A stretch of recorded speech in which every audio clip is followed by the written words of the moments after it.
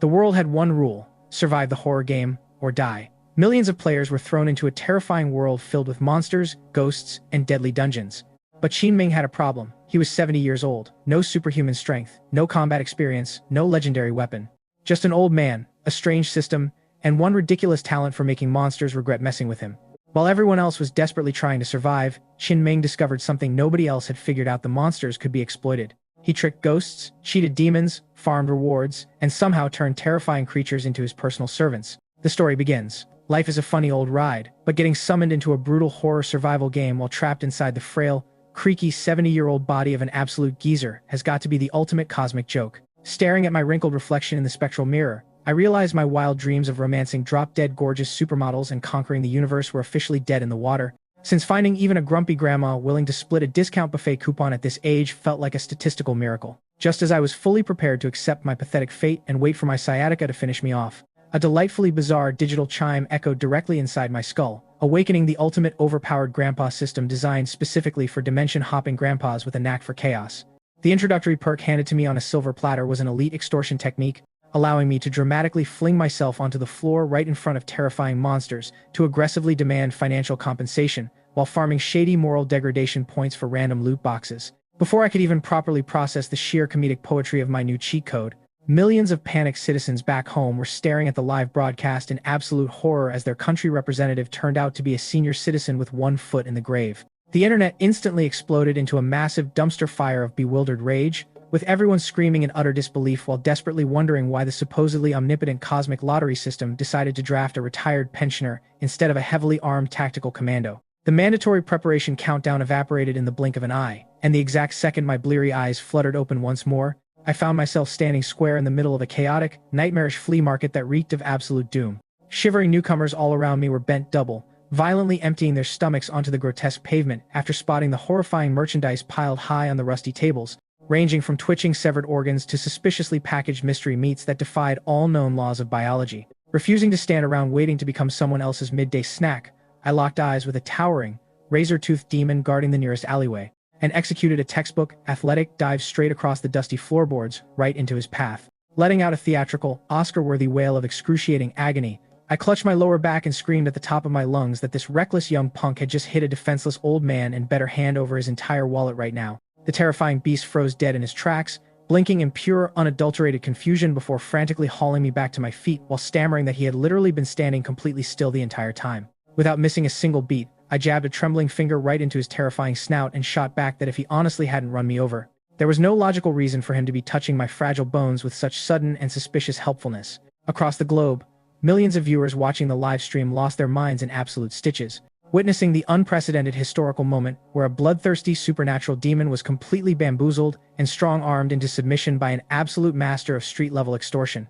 Maybe my ancient internal organs were just too sluggish to process the sheer horror, because I didn't actually upchuck my lunch, though I did temporarily black out and nearly faceplant straight onto the gruesome pavement surrounded by a horrifying mix of terrified human competitors and bloodthirsty ghouls. The chilling announcement of the survival game echoed directly through the air, mandating that every participant must successfully sell 1,000 currency units worth of merchandise within 24 hours or face immediate execution, while sternly warning us to mind our customer service etiquette unless we wanted to get brutally murdered by the restless spirits. Scanning the grotesque inventory piled across my assigned stall, I realized with stomach-churning horror that the bizarre commodities we were expected to peddle to the wandering ghouls included jars of slimy eyeball preserves, priced at 15 coins a pound, and suspiciously floating peanut snacks labeled as drunkard peanuts harvested straight from actual alcoholic ghosts for 20 coins a pound. While neighboring competitors stood around frozen in absolute panic, a muscle-bound special forces operator stationed right next to my booth took one look at my wrinkly face and burst into a booming, obnoxious fit of laughter,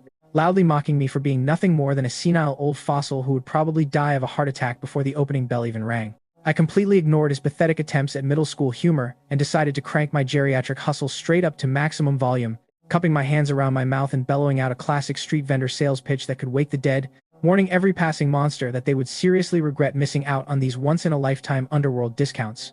Millions of viewers back home watching the live stream lost their minds in absolute stitches, spamming chat rooms with endless cheers as they watched a 70-year-old grandfather treat a nightmarish execution ground like a chaotic Sunday morning flea market while everyone else cowered in fear.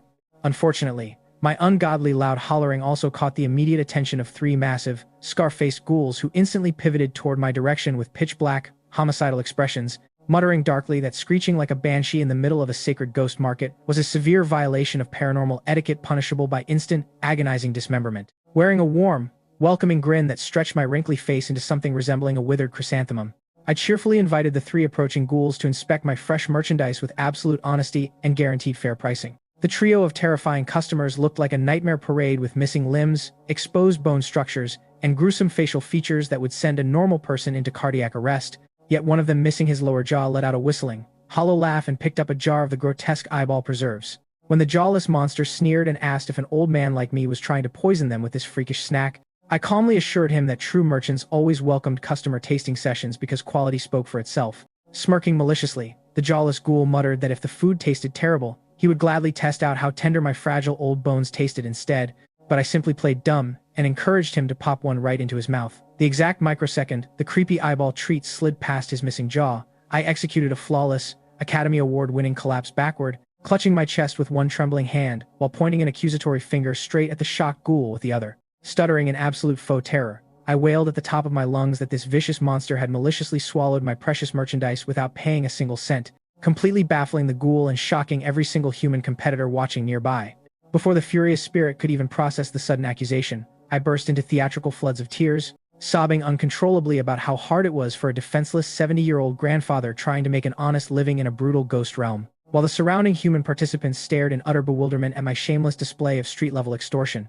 Millions of viewers back home watching the live stream flooded the chat rooms with hilarious flashbacks of being scammed by elderly pedestrians in real life. Feeling the crushing weight of judgmental stares from the other observing ghouls, who began whispering about how pathetic it was to bully a senior citizen, the jawless monster was forced to hold back his murderous rage due to strict game regulations prohibiting unprovoked rule-breaking. Watching the hidden morality points continuously spike upward by massive increments above his head, I happily capitalized on his utter humiliation by casually pointing toward the much more expensive jar of drunkard peanuts as mandatory compensation. Trapped by public pressure and game mechanics, the heavily agitated ghoul reluctantly forked over 20 ghost coins for a pound of the overpriced snacks, handing me my very first official sale in this horrifying dimension.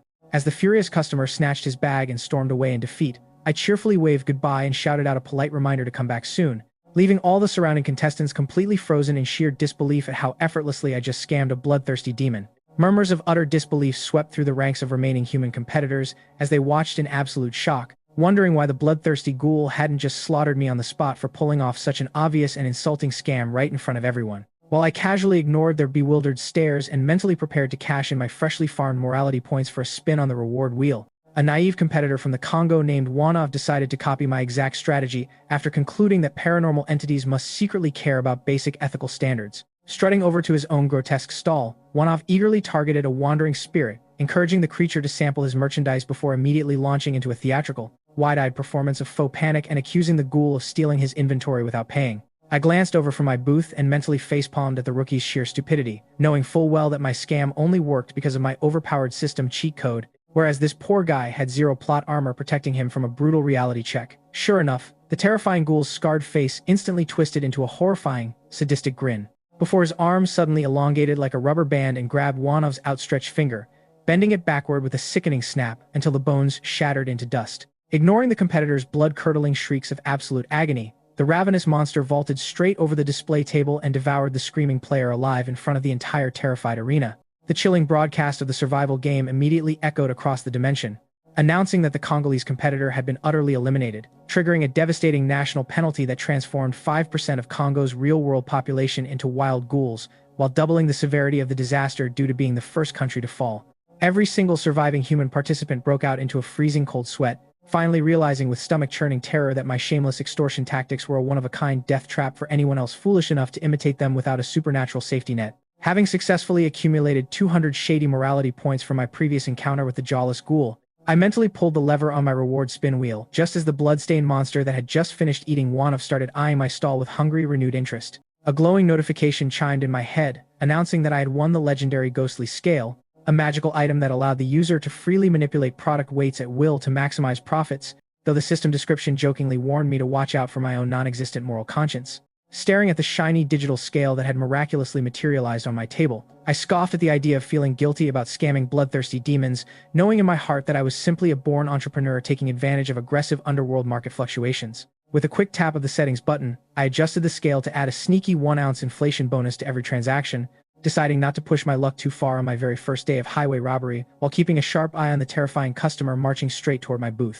Scanning the crowd to see which unfortunate monster would be the first to test out my brand new electronic ghost scale, I watched as the mysterious device broadcasted live to millions of horrified viewers back home, leaving internet chat rooms utterly baffled as to why my antique weighing machine had suddenly morphed into a high-tech digital gadget. Over in the horror game arena, the heavily scarred ghoul was steadily marching directly toward my booth, while every surviving human competitor held their breath, completely convinced that an elderly man who had already provoked 2 separate waves of monsters was undoubtedly about to meet a gruesome, unescapable end. Refusing to let their pessimistic whispering ruin my hustle, I plastered on my brightest, most enthusiastic retail smile and welcomed the terrifying customer like a long-lost VIP, asking him what culinary monstrosity he would like to sample today. The scarred demon paused in mild bewilderment, noting that while every other human cowered on the street trembled in absolute terror whenever he approached. My greedy old eyes were practically sparkling with sheer capitalist excitement, as if I were about to close a $1 million real estate deal. Giving me the green light to proceed, the ghoul popped another slimy eyeball preserve into his rotting mouth, chewed thoughtfully for a moment, and grunted in approval before asking how much a pound of this gourmet nightmare would cost. When I cheerfully quoted the standard price of 15 ghost coins per pound, the surrounding human players watched in stunned silence, scratching their heads in utter disbelief as the terrifying monster actually pulled out his wallet instead of ripping my head off, convincing them that the game must secretly have a hidden safety net for lucky grandpas. Back home in my country, the live broadcast audience collectively exhaled a massive sigh of relief, flooding the chat with hopeful messages that maybe old age really did come with plot armor, until one eagle-eyed viewer suddenly shrieked in absolute horror at the digital display screen. Casually tossing a tiny handful of eyeball preserves onto my magical digital scale, I watched the numbers instantly lock onto a whopping 30 pounds due to my sneaky cheat setting, proudly demanding a staggering total of 450 ghost coins for a serving that barely weighed half a bag of chips. The scarred ghoul froze dead in his tracks, staring down at the absurdly inflated digital readout in absolute bewilderment, wondering how a mere handful of squishy organ snacks managed to magically weigh as much as an adult hippopotamus without defying the laws of physics. All the neighboring human competitors fell into a dead silence as the sheer audacity of my daylight robbery finally clicked in their brains, realizing that this senile-looking grandfather was operating the underworld's most ruthless rigged scale, while millions of home viewers lost their minds laughing at my professional scammer energy, because this grotesque dimension had never witnessed the divine concept of ghost scales or fraudulent market weights before. The scarred ghoul remained utterly clueless, despite his deep suspicion, swallowed his heavy financial regret over the absurd 450 coin price tag simply to preserve his terrifying street reputation in front of the other monsters, and continued staring at me with a face twisted in silent fury, while the system repeatedly chimed that my shady morality points had maxed out yet again from his sheer internal rage. Spotting an opportunity to push my luck even further, I offered to trim down the transaction, but the furious customer pridefully slapped 500 coins onto the table and demanded exact change, which I shamelessly exploited by stuffing a tiny handful of extra eyeball preserves into his bag and claiming that 180 cents officially rounded up to a flat 500, leaving the surrounding human competitors completely thunderstruck as my national broadcast audience back home lost their collective minds over the easiest half-thousand coins ever farmed in horror game history.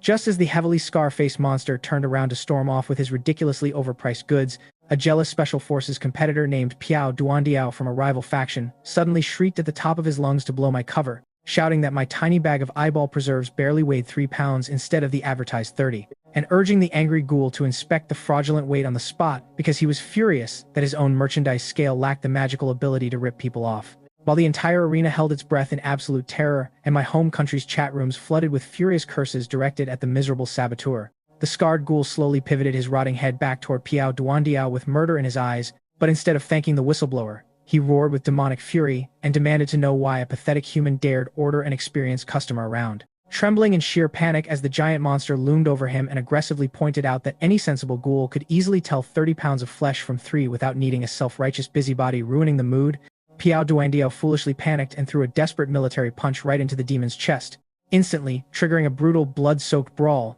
that ended with a chilling death broadcast announcing that the rival competitor had been utterly pulverized, while another 5% of his home country's population was permanently dragged down into the nightmare realm. Watching that fool dig his own grave with a smug grin plastered across my wrinkly face, I couldn't help chuckle at how deliciously ironic it was that the saboteur had ended up as the main course.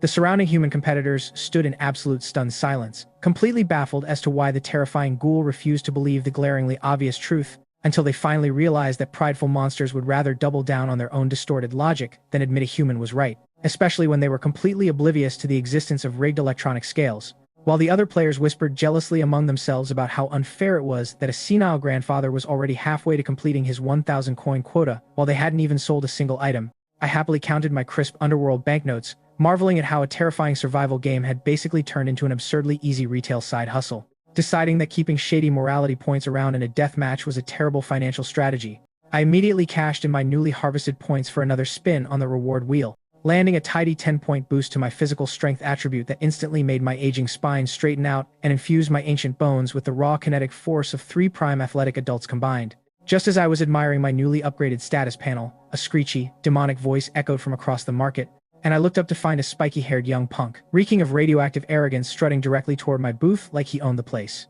According to the panicked whispers rippling through the crowd, this brat was none other than Nichikawa Daichi, a veteran of 2 previous nightmare instances and the ruthless heir to a notorious syndicate underworld faction, who had successfully spotted my rigged digital scale and decided he wanted to steal both my hard-earned 500 coins and my magical cheating device for himself. Staring down my frail elderly appearance with undisguised contempt while flexing his 11-point agility and strength stats, the arrogant young gangster sneered that I should hand over all my possessions right this second before he accidentally snapped my fragile old neck into 2 pieces. While all the neighboring competitors held their breath to see how a defenseless grandfather would handle a violent underworld mugging, the crowd watched in breathless disbelief as the arrogant Japanese syndicate heir, completely blinded by his own 11-point agility ego, made the catastrophic mistake of underestimating a senior citizen who had just casually cashed in enough shady morality points to infuse his ancient bones with the kinetic power of 3 prime athletes combined. Before the punk could even finish his elaborate street brawl wind-up routine or land his cheap threat, my newly reinforced fist shot forward like a freight train,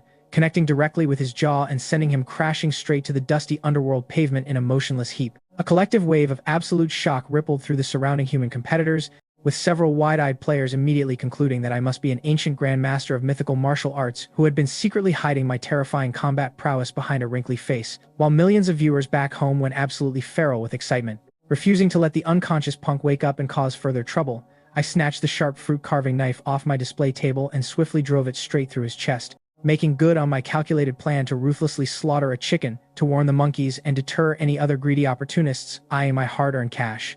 A chilling death broadcast instantly echoed across the dark dimension, announcing that Nichikawa Daichi had been permanently eliminated, while another 2% of his home country's real-world population was brutally dragged down into the nightmare realm as punishment for his failure. The surviving human participants stood frozen in absolute terror, sweating profusely, as they realized that the kindly old grandfather aesthetic was just a front for a ruthless underworld mastermind, completely crushing any lingering thoughts of trying to rob my booth or challenge my authority.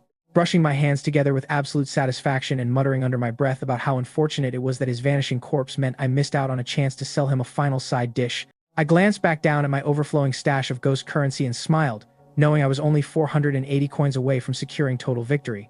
As the chaotic rhythm of the horror market settled into a steady grind, competitors all around me desperately pushed their own stalls, though the constant crackle of brutal execution announcements reminded everyone that failure to hit the 1,000 coin sales quota meant absolute death. My primary focus remained firmly split between securing my remaining 480 coins and farming enough shady morality points to trigger another spin on the reward wheel. And since operating a market stall as a frail-looking senior citizen naturally drew the curious eyes of wandering ghouls, it wasn't long before a stunning, crimson-robed female spirit sauntered up to my booth with an amused smile, welcoming her with all the warmth of a professional roadside merchant, completely shedding my previous killer persona. I offered her a complimentary tasting sample of my famous eyeball preserves, which she happily popped into her mouth before declaring the taste remarkably exquisite. Eager to maximize my profit margin without instantly finishing the quest and cutting off my sweet morality points pipeline, I discreetly dialed my magical digital scale down to a subtle 2-ounce inflation setting, tossing a modest batch onto the tray and smoothly quoting a total of 150 ghost coins. The moment the price registered, a familiar system chime flashed in my mind announcing that my morality points had maxed out yet again from her sheer internal shock over the exorbitant pricing, yet the crimson-robed ghoul pridefully forked over the exact cash without making a scene, grabbed her bag, and strutted away while wondering why an old man was uncharacteristically showing restraint this time around. Cashing in my newly harvested points on the reward wheel, a glowing notification announced that I had unlocked the legendary Ghost Hands ability, granting my fingers blinding dexterity and lightning-fast sleight-of-hand capabilities that allowed me to swap or pad out products without a soul noticing. a deceptive trick that practically begged to be weaponized for high-level retail scams. Activating my new superpower with a subtle twitch of my fingers, I scooped up a small batch of inventory with godlike velocity, shouting out my classic street vendor pitch that immediately caught the attention of a stylishly gothic female ghoul wandering past. Noticing that my display tray looked unusually sparse compared to the overflowing tables of my struggling competitors, the gothic spirit mistakenly assumed my goods must be the absolute highest quality in the entire market, and marched right up to my booth without even bothering to request a tasting sample, casually demanding a direct purchase, while the surrounding human players finally cottoned on to the psychological illusion and frantically began hiding half their own inventory to mimic my success. Spotting my signature cheeky grin spreading across my wrinkly face, my home country's live audience immediately flooded the chat rooms with knowing cheers that the master scammer was about to strike again, with everyone cracking up over how my magical ghost scales always managed to turn a tiny handful of snacks into a terrifyingly expensive financial catastrophe. The gothic female ghoul standing at my counter casually stopped me before I could toss in too many items, praising my thoughtful gesture when I offered to double bag her purchase so it would be easier to carry around the market. Utilizing my newly unlocked, lightning-fast ghost hands ability, my fingers moved with a blur of absolute velocity that would make an internet speedrunner proud, slipping an extra 3 pounds of hidden eyeball preserves into the secondary plastic bag right under her nose while keeping up a warm, polite grandfatherly facade. My home viewers went wild watching the sneaky maneuver, spamming the chat with hilarious comparisons to local street vendors back home, who always managed to accidentally weigh an extra few pounds of pastries onto the scale with a flick of the wrist. Tapping the tear button on my rigged digital device and smoothly adjusting the scale settings down to a milder 8-ounce inflation bonus to avoid accidentally triggering the final 1,000 coin victory threshold too early. I quoted her a total of 120 ghost coins for 8 pounds of product. A familiar, heavy silence instantly fell over the customer as she stared down at the price tag, her internal rage spiking my shady morality points by another 50 ticks, while she reluctantly slapped down a stack of underworld banknotes just to save face, before storming off in defeated bewilderment. Shouting out a cheerful goodbye and reminding her to stop by again next time caused a fresh wave of irritation to flare up above her head, bringing my total stash up to a very healthy 790 ghost coins, meaning I was only 210 coins away from completely beating the level. While I deliberately decided to slow down my sales pace to milk a few more reward spins and squeeze maximum value out of the supernatural market, other surviving human competitors across the street were frantically imitating my psychological strategy of hiding inventory to fake high demand, with one lucky underdog from a minor country managing to cross the 500 coin sales milestone through sheer copycat hustle. Reminding myself that political superpowers meant absolutely nothing in this lethal dimension where every player stood entirely alone against the void, I casually leaned back against my stall and let my wandering eyes lock onto that same successful underdog as less than 4 hours of the terrifying trial ticked away. With plenty of time ticking away on the global survival clock and the nagging uncertainty of whether hitting the 1,000 coin sales cap would instantly teleport a successful player out of the dimension, I figured that observing the copycat chubby underdog across the street was the smartest way to test the system rules, though my inner capitalist was far more worried about a much bigger crisis. Barely half an hour had passed since my last transaction before I noticed a sketchy group of ghouls huddled together near the market entrance, including that heavily scarred customer I had fleeced earlier, glancing over at my booth with shady, knowing smirks. That made me realize my legendary scammer reputation had officially tanked my customer flow and ruined my pristine reputation across the underworld. Millions of home viewers watched in sheer anxiety as my once thriving stall suddenly became a complete ghost town, where passing monsters deliberately looked the other way and crossed the street to avoid my vicinity, while competing players across the arena secretly gloated over my sudden dry spell, especially a foreign underdog named Philip who had aggressively hustled his way up to nearly 800 coins and threatened to snatch the unofficial market dominance crown. Refusing to sit around and let my glorious shady morality point farm run dry just because word had gotten out about my unconventional pricing, I grabbed a bag of eyeball preserves, stepped out from behind the safety of my display counter, and aggressively took my business on the road like a true veteran street hustler determined to hunt down fresh prey. My home country's live chat exploded into a frenzy of hilarious disbelief, with viewers cracking up over the fact that while every other terrified human competitor was cowering in absolute terror behind their stalls, their senior citizen grandfather was actively stalking supernatural customers through the dark alleys like a seasoned mafia loan shark, pacing my deliberately creaky, elderly steps to match the floating stride of a terrifying, floor-length haired female ghost in a flowing white death shroud, whose chilling aura radiated infinitely more raw, supernatural power than any previous ghoul we had encountered. I adjusted my posture and prepared to launch the most brazen mobile extortion scam in the history of the horror game. Once a master of deception draws his blade, there is never any turning back, so I immediately lunged forward with a sudden, dramatic sprint and executed a classic theatrical faceplant right onto the dusty underworld pavement, scattering my handful of delicious eyeball preserves across the ground in a cinematic display of geriatric clumsiness. The terrifying long-haired female ghost was startled completely out of her wits by the sudden kamikaze dive, Yet, thanks to my active skill, forcing her inner hostility to evaporate, she reacted less like a bloodthirsty monster, and more like a sheltered teenager who had never faced the harsh realities of street drama, staring down at my crumpled form with a hilariously panicked expression on her twisted features, wallowing theatrically on the ground while clutching my lower back and wailing at the top of my lungs that my ancient bones and kneecaps had been utterly obliterated.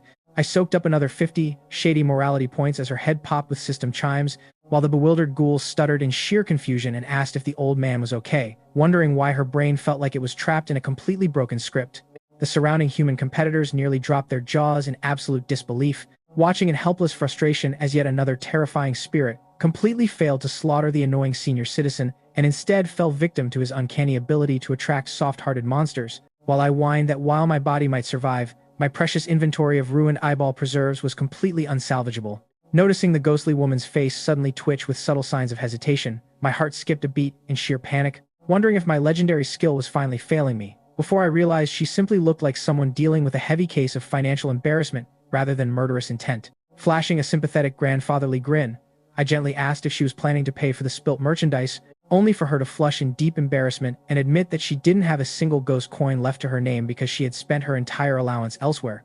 Brushing off the minor financial loss since I had already farmed the 50 morality points required for another glorious spin on the reward wheel, I wagged a playful finger and warned her with a chuckle that a young lady without a penny to her name shouldn't go around pulling clumsy old men off their feet, watching her morality points spike upward once more as she blinked in utter my statement before I casually turned around and strolled back toward my booth. Slipping away from prying eyes for a brief second to cash in my points, a glowing system message flashed in my mind announcing that I had won 5 points of agility and a legendary supernatural weapon enhancement, a game-changing reward that meant my physical attacks could finally bridge the dimensional gap and directly inflict real, agonizing damage on actual ghouls for the very first time. With my enhanced speed, 15 total points of strength, and the newfound ability to punch through spectral armor like tissue paper, my geriatric body was essentially operating as a high-speed, supernatural brawler, ready to teach any unruly monster the true meaning of respecting their elders. Stepping back out into the bustling market with a fresh batch of eyeball preserves in hand, I quickly realized that sizing up a ghoul's wealth by their terrifying outward appearance was completely impossible,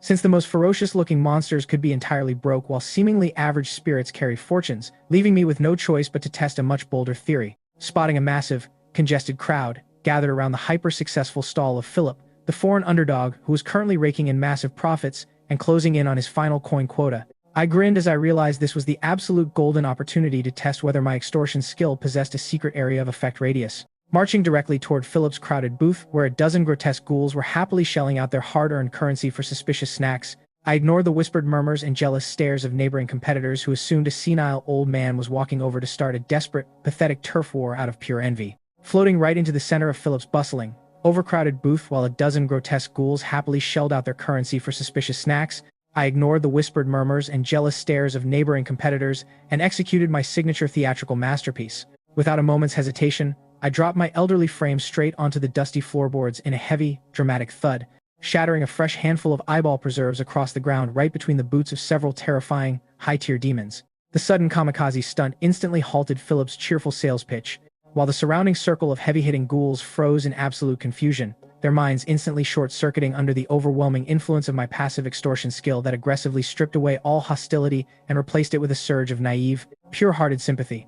Wallowing theatrically on the pavement, while clutching my lower back and wailing at the top of my lungs, I let out a stream of witty, razor-sharp insults that left the towering, red-horned demons utterly speechless and deeply ashamed of themselves, their heads constantly popping with system chimes as my shady morality points skyrocketed with every sarcastic jab. Philip stood paralyzed behind his counter with his mouth hanging open in sheer disbelief, watching in absolute horror as the brutal monsters who were supposed to tear me limb from limb instead scratched their heads in awkward remorse and desperately tried to help a foul-mouthed senior citizen back to his feet. Cashing in on the absolute chaos with a massive grin plastered across my face, I milked every single confused ghoul for maximum morality points and financial compensation while proving once and for all that a master scammer with a rigged scale and a pocket full of supernatural cheats could turn the most terrifying horror game into an absolute playground. Millions of home viewers watching the live stream lost their minds with absolute laughter, completely amazed by how effortlessly an ordinary-looking grandfather could command an entire mob of bloodthirsty underworld creatures through pure psychological manipulation and unmatched comedic timing.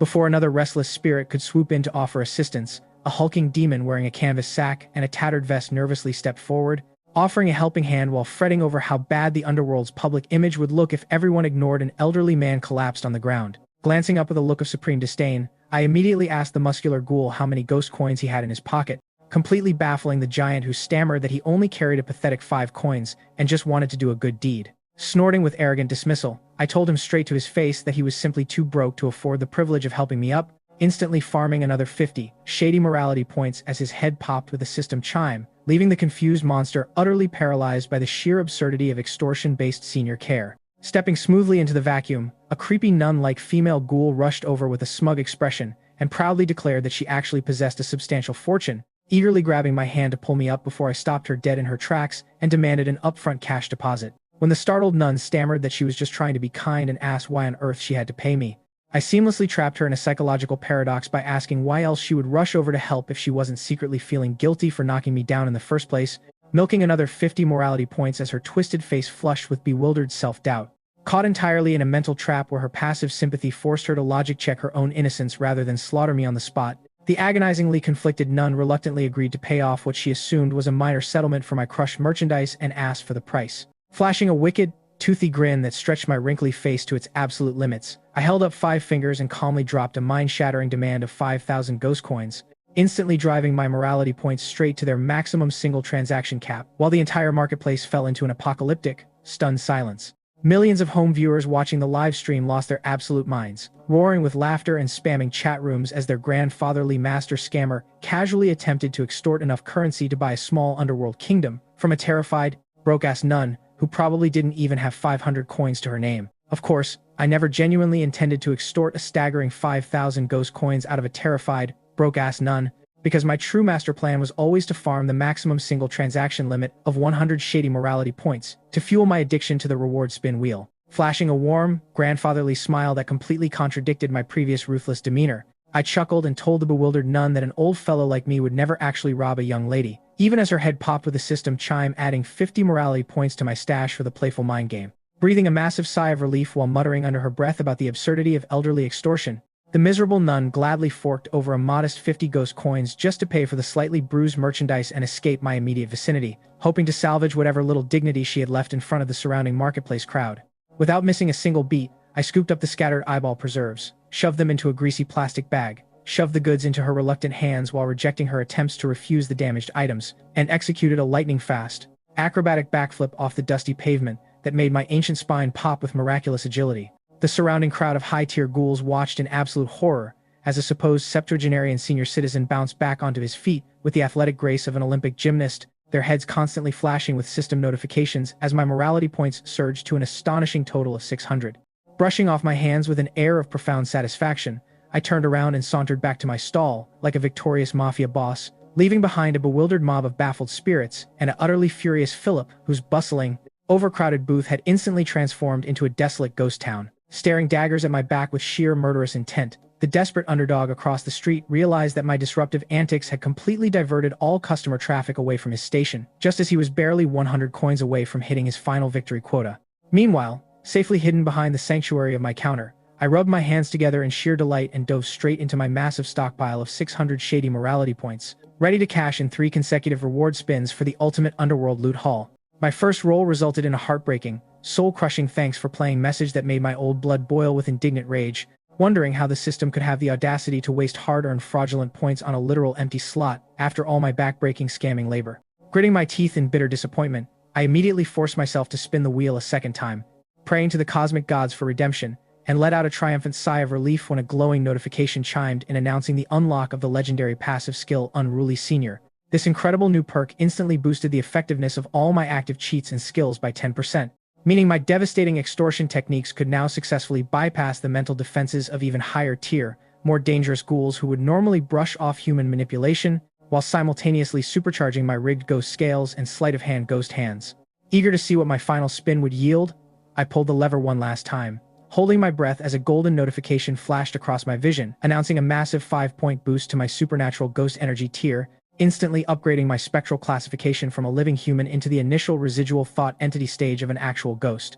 A sudden, violent shudder racked my frail elderly frame, making me feel as though my bones were simultaneously freezing in a glacial cavern and burning with an agonizing flare of arthritis, while my home country's live audience panicked in absolute terror, convinced that their beloved grandfather was finally suffering a fatal heart attack on international television. Panting heavily and breaking out into a cold sweat that left me looking like I had just crawled out of a swimming pool, I slowly stabilized as the excruciating pain faded away, leaving behind a bizarrely refreshing sensation that completely erased all my chronic old age aches and pains, while permanently transforming my physical essence into a terrifying hybrid entity, possessing 15 points of strength, 10 points of agility, and 5 points of raw ghost energy, officially bridging the dimensional gap between humanity and the supernatural realm. Becoming a half-formed residual thought entity felt like an absurdly steep price to pay, leaving me deeply unsettled by the idea of accidentally turning into a full-fledged ghoul. Yet with zero immediate alternatives available, I decided to just roll with the punches and see where this terrifying twist would take me. The surrounding monsters casually drifted past my booth, immediately sensing a faint, chilling aura of spiritual rot radiating from my bones that set me apart from living mortals, though it didn't provoke any hostility from them, since I still blended into the chaotic underworld ecosystem. Across the marketplace, competing players nervously whispered among themselves, sensing that something deeply unsettling and sinister had morphed within my posture, whispering that I looked less like an innocent old grandfather and more like a cartoonish, cackling supervillain straight out of a horror movie. My home country's live broadcast chat erupted into chaotic debates over whether I was suffering from severe geriatric illness or demonic possession, while analysts quickly reminded viewers that supernatural possession didn't exist in this dimension, and that I was merely cruising closer to the finish line, with 840 banked coins, needing only 160 more to clear the game. Spotting my lingering gaze, passing ghouls instinctively steered clear of my vicinity after witnessing my previous unhinged extortion sessions, but I wasn't the least bit worried, since a fresh wave of restless spirits would inevitably wander into the market soon enough, giving me plenty of opportunities to resume my lucrative hustle. Meanwhile, a seething wave of incandescent rage consumed Philip across the street as he watched his own customer flow completely dry up while rival underdogs steadily surpassed him in sales, driving him to the absolute brink of murderous insanity. Standing an imposing 1.87 m and fueled by regular gym sessions and amateur boxing training, the 25-year-old foreigner sneered down at my hunched, sub-1.70 m elderly frame, convincing himself that my previous victory over the Japanese syndicate heir was pure luck against a weakling, and resolving to avenge his ruined financial prospects by obliterating me in a direct physical assault. Stomping aggressively toward my booth with a dark, menacing grin, Philip ignored the cautionary murmurs of surrounding competitors who knew better than to mess with me, fully prepared to cut down the old man who had single-handedly stolen his glory, while I calmly welcomed the approaching conflict as the ultimate live-fire test for my newly upgraded ghost energy stats. "You miserable old bastard, if it weren't for you stealing all the traffic, I would have already cleared this game in first place," Philip roared, his face twisted into an ugly, veins-bulging mask of pure, unadulterated hatred as he spat out his bitter grievances. I flashed a cheerful, utterly punchable grandfatherly grin and replied with a wave of my hand. "Oh, I am terribly sorry, young man. Truly, my deepest apologies." Hearing my infuriatingly sarcastic tone, which practically screamed, "I'm completely mocking you. Come and hit me if you can," Philip completely snapped and lost whatever remaining shreds of sanity he had left. "Damn you, die," Philip shrieked, charging forward with a dagger snatched directly from his display counter. Knowing full well that an ordinary senior citizen would be dead meat against a massive, gym-built 25-year-old, the surrounding spectators braced for a slaughter, but I merely narrowed my eyes as a faint golden glint flashed across my aged pupils. Just as Philip lunged to thrust his blade into my chest, I dropped low and executed a sudden, explosive backward leap straight off the dusty pavement, launching myself a staggering 3 meters backward in a single bound. A collective gasp echoed across the entire marketplace as the stunned human competitors stared in absolute horror. What the hell? A standing backward jump of 3 meters? Did this old man smuggle industrial-grade spring shoes into the game? Even Philip stumbled to a halt, his brain short-circuiting as he looked at the empty space where I had just been standing. A standing broad jump of 3 meters was an elite athletic feat that even prime college track athletes struggled to achieve, let alone a man pushing 70. I was just as surprised as everyone else, though for a different reason. While I knew my physical attributes had seen a massive boost, the air around me felt uniquely buoyant, allowing my newly transformed ghost energy body to defy standard physics with effortless grace.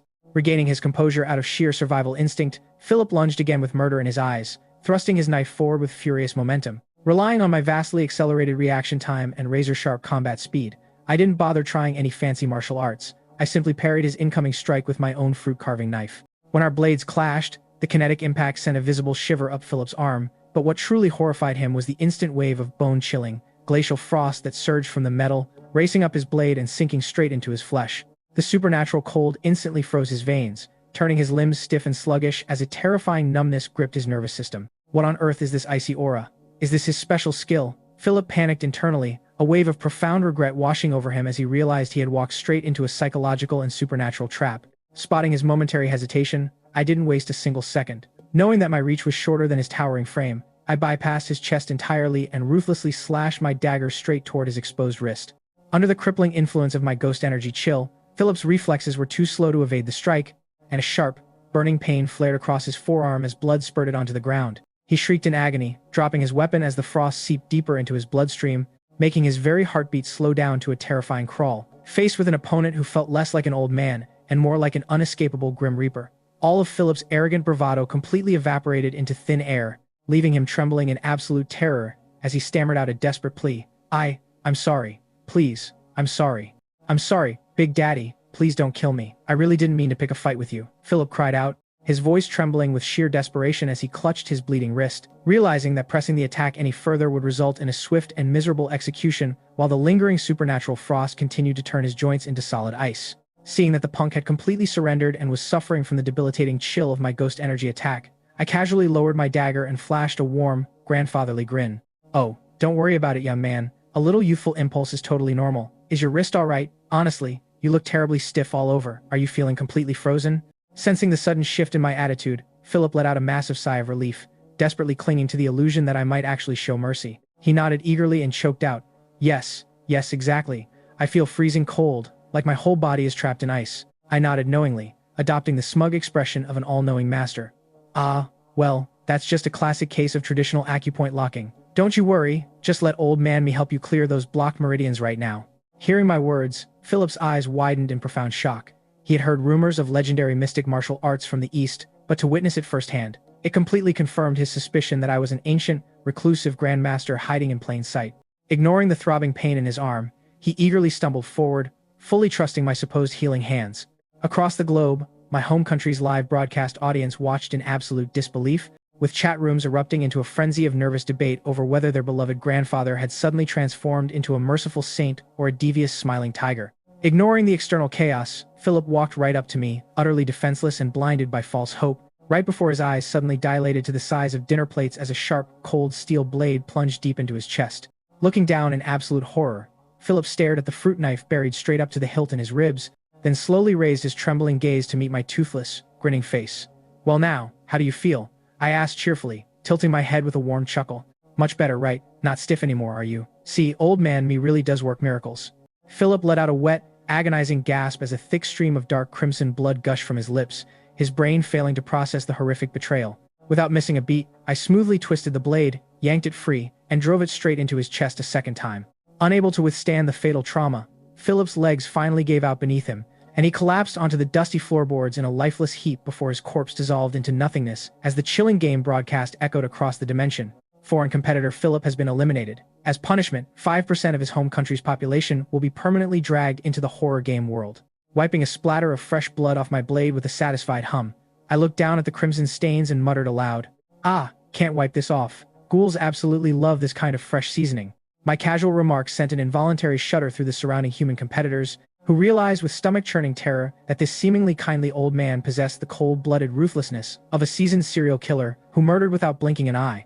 Meanwhile, back in reality, high-ranking government officials staring at my classified personal files filled with words like kind-hearted and helpful to others completely questioned their sanity, staring blankly at the screen where I was currently using a blood-drenched knife to revolutionize community service. Stooping down with surprising athletic grace, I scooped up the 800-odd ghost coins that Philip had dropped during his fatal mistake, muttering under my breath, My, coming all this way just to hand me a housewarming gift, how terribly polite of you. The remaining players watched in frozen awe, realizing that anyone foolish enough to challenge the grandfather of death had ended up completely erased from existence, leaving no one stupid enough to test my patience ever again. Enjoying my newfound peace and quiet, I stepped out from behind my counter, brandished the bloody fruit knife high in the air, and bellowed out a booming sales pitch with a set of lungs that sounded decades younger than my actual age. Fresh off the block, brand new fruit carved with blood-soaked blades, extra crispy and deliciously juicy. Come on down and take a look. Attracted by the sheer absurdity of a vendor advertising with a bloody weapon, a group of curious ghouls wandered over to inspect the merchandise, pointing at the dripping blade and asking what on earth was going on with the crimson stains, to which I simply gave them a bright, sunny smile and replied that it was freshly slaughtered and still warm. Though when one of them eagerly asked if they could take a bite out of the knife itself, I politely shook my head and told them that weapon sales were strictly cash only. This limited edition collectible is strictly for paying customers, so if you want a taste, you've got to buy the actual fruit first.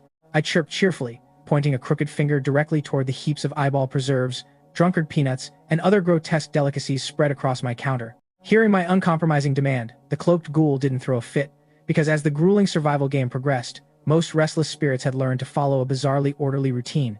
Aside from a few reckless fools who intentionally courted death by breaking fundamental taboos, standard ghouls generally kept their murderous impulses in check as long as players minded their manners, even if their rotting faces and exposed bone structures were enough to test anyone's gag reflex.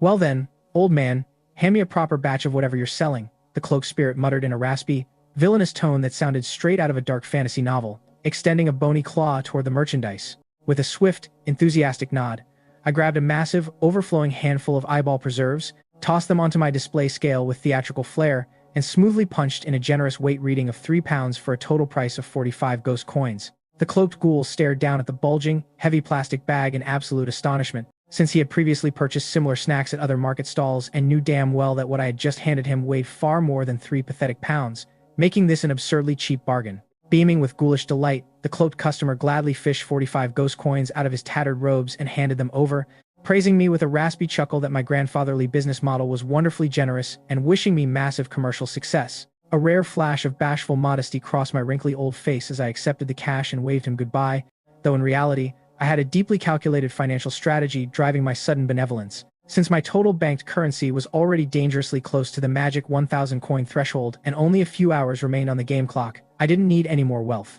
What I desperately needed was to squeeze out every last drop of shady morality points by completely flipping my pricing strategy upside down to farm pure psychological whiplash. The surrounding ghouls watched the entire transaction with wide-eyed envy, noticing the massive, heavily discounted bag of snacks the cloaked customer had just walked away with, and immediately rushed forward like a swarm of starving locusts. "Hey boss, hurry up and hook me up with the exact same deal." A headless ghoul whose grotesque facial features were bizarrely embedded straight into his chest cavity roared eagerly. Nodding with a warm, innocent smile, I picked up a tiny plastic bag, plucked precisely 2 solitary eyeball preserves off the tray, tossed them onto the ghost scale, and proudly announced that 2 measly items weighed a full pound for 15 ghost coins. The headless monster stared down into the nearly empty, pathetic bag in sheer, unadulterated shock, wondering how the previous customer had walked away with a mountain of food for a fraction of the cost, while his own pitiful 2 tiny berries cost 15 whole coins, instantly triggering a massive wave of internal betrayal that popped a 50-point morality reward above his head.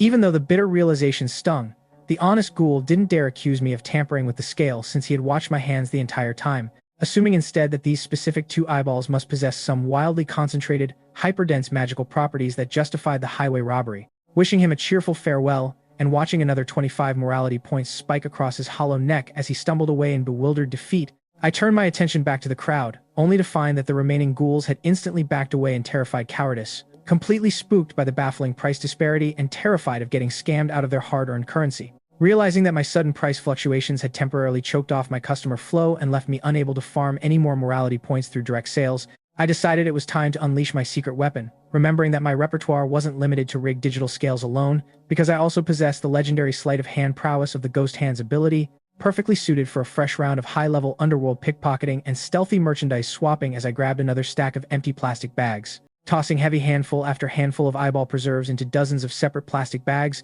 I made sure every single package looked delightfully stuffed and overflowing, easily appearing far more massive than the generous discount haul the cloaked ghoul had scored just moments earlier.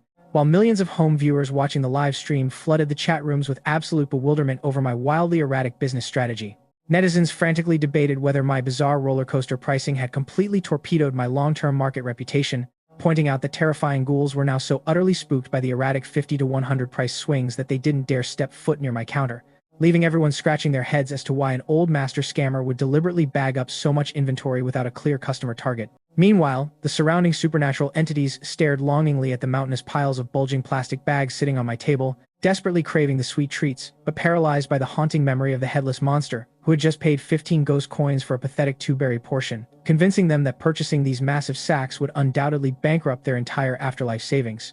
Stretching my creaky old spine with a theatrical groan and deliberately playing right into my psychological trap, I loudly muttered to myself for the entire crowd to hear, "My, how boring. Let's see how much this particular bag weighs since nobody wants to buy it," before casually tossing a massive, heavily stuffed sack containing at least 20 pounds of rich eyeball preserves right onto my rigged digital ghost scale. The moment the numbers locked onto the digital display, I put on my best look of shocked disbelief and exclaimed, "Oh my goodness, only one single pound. How terribly light. Hearing my words, the surrounding ghouls instantly lost their minds, with multi-eyed monsters flashing their glowing pupils like high-powered flashlights as pure, unadulterated greed short-circuited their logical reasoning. 20 pounds of delicious snacks masquerading as a single pound on the scale? What absolute fools would hesitate to snap up a deal like this? For a brief second, tension crackled through the pack of restless spirits as each demon mentally calculated whether to strike immediately, though their inherent distrust of one another kept them frozen in place, since underworld etiquette dictated that once cash was handed over, refunds were completely non-existent, forcing them to hold back and watch closely to see if this was some kind of elaborate trap. Across the marketplace, the remaining human competitors watched my bewildering performance with jaws dropped to the floor, finally realizing the sheer genius behind my deceptive hustle, while simultaneously lamenting the fact that none of them possessed a magical ghost scale to pull off such brazen highway robbery, knowing full well that they were stuck grinding out standard sales because their own limited inventory could never bridge the gap to the 1,000 coin victory threshold without cheating. Fully aware of the intense psychological warfare unfolding right in front of my counter and knowing the paranoid ghouls were sitting right on the edge of a feeding frenzy, I smiled warmly and casually picked up a second bulging bag, tossing it onto the scale with a careless shrug. "Well, let's test this one too since we're already at it," I announced, watching as the magical display flashed the exact same deceptive reading. "Look at that, another full bag, and it's still just one single pound." As I proceeded to methodically weigh bag after bag, every single one of the massive, 20-pound sacks magically registered as a mere pound on the rigged digital screen, driving the watching ghouls completely wild with anticipation, as the stage was perfectly set for my grand finale. "I'll take a bag, give me one too. Damn it, I'm buying a bag right now." The surrounding ghouls roared, completely losing all restraint as their raw, unadulterated greed short-circuited any remaining caution, convinced that waiting another second would make them miss out on the greatest supernatural bargain in underworld history. In less than the blink of an eye, more than a dozen massive, heavily stuffed bags of eyeball preserves were instantly snatched off my counter, while I happily collected the cascading piles of underworld banknotes, pushing my total banked currency skyrocketing past the magical 1,000 coin threshold in a single glorious sweep. However, the anticipated system announcement for immediate game completion didn't trigger right away, presumably because the final merchandise had not yet been physically handed over to the paying customers, prompting me to swiftly grab the first heavy sack and cheerfully pass it over to the headless ghoul who had rushed to the front of the line with cash in hand. The headless monster beamed with ghoul's delight, eagerly snatching the giant bag and ripping it open in a frenzied rush to inspect his mountain of cheap snacks, only for his expression to instantly freeze into a mask of utter, soul-crushing bewilderment as he peered inside to find a pathetic total of merely 3 or 4 lonely berries rattling around at the bottom. Giving the plastic a confused squeeze and watching it instantly collapse into a flat, empty wrapper, a sharp system chime flashed in my mind, adding 50 shady morality points to my stockpile as the headless ghoul stuttered in profound disbelief. What the hell is going on here? Why did a bag that looked big enough to hold 20 pounds suddenly shrink down to 3 measly fruits the second it touched my hands?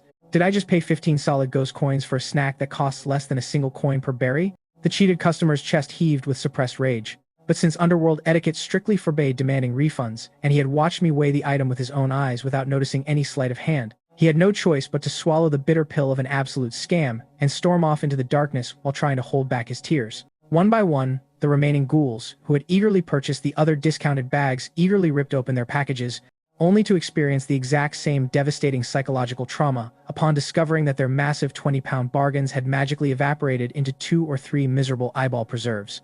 A chaotic wave of system chimes erupted across the marketplace as angry, humiliated spirits popped with endless strings of morality point gains.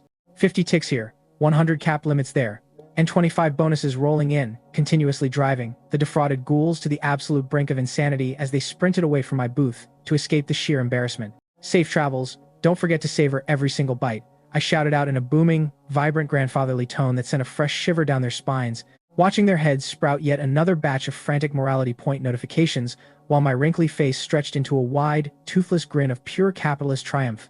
Right at that exact moment, a crisp, emotionless mechanical voice echoed across the entire dimension. "Horror Game Global Broadcast. Long Country participant Qin Ming has successfully accumulated over 1,000 ghost coins, becoming the very first player to complete the Ghost Market Dungeon instance. Reward issued, Supernatural Ghost Energy tier upgraded by 2 levels. Long Country participant Qin Ming will be teleported back to the real world in 60 seconds.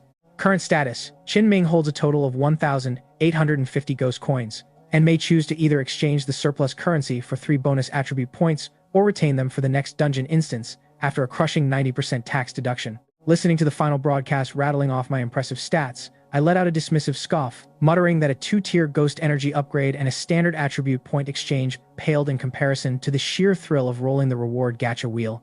and immediately elected to cash out my massive surplus of 1,800 ghost coins rather than throwing away 90% of my hard-earned wealth to a predatory tax system. Congratulations. You have received 3 bonus attribute points, while all Long Country citizens have been granted an additional 30 days of real-world lifespan, with Long Country participants receiving an extra 15 days.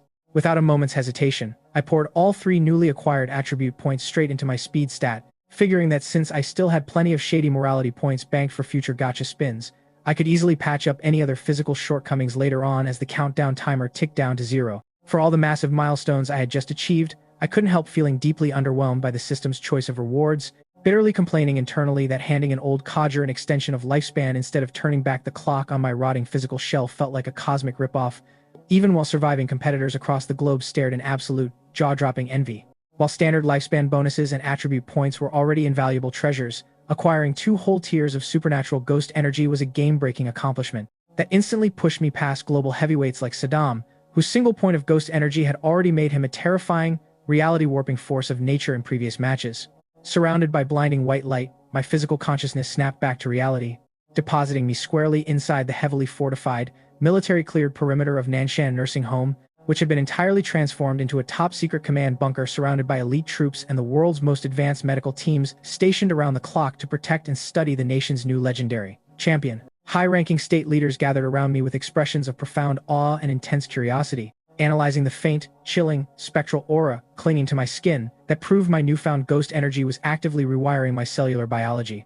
When the generals respectfully asked if I required any special state provisions, even awkwardly hinting at advanced medical procedures designed to restore the lost vigor of my youth, I merely flashed a knowing, confident smile, having already discovered that piling stats into my attributes had naturally jump-started my biological motor far better than any modern medicine could. As the global media exploded into a chaotic frenzy, discussing my brutal executions of foreign rivals, my hilarious street stalls scams, and the absurdly mismatched official archive records describing a kind-hearted and gentle grandfather who happened to butcher international opponents with a bloody fruit knife, the mandatory 3-day rest period evaporated in the blink of an eye. The cold, mechanical chime of the dimension echoed once more across the globe, abruptly dragging me and the newly drafted lineup of international participants, including Pui Sung from South Korea, Ding Chuan Gangban from Japan, and Extreme Bonner from the United States back into the familiar, sterile, milk-white waiting room of the next nightmare dungeon, where veteran survivors with dozens of completed clearances nervously eyed one another while plotting potential alliances in the shadows.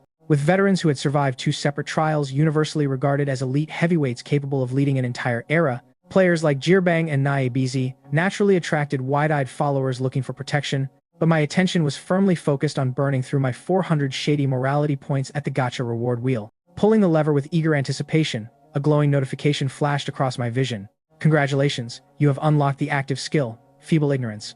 As an elderly grandfather facing terrifying ghouls, your failing eyesight and severe deafness prevent you from perceiving supernatural entities. While this skill is active, ghouls are entirely incapable of causing you any harm since you cannot see or hear them. Duration, 3 minutes. Cooldown, 5 minutes. My eyes lit up with profound appreciation as I stared at the description. A true invulnerability class perk that completely nullified enemy attacks for 3 solid minutes was an absolute game changer, with the only minor drawback being its 2-minute downtime gap. Eager to see what else my remaining 200 morality points could buy, I immediately spun the wheel a second time, and another system chime rang out. Congratulations, you have unlocked the active skill, Grandpa's Mobility Scooter. Because every senior citizen deserves reliable transport, activating the skill instantly spawns a motorized 3-wheeler beneath you, granting a massive +10 speed bonus for 3 minutes. Cooldown, 10 minutes. Staring at the bizarre reward, I let out a surprised chuckle. A mobility-boosting vehicle designed explicitly for high-speed evasion and rapid pursuit pushed my total speed stat up to a staggering 20 points, easily making me faster than an Olympic sprinter, though I briefly wondered how useful a street racing mobility scooter would be if this new dungeon followed a cramped, indoor layout. Shaking off my musings, I opened my eyes to find the surrounding competitors staring at me with a mixture of intense caution and deep unease. Carefully looking away the second our gazes met because they knew that a smiling, harmless-looking grandfather who casually butchered international rivals was infinitely more dangerous than a hot-headed brute. Ignoring the tense atmosphere, I closed my eyes and calmly waited for the dimensional countdown to hit 0, plunging us straight into the next official nightmare trial. Horror Game Dungeon Instance. Ghoul Battle Royale. All participants will be transported into the labyrinthine depths of the haunted Gothic castle, which features hidden ghost chests, storage cabinets, and subterranean cellars. Restless ghouls will actively hunt down players throughout the castle. Do not let them spot you, or absolute death awaits. Special enemy classes. 1. The Screaming Banshee. If spotted by a banshee, she will emit a deafening shriek after 1 minute, luring every ghoul in the vicinity straight to your location. You must either hide inside a cabinet, cellar, or eliminate her before she screams. 2. The Warden's Spectre periodically reveals the exact map coordinates of a random player for 15 seconds, during which hiding inside cabinets becomes completely useless. Game mechanics. Chests contain powerful escape items. Cabinets and cellars allow you to drop a ghoul's aggro provided you break line of sight, turn a corner, or maintain a distance of over 100 meters. Though each hiding spot can only hold one person at a time, and staying inside a single cabinet will forcefully eject you after 100 seconds with a mandatory 15-second cooldown before reuse. Each active hunting phase lasts 3 hours, followed by a 1-hour safe zone for resting and restocking before the next purge cycle begins. The dungeon will commence in 3 minutes. As heavy, ominous bell chimes echoed through the sprawling, Gothic masonry of the ancient fortress, 260 international participants scattered into the shadows to hide, with most amateur players foolishly cowering right where they spawned out of sheer terror, while smarter competitors rushed to locate marked cellars and cabinets. Global chat rooms exploded into a frenzy of livestream commentary comparing the deadly survival mechanics to a high-stakes tactical shooter where respawning didn't exist, until a sudden scream of absolute horror broke out on the broadcast screens from the second-floor corridor, where an Australian player named Daishu found himself frozen in sheer terror as a grotesque, column-bodied ghoul with pale skin, doll-like features, and a horrifying split jaw wide enough to swallow a watermelon blocked his only escape route. Just as the colossal, column-bodied ghoul locked its dead, doll-like eyes onto Daishu, it accelerated its heavy stride down the corridor, its massive frame taking up the entire hallway as millions of live-stream viewers watched with bated breath. Terrified that the Australian player was about to be torn to pieces right out of the gate, netizens argued furiously in the chat rooms over whether hiding inside a metal storage cabinet directly in front of an approaching monster would work, with many pointing out the strict rule that cabinets only drop aggro if you break line of sight and maintain distance, while others foolishly assumed the game mechanics were forgiving enough to let you cheese the system. Inside the Gothic corridor, a panicking Daishu scrambled backward and wrenched open a metal locker lined with horizontal ventilation grates, squeezing his shaking frame inside and slamming the door shut just as the towering ghoul closed in. Staring out through the narrow iron slats, Daishu watched in profound relief as the monster slowed its pace and ambled past his hiding spot without instantly ripping the door off its hinges. Believing he had miraculously outsmarted the system and secured an easy survival method, Daishu let out a triumphant breath, while thousands of viewers who had doubted the strategy instantly changed their tune, boasting that the escape mechanics were a total breeze and that hiding in plain sight was completely viable. However, that false sense of security was shattered when Daishu pressed his eye directly against the iron grates to check if the hallway was clear, only for a pair of enormous, bloodshot eyes to instantly fill his field of vision. The terrifying ghoul hadn't lost track of him at all. It had simply toyed with him, marching right back to the locker with a horrific, ear-to-ear grin. Before Daishu could even scream, the metal door was violently ripped off its hinges, and giant, calloused hands dragged him, shrieking into the monster's cavernous, razor-sharp maw. Broadcast: Australian participant Daishu has been killed by a ghoul. As punishment, 5% of the Australian population will be permanently dragged into the horror game world. The brutal execution sent a fresh wave of paralyzing terror across global chat rooms, with panicked viewers wondering how any ordinary human could survive such a relentless hunting phase, while quickly turning their anxious attention toward my location to see how a 70-year-old grandfather planned to handle the impossible odds. Meanwhile, deep within the winding, shadow-drenched corridors of the ancient fortress, I calmly paced down a stone hallway alongside Naibizi, our footsteps echoing against the damp masonry, while grotesque oil paintings depicting snarling, distorted demons lined the walls on either side. My sharp eyes narrowed as I noticed something deeply unsettling. The painted eyes of a hideous portrait hanging on the left wall had just twitched and shifted to follow our movement. "Well now, would you look at that?"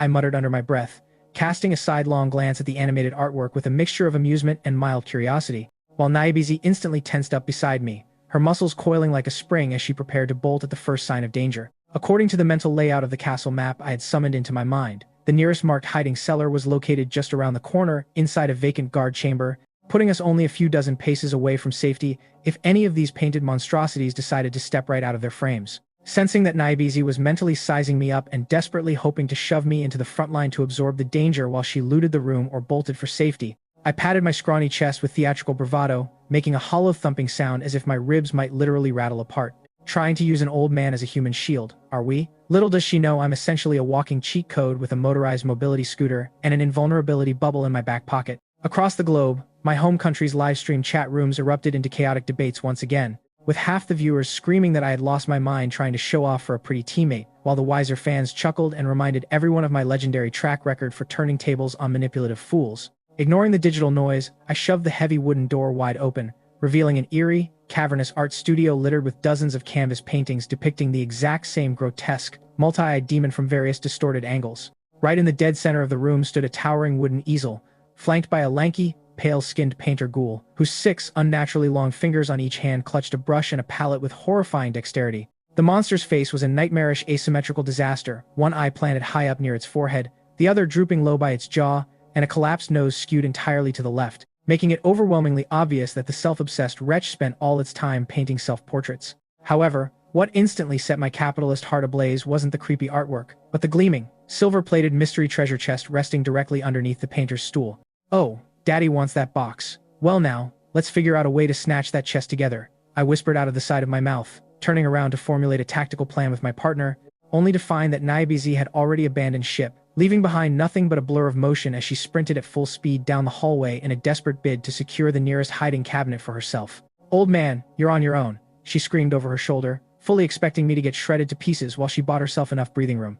The lanky painter ghoul's mismatched eyes snapped toward the doorway, its twisted visage cracking into a hideous smile as it clutched its brush and hissed, "Ah, another blank canvas for my masterwork." Before the monster could even lunge, I spun on my heels and bolted with explosive velocity. Thanks to my high-speed stats, my elderly legs moved like a pair of hyper-driven pistons, leaving a trail of dust as I blasted past the fleeing Naibizi in the blink of an eye. "Hey there, beautiful. Don't run so fast. It's totally safe over here," I yelled cheerfully as I rocketed past her, completely shattering her smug sense of superiority as she stared in absolute disbelief at a 70-year-old man outrunning a track star in a full-blown panic sprint. Even though that art studio room held a tempting silver treasure chest, Naibizi's greedy little mind was entirely focused on securing it for herself. The second I sprinted away, leading her to slam the heavy door of her hiding cabinet shut and lock herself inside.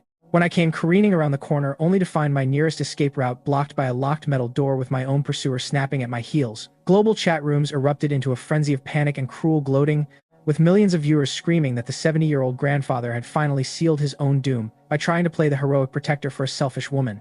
"Become my masterpiece," the towering painter ghoul shrieked, raising its heavy oil painting and wooden brush high into the air as it lunged straight toward me with lethal intent. To the absolute shock of every human spectator watching across the globe, I didn't panic, bolt, or try to dodge.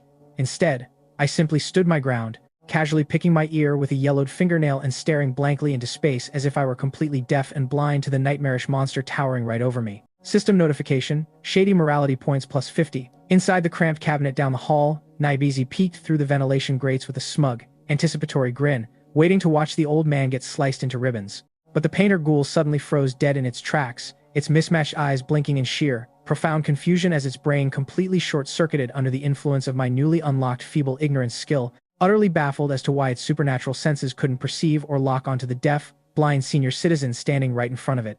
My masterpiece," the painter stammered nervously, its voice dropping an octave as deep insecurity replaced its murderous rage. System notification, shady morality points plus 50. "What's that you're rambling about?" I asked with a blank, clueless expression, leaning forward and cupping my ear. System notification, shady morality points plus 100. Maximum single transaction limit reached.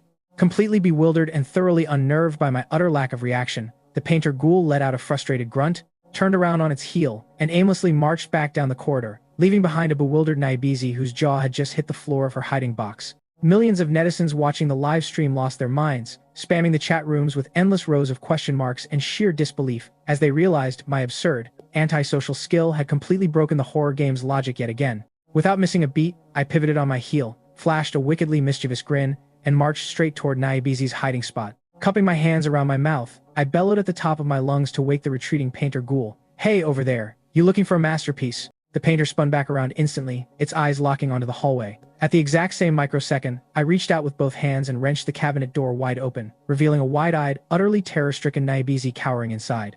Stepping aside with a theatrical bow and gesturing with a sweeping sweep of my arm, I beamed brightly and called out, "Officer Ghoul, sir. Right here, we've got a prime human specimen ready for your collection." The visual comedy of the frozen trio, the raging painter ghoul pivoting back, my grandfatherly self bowing politely like an old-world bellhop, and Naibizi exposed in a state of sheer, exposed panic froze the entire live broadcast into an iconic meme, while global chat rooms exploded with roaring laughter at my legendary act of sweet, petty revenge. "You treacherous old bastard," Naibizi shrieked at the top of her lungs as the painter ghoul instantly raised its brush and roared, "A masterpiece.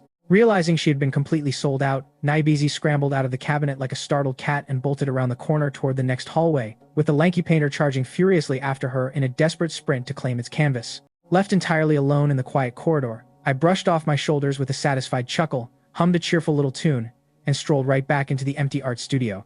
Stepping up to the center of the room where the gleaming, silver-plated mystery treasure chest pulsed with an alluring magical aura, my eyes lit up with unadulterated capitalist glee, because for any true adventurer, nothing quite matched the heart-pounding thrill of popping open a mystery box to see what kind of game-breaking loot awaited inside. Spitting into my palms and rubbing my hands together with the frantic, sweat-drenched anticipation of an absolute degenerate about to hit a massive lottery jackpot, I muttered a ridiculous incantation under my breath. By the powers of the heavens and earth, I willingly sacrificed the single status of every single viewer in my live-streaming chat room for an entire year just to guarantee a god-tier drop. Millions of home viewers watching the global broadcast erupted into a hilarious frenzy of synchronized chat spam, with netizens passionately declaring their willingness to remain single for an entire decade, if it meant their beloved grandfather scored something legendary.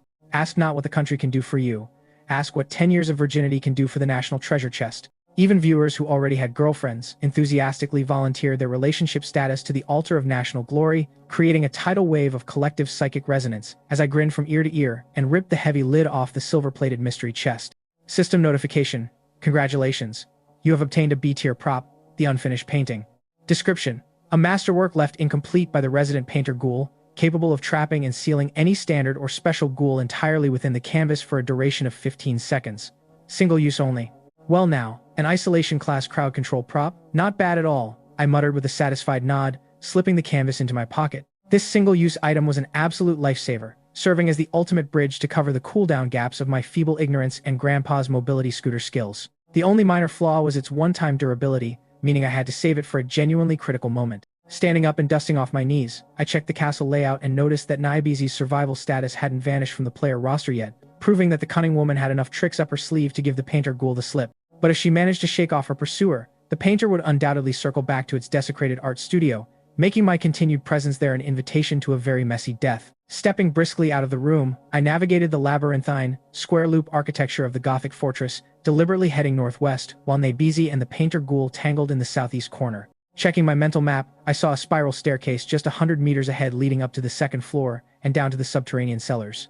Humming a cheerful tune, I felt completely unfazed by the lurking dangers. With 2 defensive skills already in my arsenal and my 3rd-tier ghost energy humming through my veins, I was ready to slap a permanent timeout on any creepy ghoul foolish enough to cross my path. Pausing in the quiet corridor, I decided it was high time to burn through the fresh batch of 200 shady morality points I had just squeezed out of the angry painter. Heavenly spirits, earthly ghosts, please bless this humble old man with another rigged jackpot, I chanted silently, pulling down the lever of the gacha grotto with high hopes. System notification. Congratulations, you have received. Thanks for playing. I'll thank your entire maternal lineage. I roared internally, my excited expression instantly hardening into a mask of pure, bitter betrayal as my eye twitched in utter disbelief. Are you kidding me? A literal empty slot. I risked my ancient neck harassing a terrifying multi-armed demon just to farm 200 morality points, and you hand me a thanks for playing like some rigged arcade claw machine? Gritting my teeth in disgust, I wrote off the points as a bad investment and resumed my cautious march down the corridor, keeping my steps light as I approached a sharp blind corner. Since my invulnerability skill was currently ticking down its cooldown timer, I couldn't afford to be completely reckless around hidden intersections where ambush-happy ghouls like to camp. Pressing my back tightly against the cold stone wall, I inched forward and slowly poked my head around the stone barrier to scan the hallway ahead, only to stare straight into an identical pair of wide, pale eyes hovering inches from my face. What the actual? I yelped, instinctively bypassing all geriatric filter systems as a rich, multi-layered stream of authentic native profanity erupted from my throat, accompanied by a sharp, lightning-fast backhand slap that landed square against the intruder's cheek with a resounding smack. Aye! Naibizi shrieked at the top of her lungs, stumbling backward into the wall as she clutched her stinging face, looking like a woman standing on the absolute precipice of a complete psychological breakdown, after narrowly escaping the painter ghoul's clutches only to take a geriatric right hook straight to the jaw. Struck in the face by Qin Ming yet again, Naibizi stood clutching her stinging cheek while her chest heaved with suppressed rage, staring daggers at me as she hissed through gritted teeth. Why did you yank open my hiding cabinet back there? I scratched the back of my head with an innocent shrug, flashing a toothless grin and replying, Oh, you must be mistaken. I was just hoping we could squeeze in together and share a cozy little hiding spot. Seeing how effortlessly thick my grandfatherly skin was, Naibizi felt a sudden wave of helpless despair wash over her, knowing full well that physical retaliation was completely out of the question. After all, I had casually butchered a hulking gym-built foreigner like Philip without breaking a sweat, and with my superior Tier 2 ghost energy radiating through my veins, she stood zero chance in a direct confrontation, leaving her with no other choice than to plot my demise by steering me straight into the clutches of a roaming ghoul. Right, well, old man, let's not make jokes like that again. Each cabinet can only hold a single person. Nabezi forced a tight, brittle smile, trying her absolute best to suppress her murderous impulses. Fair enough, fair enough. Old man me is the most reasonable fellow you'll ever meet. I chuckled warmly. Hearing my shameless declaration, Nabezi's veins nearly popped in sheer exasperation. If ordinary humans could accidentally trigger shady morality points from sheer mental trauma, she probably would have racked up 100 points on the spot. Shall we continue exploring then? We might stumble upon another treasure chest. It's a shame we didn't get to see what was inside that silver box back in the art studio, Nabezi remarked casually, pretending to bring up the topic as if by complete coincidence. I smacked my lips with a theatrical look of profound regret and sighed. Ah, what a tragedy that turned out to be, before instantly perking back up with boundless enthusiasm. No worries. One treasure chest gone means thousands more are just waiting for us to claim them.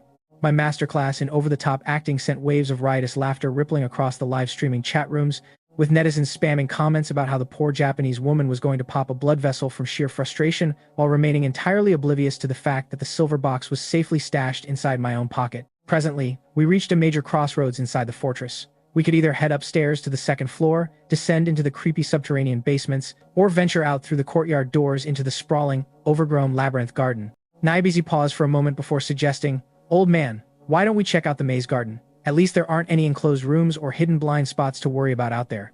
Trying to lead me into an open-air trap where I can't easily duck behind cover, eh? I thought with a sly smirk, easily seeing right through her thinly veiled scheme, though I readily played along. Sounds like a splendid idea. Lead the way.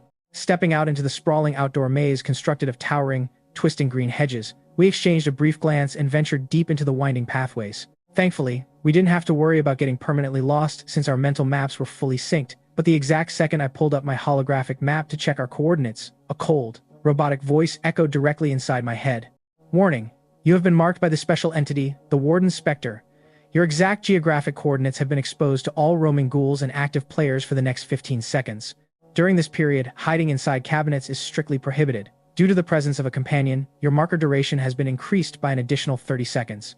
Right beside me, Nabezi's face instantly drained of all color as she received the exact same chilling notification, realizing that my presence had dragged her into the spotlight as well. "You wretched old fossil, look after yourself." Nabezi shrieked in absolute panic, abandoning any pretense of cooperation as she spun on her heel and bolted down the hedge-lined corridor at breakneck speed. Having been a dedicated track runner in her youth, her physical stats combined with the horror game's stat boosts allowed her to sprint like an Olympic sprinter, vanishing around the corner in a flash of motion.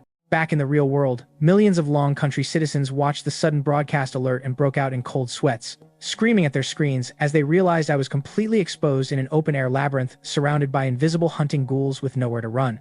No shame? Humph, when you're staring death in the face, who gives a damn about shame? I muttered to myself as I threw everything I had into the sprint across the castle, where surviving players monitoring the global broadcast let out collective sighs of relief. Thrilled by the sudden misfortune that had turned me and Nabezi into walking lightning rods, with every roaming ghoul in the labyrinth shifting its immediate focus toward our coordinates to hunt us down, leaving the rest of the players tucked away in the safe zones, enjoying a massive safety buffer, prompting nearby competitors to pack up their hiding spots and flee as fast as their legs could carry them to put as much distance between us as humanly possible, while I puffed heavily with my chest heaving as I glanced back, muttering, "That wretched woman has a mouth like an open sewer. How can she just go around hurling insults like that?"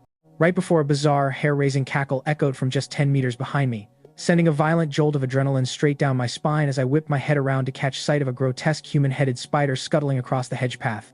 Except its entire head was surgically attached backward, staring at me with a sickening, distorted grin, causing my mouth to twist into a snarl without missing a beat as I bolted forward, with my scrawny legs pumping faster than a frightened rabbit's, prompting the upside-down spider ghoul to screech in its high-pitched voice slicing through the humid air. "Don't run away so fast." To which I wheezed back. An idiot wouldn't run. Knowing that even with my base speed, stats boosted to respectable levels, keeping pace with a multi-legged monstrosity was an uphill battle, let alone trying to catch up to the fleeing Nabezi up ahead whose panicked figure I could still see tearing through the winding hedges.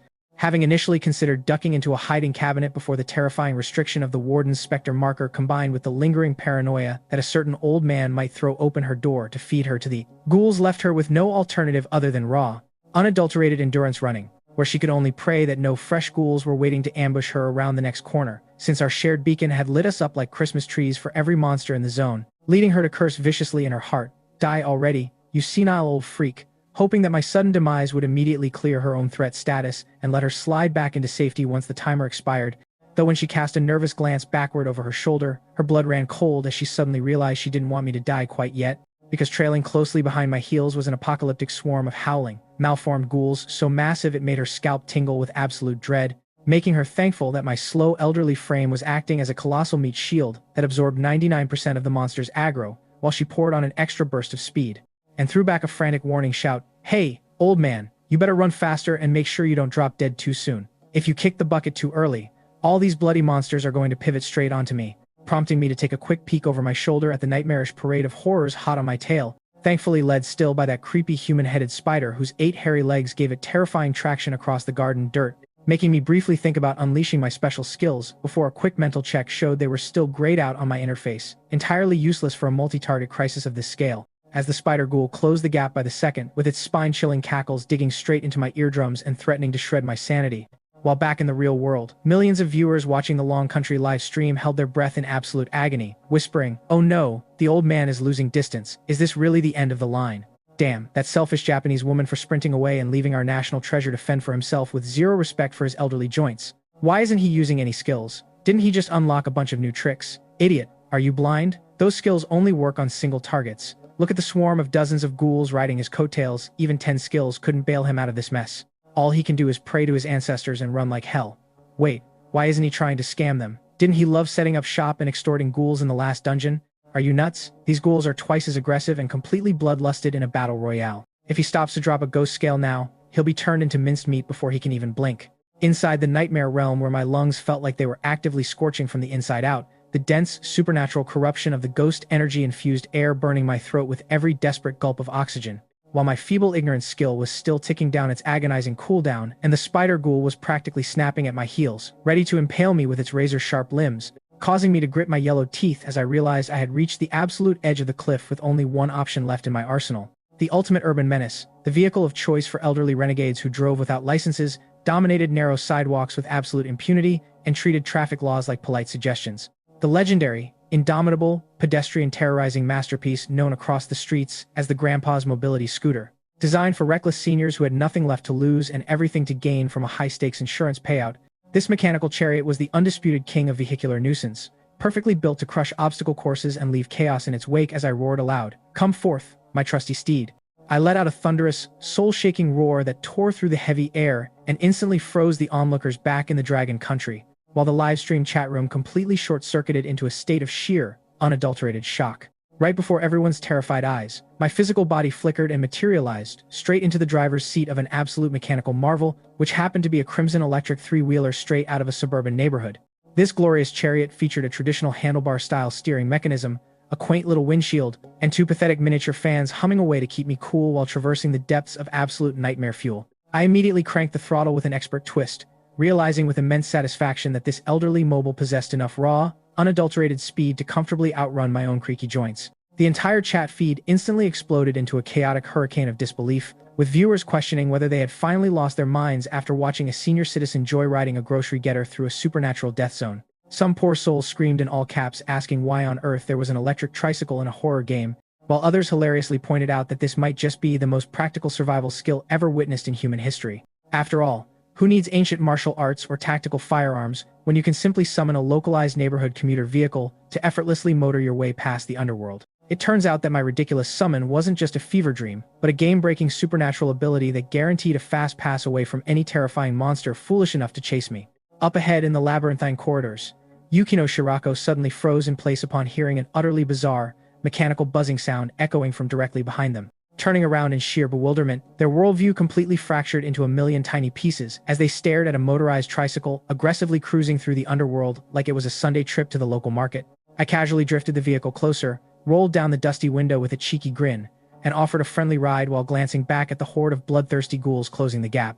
Those terrifying spirits were hauling serious demonic energy, and if we kept pace on foot, they would undoubtedly turn us into a gruesome snack within 20 agonizing seconds. Shirako quickly registered the lethal threat of the oncoming horde and decided to play along, planning to accept my ride only to violently backstab me the moment the engine started roaring. A fake, sugary smile plastered across their face. Shirako thanked the elderly driver profusely and promised eternal gratitude once we managed to escape this hellish nightmare together. But the exact nanosecond the words left their mouth, I slammed my foot on the accelerator, aggressively rolled up the power window, and peeled out in a cloud of thick, choking dust.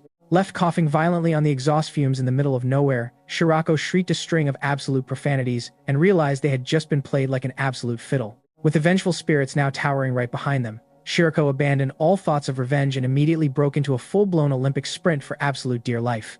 Meanwhile, I handled the steering grips with supreme confidence, drifting my trusty electric trike around a sharp corner before plowing square into an unfortunate entity with a loud, satisfying thud. The impact felt like hitting an oversized speed bump, and though my head bounced slightly from the jolt, a glowing notification suddenly flashed across my vision confirming 50 instant wickedness points added to my tally. Discovering that my escape vehicle secretly doubled as a high-powered bumper car brought a wicked, mischievous sparkle to my eyes as I realized the immense tactical potential of vehicular manslaughter. Back in the real world, the live stream audience was practically foaming at the mouth, completely losing their collective minds over my utterly unhinged and disrespectful gameplay strategy. Watching an elderly gentleman casually bowling over terrifying phantoms with a glorified neighborhood scooter made the spectators realize that obliterating the nation's previous survival records was suddenly well within touching distance. Surviving this nightmarish realm twice already qualified a player as an elite veteran, and the chat was ecstatic realizing our dragon country was finally breeding a top-tier legend. Of course, everyone lamented that this wasn't a speedrun format. Otherwise, the old man would have effortlessly snatched first place and claimed a mountain of lucrative rewards. Meanwhile, foreign viewers across the globe were losing their absolute minds after tuning into the broadcast and watching me casually cruise around in a tricycle while bowling over phantoms like bowling pins. Foreign chat rooms immediately erupted in salty outrage, screaming in broken English that I was obviously cheating and colluding directly with the underworld authorities. Our dragon country patriots fired back with blistering fury, reminding those jealous crybabies about our heavy casualty toll and telling them to stop talking absolute nonsense. One delusional commenter even tried to claim I was historically a citizen of Kimchi Land because their ancient texts supposedly invented the surname Qin, drawing immediate roasting from everyone.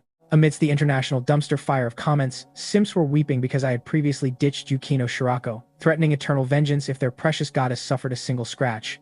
But before the internet arguments could escalate any further, I violently yanked the handlebars, executing a sharp U-turn in the surprisingly spacious labyrinth corridor that left the audience screaming in sheer anticipation.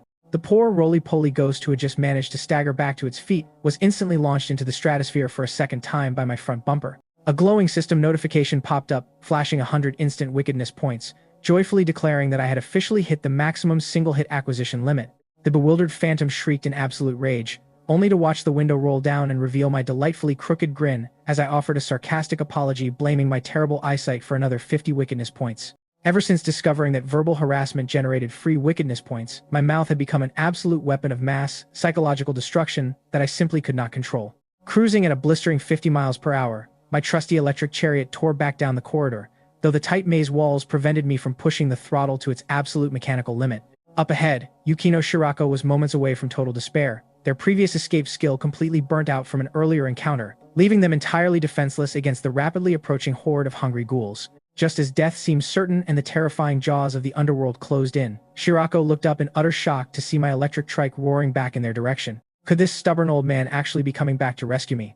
Yukino Shirako felt a sudden, unexpected swell of warmth blooming in their chest, because while grand gestures meant little, pulling someone out of the jaws of death could entirely change a person's perspective. Even after surviving 2 grueling trials in this nightmarish realm and growing numb to the brutal reality of death, a wave of genuine emotions still managed to break through. Thinking about it, this elderly gentleman turning his vehicle around to risk his own life wasn't entirely unattractive, and considering his supernatural stamina, a future relationship might not even be terrible after all. As Shirako's mind spiraled into wild, romantic daydreams, I was currently staring through my windshield with absolute exasperation at the absolute moron standing dead center in the middle of the corridor. Sticking my head out of the driver's side window, I roared at the top of my lungs for them to get out of the way before I turned them into a speed bump. Honestly, the only reason I didn't flatten them instantly was because running over humans might compromise my vehicle's precious momentum, and my time limit with this glorious grocery getter was ticking down fast. I needed to maximize every single second left to farm as many sweet wickedness points as possible, and loitering obstacles were the absolute last thing I needed on my itinerary. Hearing my abrasive, furious cursing completely shattered Shirako's romantic illusions, yet survival instincts kicked in hard enough to make them instantly flatten their back against the cold corridor wall. Underneath a gaze filled with sheer disbelief and betrayal, my electric tricycle roared past, charging straight into the horrifying horde of approaching ghouls with zero hesitation. Tears welled up in Shirako's eyes once more, but this time with a completely different interpretation, convinced that my tough exterior simply hid a heart of pure gold. Believing that I had sacrificed myself to hold back the nightmare and buy precious escape time, Shirako choked back a sob and screamed out a passionate farewell promise to grant me a chance if I miraculously survived. Catching that bizarre declaration in my rearview mirror, I could only blink in absolute bewilderment, wondering what kind of psychiatric ward this lunatic had escaped from. While I was completely baffled by the dramatic outburst, the live stream chat back in the Dragon Country had already split into two utterly chaotic factions. Half the viewers were swooning over what they dubbed a cinematic charge for true love, while the cynical realists were screaming bloody murder in the comments. Critics cursed out the romantic subplot, pointing out that risking the entire nation's fate for a sudden bout of terminal simp energy was a textbook definition of a throwing strategy. High-ranking officials inside the Dragon Country Command Center watched the monitor with deadpan expressions, feeling the crushing weight of existential dread pressing down on their shoulders. After all, my survival wasn't just a personal victory anymore, since every single death in this cursed game translated directly into 5% of the domestic population being dragged straight into hell. Every single citizen dragged into the nightmarish abyss of the horror realm had vanished without a trace, sealing a grim mortality rate of 100%. Helpless against the cosmic cruelty of the system, domestic authorities could only watch our representative carve his own unpredictable path, praying for a miraculous survival, or at least a stronger successor to lead the Dragon Country forward. There was truly nothing left for our leadership to do except tightly manage the home front and keep public panic from boiling over, especially since previous catastrophic failures had already drained our nation's resources to the bone. Meanwhile, foreign officials across the globe were practically throwing celebratory banquets, utterly thrilled by the chaotic disaster unfolding on their screens.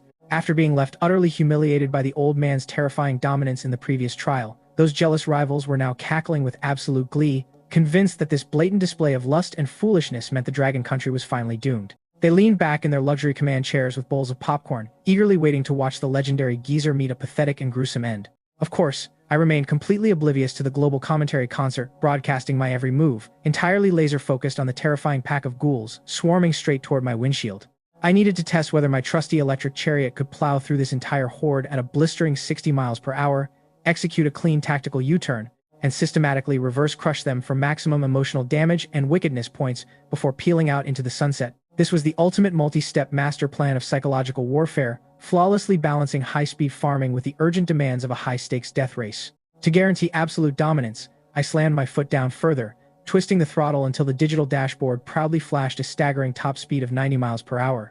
That kind of velocity completely shattered the laws of physics for a neighborhood grocery getter, causing the poor internal battery to screech and whine like a jet engine preparing for takeoff. The only downside to this high-tech machinery was the eerie lack of a roaring internal combustion engine, but the sheer kinetic terror it produced more than made up for the silence. The charging horde of ghouls suddenly stalled in their tracks, entirely bewildered by the blaring, fast-approaching mechanical beast hurling itself directly into their front lines. These rotting entities simply could not compute why a fragile human wasn't cowering in absolute despair, let alone why the driver's face was twisted into such a maniacal, predatory grin. Had the rules of reality fundamentally broken, or had humanity finally evolved past the point of fearing the underworld? Before their undead brains could process the existential horror of the situation, the grotesque spider creature leading the charge let out a blood-curdling screech and lunged forward to intercept my path. With a bone-rattling crash that shook the cabin down to its bolts, my front bumper collided squarely with the multi-limbed abomination, launching it straight into a parallel corridor until it vanished into the shadows. A glowing system notification instantly flashed across my vision, confirming another 50 wickedness points secured from the devastating vehicular impact. The remaining phantoms froze in absolute horror, as the live-stream chat room erupted into a deafening roar of absolute vindication. Viewers who had previously doubted my sanity suddenly realized that my aggressive driving strategy wasn't an act of suicidal simping, but a calculated tactical masterstroke designed to treat terrifying phantoms like bowling pins. Foreign spectators lost their minds in the global chat, screaming accusations of hacking and demanding to know why a random Dragon Country senior citizen was blessed with such an overpowered, game-breaking supernatural ability. Our domestic patriots ruthlessly mocked their pathetic saltiness, pointing out that crying about cheats in a literal survival deathmatch was the ultimate display of low IQ coping. Back inside the labyrinth, my eyes burned with unadulterated competitive spirit as I stared down the paralyzed monsters and muttered under my breath that the official hunting hour had finally begun. The entire nation's mood instantly flipped from gut-wrenching dread to explosive laughter, with chat rooms flooding with hilarious memes, celebrating the ultimate anti-simp legend who flat-out rejected romance for the pure, unadulterated thrill of vehicular manslaughter. While the people of the Dragon Country rejoiced, the citizens of the Sun Never Sets Empire were practically foaming at the mouth with absolute fury, utterly outraged by my thoroughly ungentlemanly behavior.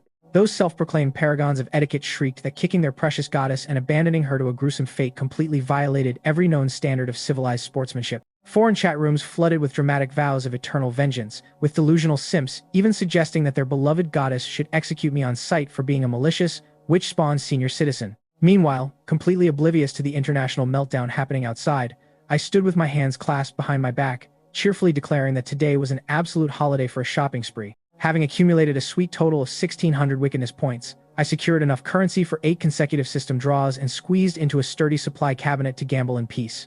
It was a shame the system lacked any buy 10 get 1 free promotional deals, but I muttered that beggars couldn't be choosers before diving straight into the gacha. The first roll flashed a disappointing thank you for playing notice, but the second roll immediately hit the jackpot with a passive buff called Vigor of Age. This marvelous skill began repairing my battered physique, allowing me to fully unleash my 18 points of raw strength instead of being bottlenecked by chronic joint pain. Before this upgrade, my body was a walking encyclopedia of senior medical issues including old man's knees, cervical spondylosis, lumbar disc herniation, and severe sciatica, dragging my effective output down to 14 or 15 points. With Vigor of Age working its magic, my posture straightened up instantly, letting me harness a rock-solid 16 or 17 points of pure power while curing a massive chunk of my internal ailments. Tearing open my trusty undershirt to inspect the results, I revealed a chiseled torso featuring 8 distinct abdominal muscles and powerful pecs that screamed lean and mean rather than frail retiree. The live stream chat instantly lost its collective mind, with viewers screaming in all caps as they zoomed in on the rippling muscle definition and cracked hilarious jokes about whether the legendary geezer was secretly an immortal, cultivating Taoist. Dismissing the chaotic comments section with a smirk, I turned my attention back to the remaining 6 rolls, feeling an electric surge of anticipation. The third pull rewarded me with +1 to my speed attribute, which was an absolute lifesaver for a high-stakes survival-death race where mobility meant everything. The fourth pull introduced an utterly hilarious active ability named Earnest Guidance, designed specifically for a senior citizen looking to lecture and psychologically dismantle unsuspecting ghouls. The skill description explained that using my silver tongue to school younger-looking phantoms carried a varying success rate, ranging from inducing agonizing headaches to making them break down in absolute tears.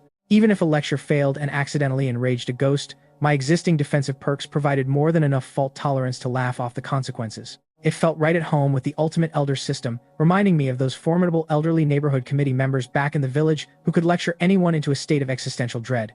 Rubbing my hands together with a crooked grin, I channeled my inner corporate tyrant and ordered the system to hand over 4 more overpowered skills for my final 4 draws. The 5th and 6th spins yielded consecutive thank you for playing notices, but the 7th roll dropped an unexpected curveball in the form of a literal free reroll ticket. Staring at the golden redemption voucher in absolute disbelief, I wondered if the system might eventually start taxing my wickedness points or pulling negative pranks just to test my blood pressure. My facial expression twisted into an expression of absolute caution as I realized the system had literally trolled me with a penalty draw that deducted my current spin. Standing there in the dark, I felt like the absolute king of clowns, wondering if my luck was blessed by the comedy gods or cursed by the underworld. Back in the real world, the live stream audience watched my bizarre mood swings with sheer confusion, wondering if the old man had just spotted a terrifying demon inside the supply cabinet.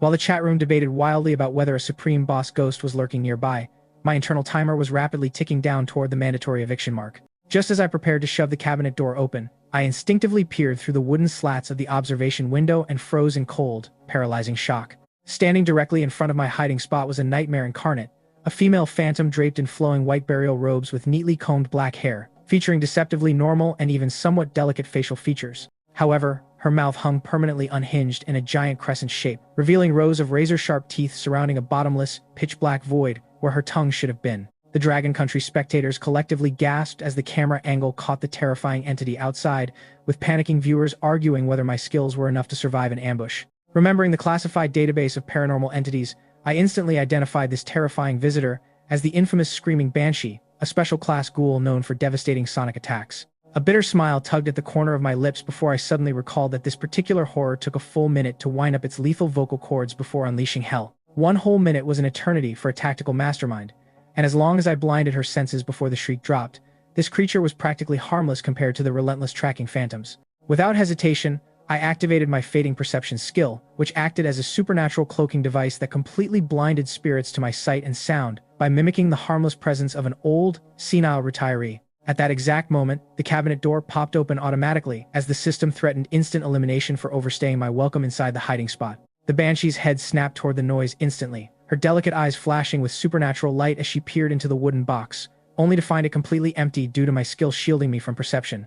Breathing a sigh of relief, I squeezed carefully through the narrow gap between the cabinet and the horrifying entity whose face brushed terrifyingly close to my own while her eyes remained completely glazed over in utter confusion. Seeing that heavy, blank confusion melt away from the ghoul's delicate features, my heart hammered against my ribs like a trapped bird, before the banshee suddenly surged forward, bridging the final inches until our physical forms completely overlapped into a chilling, negative space. The moment we merged, a piercing, crimson system alert flashed across my vision, announcing that the screaming banshee had officially locked onto me through direct physical contact, rendering her completely immune to standard evasion, impossible to trap inside storage items, and tethered to my soul until she was either destroyed or neutralized by a specialized control skill. A terrifying 1-minute countdown began ticking down to her devastating sonic shriek, a catastrophic alarm that would summon every ravenous phantom in the labyrinth straight to my exact coordinates. The global live stream chat instantly exploded into absolute pandemonium as foreign spectators leaped from their seats in sheer jubilation, convinced that the legendary Dragon Country win streak had finally hit a permanent brick wall. High-ranking foreign officials clinked their glasses together, wagering that my luck had officially run out since no human could possibly break the unbreakable binding of a special-class horror entity. Back at the domestic command center, our leaders stared at the monitors with grim, weathered expressions, feeling the suffocating weight of the 5% national penalty looming ominously over millions of citizens. Inside the narrow corridor, I quickly cycled through my inventory and mental arsenal, realizing with cold clarity that my trusty electric tricycle and the silver-grade items from the art studio were utterly useless against a spirit clinging directly to my aura.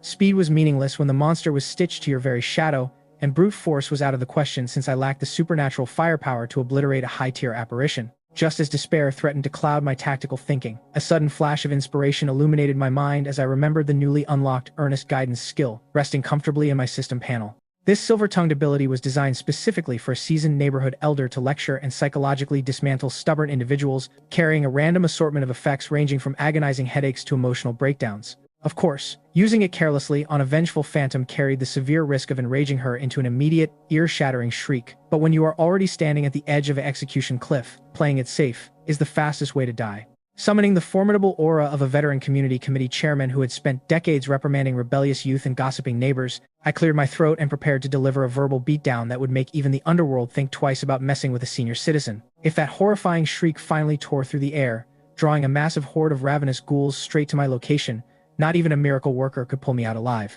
The only other outcome depended entirely on whether my psychological lecture could successfully talk the screaming banshee into unlatching herself from my soul, granting me a clean escape from this high-tier nightmare. Left with zero alternatives, I decided to gamble everything on a single, audacious roll of the dice. Putting on a theatrical grin, I cleared my throat and stared directly at the grotesque entity fused into my upper torso, her pale neck and long black hair sprouting horizontally from my chest like a twisted, spectral brooch. Had this been a normal Tuesday in the real world, some beer-drinking buddy might have slapped me on the back and laughed about how I finally found a clingy girlfriend. But in this death trap horror realm, sharing your ribcage with a headless-looking phantasm felt strictly like a fast-track ticket to the cemetery. As I let out a sharp cough, the banshee's haunting gaze flickered, the murderous hatred in her eyes dimming just a fraction. Back in the real world, the live-stream chat room fell into a bizarre silence before erupting into a frenzy of speculation, with viewers whispering in horror that the legendary old man had finally reached the end of his rope and was preparing to deliver his final dying words. Domestic critics shrieked that if I kicked the bucket here, 5% of the entire Dragon Country population would be forcefully dragged into this ungodly nightmare, sending domestic panic meters straight through the roof. Meanwhile, foreign spectators laughed with malicious glee, eagerly grabbing front-row seats to watch the arrogant Dragon Country geezer get completely obliterated. Unaware of the global meltdown happening outside, I channeled my inner village elder, summoning the authoritative, nagging energy of every stubborn senior citizen who ever scolded delinquent youths for dyeing their hair or wearing inappropriate clothes.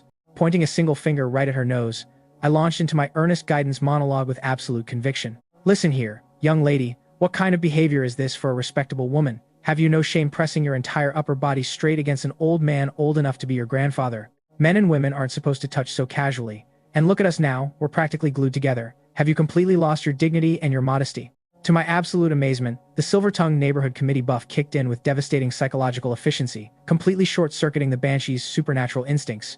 Instead of screeching in blind fury, the terrifying ghoul's crescent-shaped mouth snapped shut, and her glazed eyes actually clouded with genuine hesitation and bewildered doubt. Deep inside her corrupted mind, the absurd logic of my lecture somehow began making eerie, twisted sense. She was a lady ghost, after all, and pressing herself this intimately against a stranger definitely violated all proper boundaries of etiquette. Watching the hostile glint vanish from the monster's face and replace itself with profound moral confusion, the Dragon Country chat room went absolutely ballistic. No way. Is the old man actually gaslighting a high-tier horror entity right now? Viewers screamed in disbelief as they realized my legendary scamming skills from the previous trial were making a triumphant return. Foreign viewers dropped their popcorn in sheer horror, watching in absolute disbelief as one of the deadliest special class entities in the game stood there looking like a scolded teenager listening to her grandfather's rambling lecture. Foreign commentators scoffed at the absolute absurdity of the live broadcast, arguing vehemently that a terrifying special class entity completely immune to standard debuffs could never, under any circumstances, be subdued by mere parlor tricks and empty sweet talk. Catching myself right at the razor-thin edge of disaster just before blurting out a direct command for her to release me, I slammed the mental brakes when I noticed a dangerous flicker of suspicion flare up in her hollow eyes. I realized with a cold jolt of adrenaline that demanding an immediate release directly violated her primary paranormal instinct of binding herself to a human host, which would have instantly shattered the fragile psychological trance I had spent precious minutes building. A single misstep right there would have undone all my hard work, sending her straight into a blind rage and triggering an early, ear-shattering shriek that would ring the dinner bell for every ravenous ghoul lurking in the dark labyrinth. Pulling back just in time from that catastrophic cliffside, I swiftly recalibrated my conversational tactics to bypass her core programming entirely, shifting my focus toward lecturing the confused specter on the timeless, traditional virtue of keeping quiet and acting like a proper, well-mannered lady. Leaning heavily into my role as an authoritative yet bizarrely caring elder, I looked straight into her distorted, mouth-gaping face and asked her what mattered most to a well-behaved female spirit, smoothly steering her thoughts away from her bloodthirsty instincts. To the absolute shock and disbelief of the global audience watching the live stream, the terrifying banshee actually paused, tilted her head with a sluggish motion, and gave a slow, bewildered nod of agreement as my relentless grandfatherly scolding completely short-circuited her killer programming. A fresh system notification flashed across my vision, rewarding my unorthodox psychological manipulation with another sweet 50 wickedness points while the chat room back home completely lost its collective mind. Domestic viewers erupted into a hurricane of hilarious cheers and laughing emojis, marveling at how my legendary verbal scamming skills were successfully turning a guaranteed execution into an absolute masterclass in high-level gaslighting. Some fans joked that I wasn't just surviving the horror realm anymore, but actively running a free rehabilitation seminar for troubled supernatural entities, while foreign critics could only sit in stunned, bitter silence as their predicted doom for the Dragon Country champion spectacularly fell apart right before their eyes. Observing the banshee with a deeply calculated and unblinking gaze, I silently tracked the agonizingly slow passage of seconds in my head while continuously reinforcing my elaborate psychological conditioning. I layered my tone with a steady, unyielding stream of authoritative yet comforting words, leaning heavily into my fabricated grandfatherly persona to disarm what should have been an unstoppable killing machine. I gently pointed out that she naturally felt a profound sense of trust and deep-seated affinity towards a respectable elder like me, masterfully blending a tiny shred of truth about her initial instinctual desire to approach humans with a heavy, calculated dose of twisted psychological manipulation. The terrifying entity blinked in total bewilderment, her unblinking eyes softening as she slowly nodded along with a slack-jawed expression, while another sweet 50 wickedness points flashed across my vision for successfully gaslighting a high-tier horror entity. Keeping up the momentum, without giving her a single second to recover her wits or break the trance, I praised her for maintaining the noble, traditional virtue of being a quiet, well-behaved lady. I assured her with absolute conviction that just resting peacefully against my chest was the exact right thing to do, framing her terrifying physical merger not as an act of aggressive haunting, but as a cozy familial bond. As the crucial 1-minute timer finally expired, I held my breath in quiet suspense, bracing myself for the catastrophic sonic shriek that was supposed to ring the dinner bell for every ghoul in the vicinity. Instead, the terrifying banshee remained entirely docile, staring at me with a completely blank, obedient expression as my earnest guidance skill locked her aggressive programming into a state of permanent submission. Seeing my golden chance to cement this utterly bizarre victory, I let out a light chuckle and reached out to gently pat her long, drooping black hair, marveling at how a guaranteed death sentence had somehow been converted into picking up a high-tier supernatural pet. Back in the real world, the live stream chat room erupted into a deafening carnival of pure celebration as domestic fans watched me successfully tame a special class threat into a wearable ghost accessory. Foreign commentators who had spent the last 10 minutes predicting my gruesome demise suddenly retreated into dead silence, completely unable to comprehend how an old man with a silver tongue had turned a terrifying executioner into a quiet, harmless companion. It was simply impossible for those foreign rivals not to burn with envy, knowing that if I successfully cleared this terrifying trial, the Dragon Country would once again soar to the absolute forefront of the horror game superpowers. Standing shoulder to shoulder with elite veterans like Yukino Shirako, my legendary status would undoubtedly eclipse them all, especially since Shirako had narrowly escaped death multiple times and only survived through sheer, unadulterated luck. The foreign chat rooms seethed in disbelief, wondering how the sleeping dragon always managed to wake up and crown another champion to dominate the world stage. Meanwhile, inside the twisted corridors of the labyrinth, I stood admiring my newly acquired, docile, supernatural companion. Without her deafening shriek, the Banshee actually possessed remarkably striking features, boasting classic Eastern facial aesthetics and delicate eyes that made her look surprisingly captivating once her jaw was naturally aligned. Patting her gently on the head, I casually decided to bestow upon her the affectionate nickname of Little Anne, since the stubborn ghost showed zero intention of unlatching herself from my torso anyway. Little Anne gave a slow, obedient nod of approval to her new name, keeping her gaze locked firmly on the path ahead as we strolled through the corridors with an aura of supreme, unbothered confidence. Realizing the immense value of converting my resources directly into survival power, I immediately plowed my accumulated wickedness points back into the gacha system, watching in pleasant surprise as the wheel landed on a rare reward granting 5 additional years of biological lifespan. While my previous stat upgrades had boosted my strength and speed, they couldn't reverse the natural cellular aging of my 70-year-old body, making this longevity bonus an absolute lifesaver that ensured I wouldn't accidentally drop dead from old age in the middle of a deathmatch. Back in the real world, the live stream chat room erupted into chaotic banter, with eagle-eyed fans joking about my glowing complexion while others hilariously debated the unconventional beauty standards of a mouth-gaping specter. With a high-tier special class entity acting as my personal ghost accessory, I felt an unprecedented swagger in my step, fully expecting any ordinary phantoms we encountered to scatter in sheer terror. Striding confidently past the labyrinth walls, it didn't take long before I heard the familiar, frantic patter of running footsteps echoing from around the corner, though with my current lineup of supernatural bodyguards, I felt absolutely zero fear at the approaching noise. The heavy, rhythmic clatter of footsteps echoing down the corridor was a distinctly human trait, since even the fastest ghouls move with a terrifying, unnatural silence. Curious to see who was approaching, I turned around to check, while Little Anne dutifully mirrored my movements, twisting her neck to peer down the dark hallway. I briefly wondered how she would react if we crossed paths with another human. Would her murderous instincts resurface, or had my psychological reprogramming locked her in as a loyal subordinate dedicated solely to me? Before I could ponder it further, a familiar, disheveled figure rounded the corner, and to my absolute astonishment, it was none other than Yukino Shirako. Shirako's expression instantly morphed from sullen anger to sheer, unadulterated terror the moment their eyes landed on me, especially after spotting the spectral entity fused into my chest.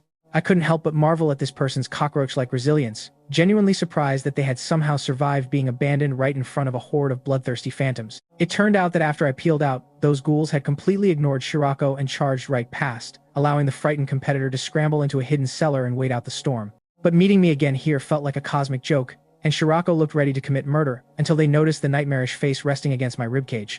Trembling with panic, Shirako demanded to know what on earth was attached to my body, instantly recognizing it as a high-tier ghost but failing to comprehend why it wasn't tearing me to shreds. Deciding to have a little fun, I tapped Little Anne's head and casually replied that she was just a special little pet I picked up along the way, mentioning offhand that she had a 30-second countdown before letting out a deafening shriek. Hearing that terrifying keyword, Shirako's face drained of all color, instantly remembering the infamous rumors of the screaming banshee. Convinced that I was walking around with a biological time bomb that would summon every monster in the labyrinth straight to our location, Shirako let out a shriek of absolute despair and immediately bolted in the opposite direction. Watching them sprint away in a blind panic, I burst out laughing and broke into a casual jog right behind them, loudly starting a mock countdown from 29 down to 0 just to watch the poor runner lose their mind. The relentless, rhythmic countdown ringing out from behind felt like a death knell ticking away the final seconds of reality, as Shirako was entirely convinced that once the numbers hit 0, the Banshee's lethal shriek would summon an unstoppable tidal wave of ghouls. There was no way anyone could rely on miraculous luck forever, and the domestic chat room erupted into chaotic waves of laughter as viewers watched me casually jog after the terrified runner, like an energetic grandfather chasing a delinquent teenager. Foreign commentators watched the absolute mockery of a life-or-death survival race with bitter silence, furious that their precious goddess was being relentlessly bullied and toyed with by an unhinged 70-year-old man. Meanwhile, Little Anne rested comfortably against my chest, staring with blank, uncomprehending eyes as I sprinted after our target. Having absorbed my lingering supernatural aura, and been thoroughly rewritten by my persistent grandfatherly gaslighting, the high-tier specter practically viewed me as her own flesh and blood, experiencing faint, long-forgotten echoes of familial warmth. Pushing my enhanced physical stats to their absolute limit, I closed the distance effortlessly, matching Shirako stride for stride while keeping up the psychological pressure. Realizing that running away alone was a dead end, Shirako frantically checked the labyrinth map and veered sharply toward the deeper sectors in hopes of crossing paths with another competitor. Sure enough, after rounding a couple of tight corners, Shirako spotted a nervous Cherry Blossom Country participant named Steel Plate Ting sneaking stealthily through the corridors like a stray cat. Desperate to redirect my attention, Shirako shrieked a loud greeting to alert the novice player, but Steel Plate Ting took one look at the frantic runner, instantly assumed it was a trap, and turned around to bolt in the opposite direction without a second thought. Furious at the utter lack of chivalry, Shirako activated a sudden speed-boosting skill and effortlessly blew past the terrified rookie, leaving Steelplate Ting blinking in utter bewilderment at the sheer athletic dominance of a veteran player. But before the rookie could even process why the famous goddess was sprinting like a frightened rabbit, Steelplate Ting slowly turned his head to peer down the corridor, only to freeze in sheer, unadulterated horror as his eyes landed directly on the terrifying sight of a glowing, fused entity staring back from my chest. Turning the corner in a blind panic, Steelplate Ting froze in absolute, soul-freezing terror upon catching sight of the glowing, unnatural entity fused directly into my chest. The poor rookie let out a frantic, profanity-laced scream in broken Japanese, stumbling over his own feet before instantly spinning around to bolt down the corridor right alongside Shirako. Realizing that a terrifying phantom was hot on his heels, the panicked participant frantically checked his labyrinth map, desperately searching for a nearby hiding spot to escape the closing jaws of death.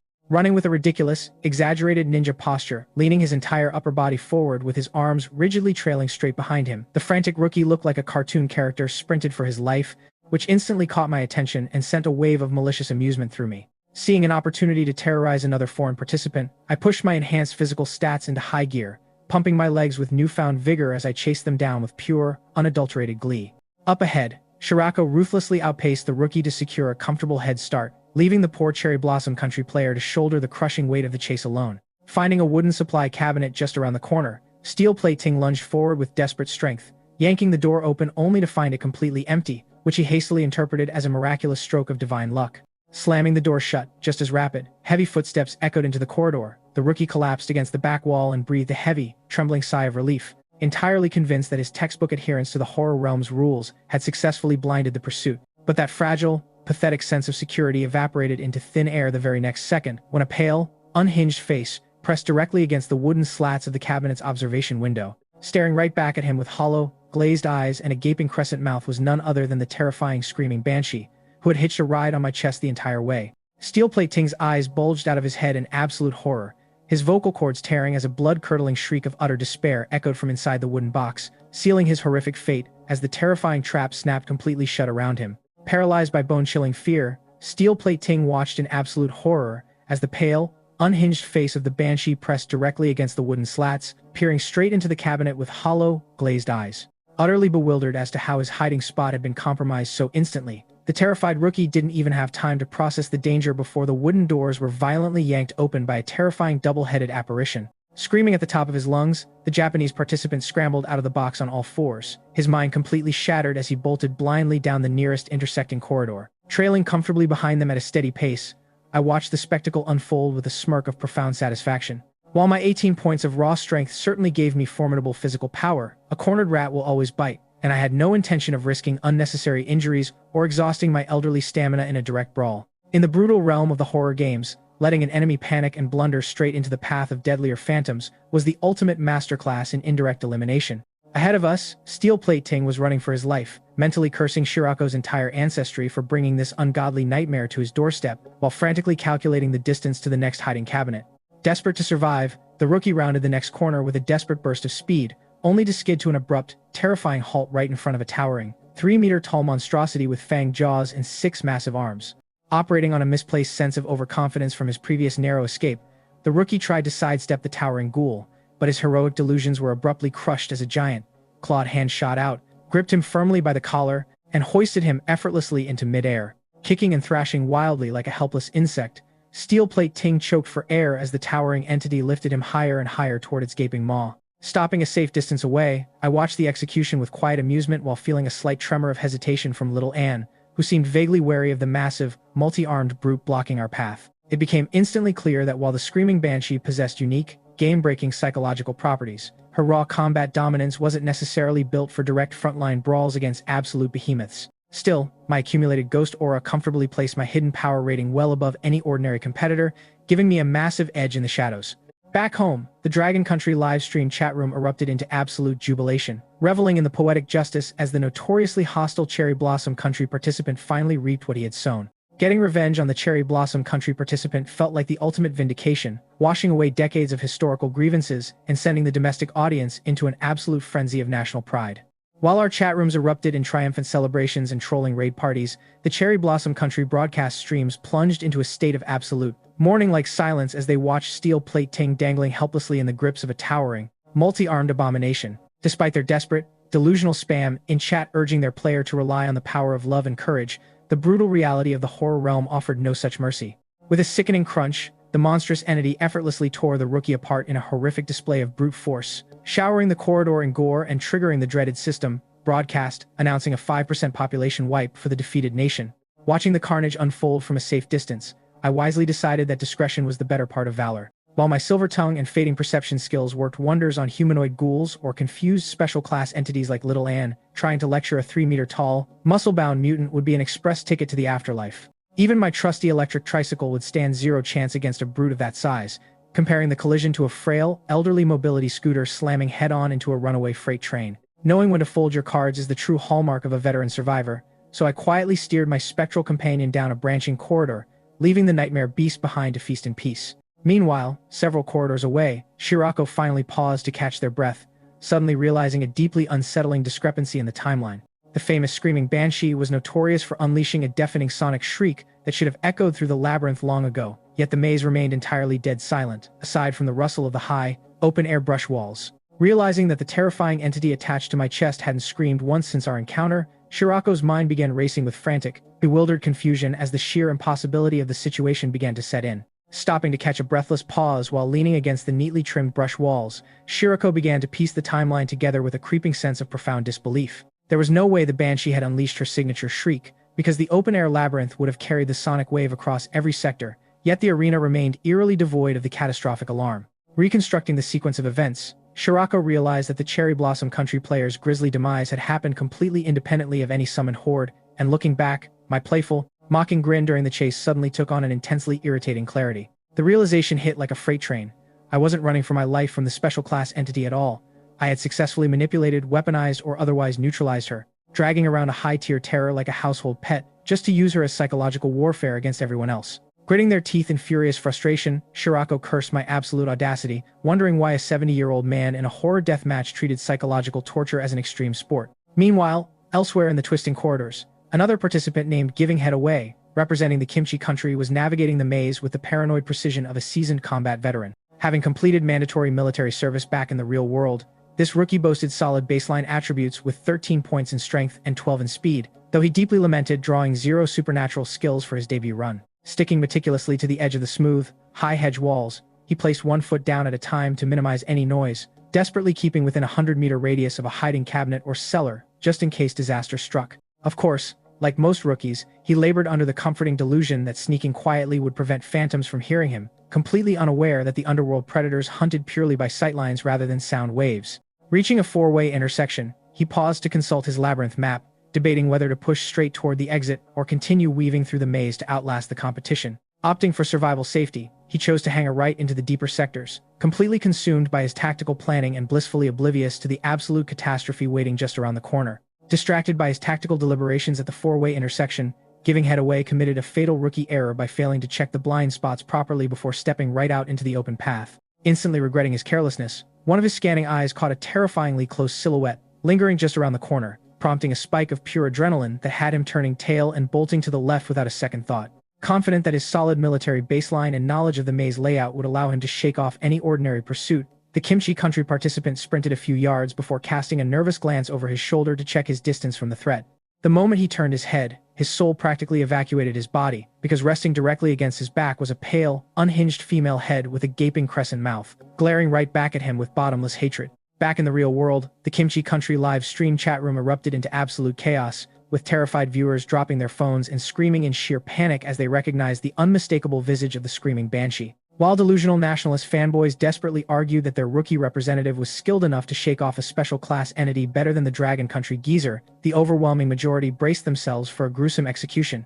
Realizing that running away alone was a dead end, and that the 1-minute countdown to a catastrophic sonic shriek had already begun ticking, Giving Head Away's expression twisted into a mask of bitter, spiteful desperation. Knowing his life was effectively forfeit, a malicious plot formed in his mind to drag someone else down into the abyss with him.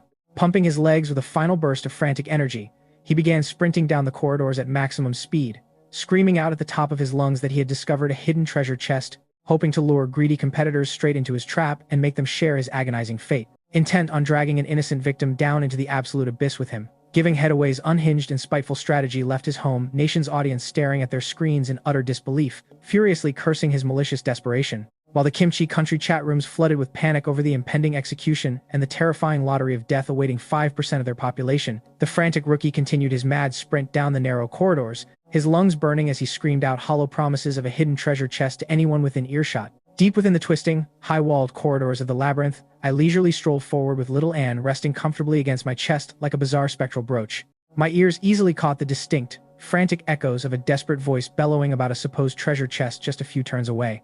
Even through the automatic game translation system, the unmistakable, whiny flavor of kimchi country desperation gave away the speaker's origin instantly. My tactical instincts immediately flared up, because nobody stumbling upon a legitimate, game-changing treasure chest in a high-stakes survival death match would ever scream about it at the top of their lungs, like an absolute lunatic trying to summon a parade. Deciding to investigate the commotion, I figured that with a special class entity acting as my personal spectral shield and my enhanced physical stats humming quietly under my undershirt, I had zero reason to fear whatever amateur trap the rookie was trying to spring. Unbeknownst to me, the frantic bait hadn't just reached my ears. It had also successfully hooked in an unsuspecting participant from the Curry country named Sawadi, a veteran of 2 prior trials who had been desperately hunting for upgrade resources. Hearing the magic word treasure, Sawadi had eagerly rounded the corner expecting a free payday, only to skid to a terrified, heart-stopping halt when he spotted Giving Headaway sprinting toward him like a rabid dog with the pale, unhinged face of the screaming banshee fused directly to his spine. Realizing in a blinding flash of pure horror that the rookie had been marked by a special class entity and was intentionally weaponizing a false treasure claim to lure a sacrificial lamb into the slaughter, Sawadi let out a blood-curdling shriek of pure betrayal. Understanding that staying anywhere near the doomed player meant sharing a front-row seat to an upcoming demonic massacre, Sawadi wasted zero time, instantly spinning around on his heels to bolt in the opposite direction. Just as Giving Headaway cackled maniacally while aggressively chasing his newly chosen scapegoat down the narrow corridor, both panicked runners suddenly slammed on the brakes as they rounded a sharp bend. Standing right there in the middle of the path, blocking their entire escape route with an aura of unbothered, grandfatherly composure, was none other than me. Stepping around the corner into the wider corridor, my eyes immediately locked onto the 2 frantic figures hurtling straight toward me, a curly-haired, heavily tanned South Asian man, and right behind him, the desperate, unhinged face of Kimchi country's Giving Headaway. To my absolute astonishment, a pale, gaping female head was sprouted directly from the rookie's back, another screaming banshee. A crease formed between my brows as I realized these special class entities weren't as singular as I had initially assumed, proving just how punishingly lethal this deathmatch labyrinth truly was. Without missing a beat, I instantly pivoted on my heel and began walking calmly in the opposite direction. While I had successfully gaslit and subdued my own little Anne into becoming a quiet, wearable ghost accessory, I had zero guarantees that the Kimchi country rookie possessed the psychological chops to control his. If his banshee hit her 1-minute mark and let out that catastrophic sonic shriek right behind me, it would act like a dinner bell for every ghoul in the maze, dragging me down into a massive, uncontrolled clusterfuck. The pieces of the puzzle clicked together instantly. The shouting about a treasure chest was a malicious, sociopathic trap designed to lure greedy competitors in and weaponize the unneutralized banshee as an inescapable suicide bomb. Keeping my posture relaxed and masking any trace of panic, I subtly whispered another round of earnest guidance to little Anne, feeling her head bob obediently against my chest to ensure she remained perfectly docile. Back home, the Dragon Country live stream chat room erupted into a wave of anxious discussions, with viewers marveling at the terrifying density of special class entities while frantically cheering me on to outmaneuver the unfolding disaster. Meanwhile, poor Sawadi, realizing that he had just run straight into a double banshee nightmare scenario, felt his heart completely stop as absolute, spine-chilling despair set in. Trapped between 2 impending horrors in a textbook pincer maneuver, Sawadi felt an icy wave of absolute despair wash over him, convinced that the impending dual shrieks of the 2 banshees would summon an unstoppable swarm of ghouls and make a quick, painless suicide look like a luxury. Meanwhile, Giving Headaway instantly recognized me as the legendary Dragon Country player whose predecessor had inadvertently ruined his nation's standing, breeding a deep, toxic resentment in his heart. The moment he spotted little Anne resting against my chest, his despair vanished into a manic wave of ecstatic triumph, convinced that I was suffering from the exact same inescapable curse and hunting for a scapegoat to drag down into the underworld. Laughing hysterically like a deranged lunatic, the rookie shrieked out, a mocking reminder that the 1-minute execution timer was nearly up, urging me to hurry and find someone else to die with so I wouldn't be lonely. Realizing that playing it cool was no longer an option now that my secret was out, I abandoned all pretense of a casual stroll and immediately broke into a full-blown sprint, while Sawadi desperately scrambled to tail my movements in a frantic bid for survival. Hearing the rapid footsteps of the doomed rookie and his attached phantom closing the gap behind me, I mentally cursed my rotten luck and instantly tapped into my system inventory, thanking the heavens that my trusty electric tricycle had finally cooled down from its previous cooldown. With a sudden shimmer of light, my physical body flickered straight into the driver's seat of the crimson three-wheeler, and I aggressively twisted the throttle to maximum output. Sawadi nearly popped his eyeballs out of his skull as a fully functional, neighborhood-style electric trike materialized out of thin air right in front of him. Having grown up seeing similar three-wheelers common across South Asia, his brain completely short-circuited trying to compute why a glorified grocery getter was tearing through a nightmarish death labyrinth. The only logical conclusion his frantic mind could jump to was that I had miraculously looted the vehicle out of a high-tier treasure chest, completely failing to comprehend that I was cruising around courtesy of an absolute game-breaking supernatural skill. Filled with intense envy as he watched the crimson electric trike achieve blistering acceleration from a complete dead stop, Sawadi bitterly cursed his own bad luck for failing to unearth a game-changing survival vehicle from a treasure chest, convinced that the Dragon Country geezer had simply struck pure gold. Meanwhile, Giving Headaway's mind briefly shattered at the sight of a modern neighborhood commuter vehicle tearing through a supernatural death zone before he rationalized it as a high-tier movement skill, comforting himself with the spiteful realization that no amount of speed could save me from the ticking execution clock of our shared curse. Laughter bubbling up from his throat like a madman, the Kimchi Country rookie caught up to Sawadi and invited him to embrace their impending doom together. Snapping under the overwhelming weight of terror and sheer malice, Sawadi completely abandoned all thoughts of running away, letting out a primal roar of fury as he lunged straight at Giving Headaway with absolute murderous intent. Leveraging his massive 15-centimeter height and 40-pound weight advantage over the lighter rookie, Sawadi tackled Giving Headaway hard to the ground, pinning him instantly beneath his bulk, despite the latter's mandatory military background. Sitting squarely on top of his victim's chest, Sawadi's face twisted into a mask of demonic rage as he began raining brutal, sandbag-sized fists down upon the rookie's guarded face, his dark skin slick with sweat and adrenaline as he screamed that he would murder his way to survival. Giving Headaway didn't even attempt to block or counterattack, choosing instead to curl his arms defensively around his head while cackling hysterically into the dirt, secretly counting down the final 10 seconds, remaining until the Banshee's shriek would echo across the maze. The sheer, unadulterated savagery of the two trapped men tearing each other apart in the dust like cornered beasts sent a chilling wave of existential dread straight through the hearts of millions watching the global broadcast. Like a pair of rabid beasts locked in a terminal struggle, Sawadi hammered his bloody, sandbag-sized fists down into Giving Headaway's face with terrifying, unrelenting force. The rookie's features were completely unrecognizable, his left wrist shattered and hanging limply by a thread of flesh, and one of his eyeballs forced violently out of its socket from the sheer brutality of the impact. Yet, despite being beaten to the brink of death, Giving Headaway didn't even attempt to defend himself, merely throwing his head back in a hysterical, blood-soaked laugh as he screamed out that the final seconds of the countdown had arrived.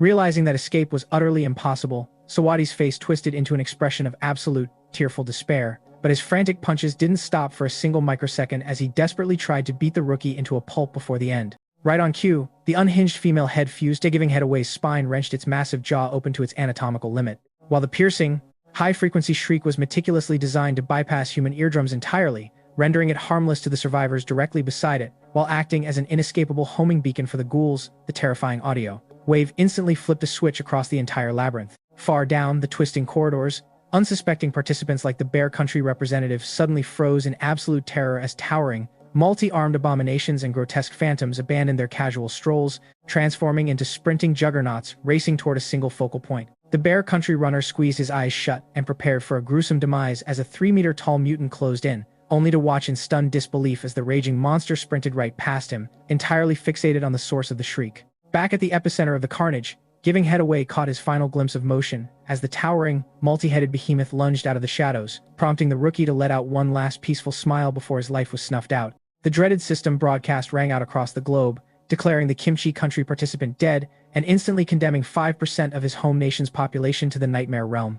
A split second later, Sawadi was violently hoisted into the air by massive, clawed hands, howling with manic, broken laughter as an army of grotesque ghouls flooded every intersection. With a sickening crunch, the monstrous entity ripped the South Asian competitor straight in half, triggering a second system announcement that sealed the doom of another 5% of humanity and sent the surviving global chat rooms into an absolute nuclear war of mutual blame and fury. While global chat rooms descended into absolute chaos as angry survivors from the Curry Country and Kimchi Country hurled vicious insults back and forth over the tragic double elimination, I sat comfortably in the driver's seat of my trusty electric tricycle, exhaling a long, relieved breath as the twin system announcements chimed across the labyrinth. Knowing that both troublesome nuisances had finally met their gruesome ends brought a quiet sense of closure, though I briefly wondered why I hadn't heard the faintest echo of their Banshee's catastrophic shriek. Unbeknownst to me, special class entities operated on a parallel frequency, meaning one Banshee's wail couldn't trigger another, robbing me of a golden opportunity to farm an endless ocean of wickedness points from the ensuing chaos. Shaking off the missed opportunity, I glanced at the dashboard and realized my red three-wheeler still had a couple of minutes of active runtime left, making it the perfect vehicle to hunt down some fresh targets. Gripping the handlebars with renewed determination, I twisted the throttle to a roaring 90 km/h clip, letting the compact electric motor whine as we tore straight down the wide, 3-meter-wide corridors. I expertly feather braked to a manageable 20 km/h whenever a sharp 90-degree corner approached, treating the maze like a high-stakes racetrack. As if answering my silent prayers, a long, unnaturally flattened shadow suddenly cast itself across the floor just beyond the next intersection. Grinning like an absolute villain and anticipating another rich harvest of wickedness points, I slammed my foot down on the acceleration, eager to test out the tricycle's reliable stumlock mechanics against whatever phantom lurked around the bend. With a sharp drift, I rounded the corner and plowed straight over the target before it could even blink, listening as a high-pitched, thoroughly non-human shriek echoed off the hedge walls. Laughing maniacally as I prepared to back up and farm another round of psychological torment, I leaned out of the driver's seat to check my handiwork only to freeze in stunned silence. Lying flat on the ground and writhing in agony was not a grotesque ghoul or a multi-armed abomination, but a heavily tanned, visibly bruised South Asian man, with dark, dusty hair, wailing at the top of his lungs in pain. Back home, the Dragon Country livestream chat room erupted into a wave of bewildered laughter and facepalms, with viewers marveling at how my high-speed ghost hunting vehicle had just accidentally run over a living, breathing human competitor instead of a monster. The live-stream chat room fractured into utter chaos in a split second, while domestic viewers howled with laughter and flooded the feed with witty remarks about how my high-speed ghost hunting vehicle had accidentally unlocked a brand new vehicular manslaughter achievement. Foreign commentators shrieked in absolute moral outrage. They flooded global platforms with furious accusations, calling it the height of malicious cruelty to deliberately run down a fellow human competitor in a survival death match where everyone was technically supposed to be on the same side against the supernatural horrors. Lying flat on the dusty, blood-streaked pavement with his legs bent at deeply unnatural, sickening angles, the unfortunate participant from Pegu country, Xiao Shenke, blinked in sheer, unadulterated disbelief. Having survived this far into the labyrinth, he had spent every waking second dreading the agonizing jaws of a multi-armed monster or the spectral wail of a banshee, never once in his wildest nightmares, imagining that his biggest threat would be a 70-year-old grandfather tearing through a horror maze on a red neighborhood electric tricycle. Staring up through a haze of blinding pain and dust, Xiao Shenke watched as I casually leaned my head out of the driver's side window, offering a lazy, disinterested glance. Realizing who was behind the wheel, the injured rookie popped a blood vessel in his eye and began screaming bloody murder, demanding to know why on earth I had just flattened him. "You broke my legs.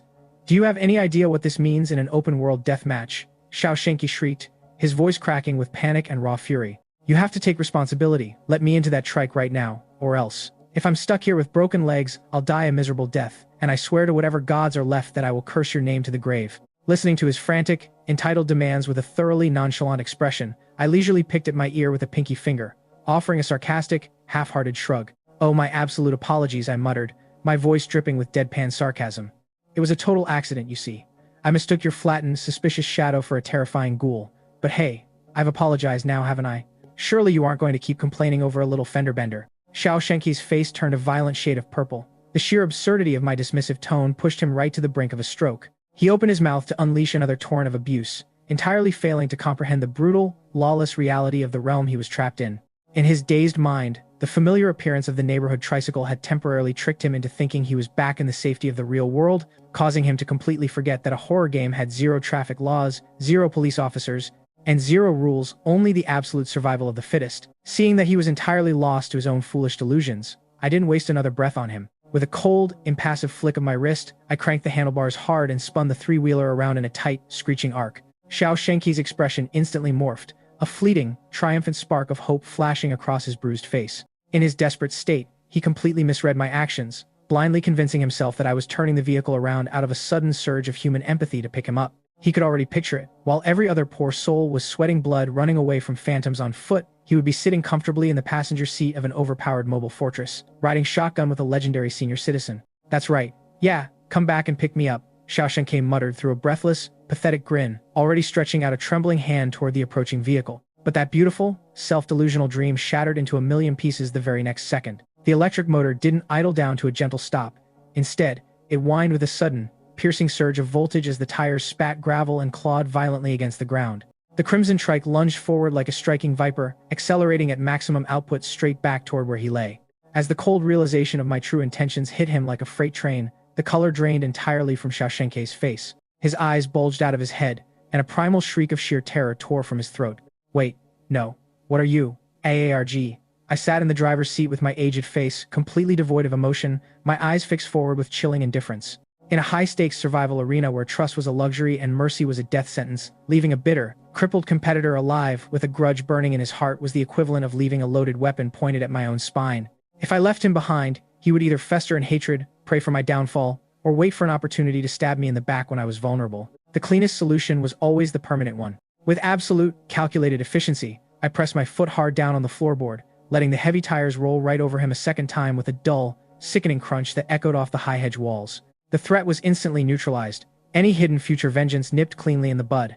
Sighing softly at the peaceful quiet that settled over the corridor, I adjusted my grip on the handlebars and cruised smoothly away, leaving behind a stark reminder to every hidden spectator across the globe that crossing paths with a polite old man on an electric trike was the absolute last thing you ever wanted to do in the realm of nightmares. While global chat rooms exploded with heated debates, ranging from amused praises of my ruthless efficiency to foreign viewers crying foul over the brutal execution of Xiao Shenqi, the dreaded system broadcast rang out across the world, confirming the death of the Pegu country participant and triggering another 5% population purge. Leaving the carnage behind as I cruised down the winding corridors, while the remaining battery life on my electric tricycle rapidly dwindled down to its final minute, maintaining a steady 45 kilometers per hour while desperately hoping to stumble upon another ghoul. Though my luck had seemingly run dry, thanks to the massive diversion caused by the previous Banshee's shriek, which had completely swept clean the surrounding sector of wandering phantoms and left the area eerily desolate. Whereas other competitors would have thanked their lucky stars for the peaceful silence, I felt a deep wave of frustration because for someone whose entire survival and growth strategy relied on farming wickedness, points from supernatural entities, a ghost-free zone was a genuine crisis. Since I needed those points to fuel my progression and keep my physical revitalization rolling, causing me to sigh and look down in irritation until my eyes locked directly onto the pale, unhinged face resting against my chest, where a sudden flash of inspiration hit me like a lightning bolt, making me realize I was hunting for ghouls while having a high-tier special-class entity literally attached to my ribcage the entire time, prompting a wicked, sinister grin to spread across my aged face as I let out a classic, deep villainous chuckle that echoed off the hedge walls while staring down at little Anne with eyes burning with absolute entrepreneurial fervor. Not looking at her like a terrifying supernatural threat, but rather like a golden fleeced sheep just waiting to be sheared, muttering, GGG. Time to harvest some sweet wickedness points while unable to hide my amusement. Back home, the domestic live stream chat room erupted into a wave of bewildered confusion and facepalms as viewers watched my expression shift and wondered why the old man was looking at a terrifying female ghost with that kind of expression, or if Grandpa was seriously so lonely that even a multi-jawed banshee was starting to look attractive to him even though she was kind of pretty if she kept her mouth shut, while others told the degenerates to get their minds out of the gutter. Ignoring the chaotic chatter of millions as I reached out with a steady hand and playfully pinched little Anne's soft, ghostly cheek to test the boundaries of our bizarre dynamic, triggering a delightful system prompt that flashed across my vision with wickedness points plus 40, and letting out a bright, triumphant laugh as I realized my supernatural aura and ghost chi integration allowed me to physically interact with her without triggering a lethal counterattack, proving it to be an absolute goldmine. With the terrifying power of Ghost Kai coursing through him, granting mere mortals the ability to physically interact with and subjugate the supernatural, my hands seized little Anne's ghostly face and gleefully began squishing and stretching her rubbery features like a piece of high-grade clay. Wickedness points plus 50. A delightful notification chimed as I thoroughly enjoyed myself, pinching, pulling, and reshaping the special class Banshee's pale visage, while she stared back with an expression of utterly bewildered, hollow confusion, completely unaccustomed to being treated like a stress toy. Across the global broadcasts, the live stream chat rooms practically went into meltdown. Grandpa is officially playing with her now. Not just playing, he's having the absolute time of his life. Holy crap, is that a terrifying high-tier ghost in his hands, or is he playing with a bouncy ball? Doesn't he fear she'll shriek? It's over. I knew Grandpa was a total degenerate LSP from the Shiroko incident, but this is a whole new level of unhinged madman behavior. Meanwhile, inside the Dragon Country High Command conference room, top-tier military leaders and intelligence analysts stared blankly at a massive projector screen displaying a detailed profile report. The file featured a crisp, smiling photo of a benevolent, warm-hearted elderly man, accompanied by glowing documentation. Qin Ming, 70 years old, no children, resident of Nanshan Nursing Home. Universally described as kind, harmonious, exceptionally well-liked by staff and fellow seniors, highly altruistic, and deeply compassionate. The senior officials knew every single word by heart, yet as they watched the live feed of the exact same man currently manhandling a terrifying female apparition like a piece of dough, their brains completely short-circuited. This was supposed to be the pinnacle of intelligence gathering, yet nothing on the screen made logical sense. Qin Ming was critical to the survival of 5% of the Dragon Country's population, nay, the entire world having outperformed every participant in history while hoarding supernatural skills, rare ghost artifacts, and an overpowered electric tricycle that could flatten ghouls. But looking at his current actions, the leadership identified what they perceived as a glaring, catastrophic weakness. The old man had an absolute fixation on female entities, refusing to spare even terrifying female ghouls from his bizarre brand of harassment. Whispers broke out around the table. Lust is a carving knife that hollows out the bones, they thought. After a brief, intense hushed debate, the higher-ups made a resolute, pragmatic decision. If Qin Ming somehow managed to survive this nightmare trial and return home, the state would immediately transform Nanshan Nursing Home into a heavily fortified zone, surrounded by elite, live round-wielding troops, completely sealing off the perimeter. More importantly, they would dispatch an endless supply of the country's finest beauties straight to his doorstep, catering to his every preference, intending to exhaust his boundless energy so thoroughly that he wouldn't have any strength left to bully female phantoms inside the horror realm. Unaware that my home nation's highest command was already plotting to deploy a tactical battalion of beauties to drain my stamina, I continued my joyous entrepreneurial venture inside the maze. Wrapping both hands around little Anne's neck, I realized her supernatural anatomy possessed the elasticity of a cartoonish rubber fruit, reminding me of some rather questionable adult novelties. Deciding to test the limits of our dynamic, I planted my feet and forcefully tried to yank the clingy specter off my chest like a stubborn root vegetable. Wickedness points plus 100. Maximum single action cap reached. Pulling with all my might while humming a cheerful tune, I turned the torment into a musical performance as I began singing out loud, realizing that public humiliation, sarcasm, and profound disrespect were absolute cheat codes for farming system points. Pulling up the radishes, hey-oh, hey-oh, pulling up the radishes, hey-oh, hey-oh, still can't pull it out.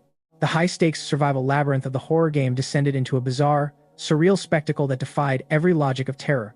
Huddled against a neatly trimmed hedge corner sat an eccentric old man, cradling a female ghost's head against his chest and rhythmically yanking upward like a deranged gardener harvesting stubborn root vegetables. The phantom's neck stretched into grotesque proportions before snapping back down, only to be pulled right up again as the old geezer cheerfully chanted old nursery rhymes. Across the globe, millions watching the broadcast felt their brains short-circuit. What the actual hell? I have every valid reason to suspect Qin Ming is a certified old lunatic with the most twisted fetishes known to humanity. Is it really reasonable for someone like this to represent us? Yeah, but Old Man Qin is an absolute beast. I swear he might actually be mentally unstable. Yeah, but Old Man Qin is an absolute beast. Are you broken or a fucking repeat button? Stop saying that. Meanwhile, deep within the winding maze, another participant named Jir Bangying was cautiously picking his way forward when a muffled, elderly voice drifted across the corridor, cheerfully singing out, pulling up the radishes, hey-oh, hey-oh, pulling up the radishes, hey-oh, hey-oh, still can't pull it out. Pausing in sheer confusion, Jir Bangying tilted his head. The voice sounded like Dragon Country speech, and the tune was unmistakably coming from the infamous Qin Ming. Why on earth was this old man singing in the middle of a lethal death maze? Borrowing logic from popular internet fiction, Jir Bangying instantly concluded that the old man must have stumbled upon a legendary treasure chest and was celebrating his windfall. Following the sound around the corner, Jir Bangying expected to see gold and glory, but what he actually witnessed drained every drop of blood from his face. There sat Qin Ming, aggressively stretching a female ghost's neck while chanting nursery rhymes. Feeling the sudden gaze of an audience, the old man slowly rotated his head, flashing a terrifying, unhinged grin straight at the newcomer. Are you here to help me pull up the radish? Fack. Jir Bangying's soul nearly evacuated his mortal vessel as he realized this was hands down the most spine-chilling, psychopathic sight he had ever laid eyes on. Flashing a stiff, hyperventilating smile, the foreign participant waved his hands frantically. Sorry, I didn't mean to disturb your agricultural activities. It looks like a lovely day for gardening, but I'll take my leave right now. Goodbye. Just as Jir Bangying whipped around to bolt, a ear-splitting, catastrophic sonic shriek shattered the air directly behind him. Little Anne had finally reached her absolute breaking point. Having been pinched, stretched, and treated like a stress toy for far too long, the screaming banshee let loose with all her might, sending a high-frequency homing beacon screaming across every sector of the labyrinth. Instantly, the dormant ghouls lurking in the shadows of the maze jolted awake, their eyes locking onto a single vector as a terrifying horde of multi-armed monstrosities and pale phantoms began sprinting furiously toward the source of the wail. Jir Bangying's face turned the color of ash as the realization hit him. Fack, a banshee? You psycho old bastard. Why on earth were you deliberately playing with a special class entity to make her scream? Jir Bangying screamed in utter panic, completely abandoning any lingering respect for the senior citizen, as he turned and ran for his life. Far from panicking, I let out a hearty, villainous laugh. If the mountain won't come to Muhammad, Muhammad must drag the mountain kicking and screaming. Since regular wandering ghouls were hiding out in a ghost-free dead zone, forcing the banshee to ring the dinner bell was the ultimate shortcut to farming a massive wave of targets. Better yet, my electric tricycle's cooldown had completely reset during my impromptu puppet show, giving me an instant escape hatch if things got too spicy. More importantly, my playful torture session had pushed my wickedness points past the 400 mark, netting me enough capital for 2 high-tier draws. but in a radical shift from my usual cautious mindset, a gambler's fever had taken hold of my bones. Standing at the edge of the abyss with a system full of gold, I decided to hold on to my chips. After all, a gambler only goes all in when facing the absolute precipice, letting the adrenaline of impending chaos dictate the next roll of the dice. Let the ghouls come. Let the whole labyrinth burn. Stop whining and screaming already, will you? I muttered with a wide grin, raising my hand and delivering a resounding, disrespectful smack straight across the banshee's pale, rubbery face. With a resounding slap, little Anne's hyperelastic face and neck warped violently toward the side, flying out like a stretched rubber band before snapping right back into place. Wickedness points plus 100. Maximum single action cap reached. Oh, you absolute shrimp-headed man. The banshee wailed in utter agony, enduring a level of humiliation no supernatural entity had ever faced. Wickedness points plus 100. Maximum single action cap reached. Jir Banging's face turned the color of charcoal. Glancing back over his shoulder in sheer disbelief, he watched in horror as Qin Ming casually pinned the shrieking ghoul down with one hand while rhythmically slapping her across the face with the other. He's completely out of his mind. The man is completely, irrevocably insane. Desperate to escape, Jir Banging bolted down the corridor, only to skid to an abrupt halt and stumble backward. Ahead of him, blocking the path's dead end, a throng of grotesque, multi-armed ghouls was already converging from every direction. The pincer trap had closed. The banshee's homing shriek had done its job too well, sealing off all exit routes. Stranded and terrified, Jir Banging felt a wave of hopeless despair wash over him, regretting every life choice that had led him to cross paths with this unhinged old lunatic. Meanwhile, back at the epicenter of the madness, I decided to test the physical limits of my captive plaything. Planting my boot firmly on little Anne's head, I grabbed her shoulders and violently yanked upward, stretching her spectral neck to impossible, rubber-like lengths while keeping her pinned to the floor. Wickedness points plus 50. Wickedness points plus 100. Maximum single action cap reached. The continuous, high-frequency wail battered the air, but the system prompts kept showering down like gold coins. I couldn't help grinning from ear to ear, my face practically split in half by a gleeful smile. Across the world, millions of Dragon Country citizens watching the broadcast felt a collective chill run down their spines. Why isn't Grandpa running away yet? Why is he still torturing the banshee? I get it now. Ancient eunuchs who lost their physical faculties would mentally torture women to achieve psychological climax. Grandpa doesn't have the capability anymore, so he's using this twisted method to satisfy himself. That is deeply, profoundly disturbed. I'm never walking home alone at night again if this is what old men do on benches. Will you guys focus?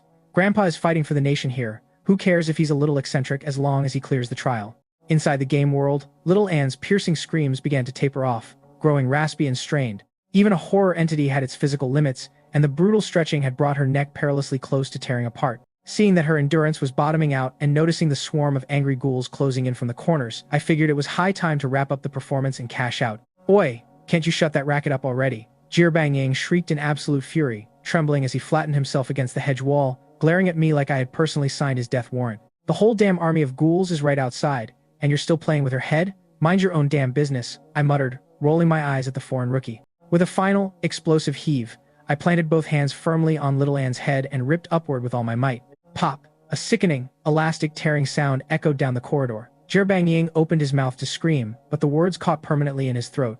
Staring wide-eyed in absolute disbelief, he watched as the impossible happened. The terrifying special-class ghoul had just been cleanly decapitated by brute force. For the first time in human history, a participant had actively executed and destroyed a high-tier horror entity with their bare hands. Realizing that Qin Ming possessed a level of strength, ghost-chi integration, and raw lethality that completely shattered the known laws of the deathmatch, Jir Banging swallowed hard, instantly silencing any complaints and pressing himself flat against the brickwork. With the banshee dead, the homing beacon finally cut out, stopping the endless influx of ghouls and granting everyone a fighting chance at survival. Across the globe, the system broadcast chimed with earth-shattering weight, announcing to billions that the impossible had just been achieved. Global chat rooms exploded with euphoric disbelief. The revelation that a high-tier horror entity could actually be physically slain proved that the phantoms were not invincible gods, completely rewriting the foundational understanding of the deathmatch and instantly elevating me to legendary status as the pioneer of human resistance. While cynical foreign commentators desperately tried to downplay the feat by arguing that the banshee was a passive, non-combatant entity that any player with a ghost weapon could theoretically dismantle, millions of viewers rebuffed them with the universal truth that luck, execution, and audacity were the ultimate metrics of survival. Ignoring the global fervor, I casually tossed little Anne's severed head to the side. The sudden movement startled Jir Banging, who was still cowering near the hedge wall. The dead, glassy eyes of the decapitated phantasm rolled upward to glare directly at him with lingering malice, prompting the foreign veteran to let out a panicked yelp and demand that I remove the cursed object from his personal space. Before Jir Banging could fully recover his composure, The surrounding corridor began to swarm with displaced ghouls that had lost their homing target. Among them, a grotesque, multi-limbed ghoul came skittering down the alleyway on all fours, crawling with terrifying, unnatural speed directly toward us. Seeing an opportunity for a quick test, I scooped up little Anne's severed head from the ground and casually hurled it like a bowling ball, landing a direct, resounding bonk right against the charging ghoul's skull. Wickedness points plus 50. The ghoul stumbled mid-crawl, a cascade of glowing wickedness points popping up over its head as it shrieked in absolute fury and accelerated its charge. "Time for a ride, old-timer," I muttered with a grin. With a shimmering flash of light, my crimson electric tricycle materialized out of thin air, prompting Jirbanging's jaw to drop so low it nearly dislocated. Before the foreign rookie could even begin to process why a glorified neighborhood grocery getter was cruising through a nightmare labyrinth, I slammed my foot on the accelerator. The red trike surged forward with brutal torque, slamming head-on into the crawling ghoul with such catastrophic kinetic force that the supernatural entity spun wildly through the air like a high-speed ceiling fan, disappearing into the distance. Wickedness points plus 50. Wickedness points plus 50. A rapid string of wicked notifications flashed across my vision, resembling the classic cartoon trajectory of a defeated villain blasting into the horizon. Jirbanging let out a terrified hiccup, realizing with sudden, crushing clarity that whatever high-tier skill he possessed in his own arsenal was absolute trash compared to the sheer absurdity of this old man driving a three-wheeler. Unfortunately for the foreign rookie, he had zero time to dwell on my vehicular dominance, because three hungry ghouls converging from opposite directions had suddenly locked onto his position. Trapped in a tightening pincer with no clear exit route, Jirbanging realized he had no choice but to activate his classified ability, the kind of secret trump card kept tightly under wraps by Western nations to maintain geopolitical dominance.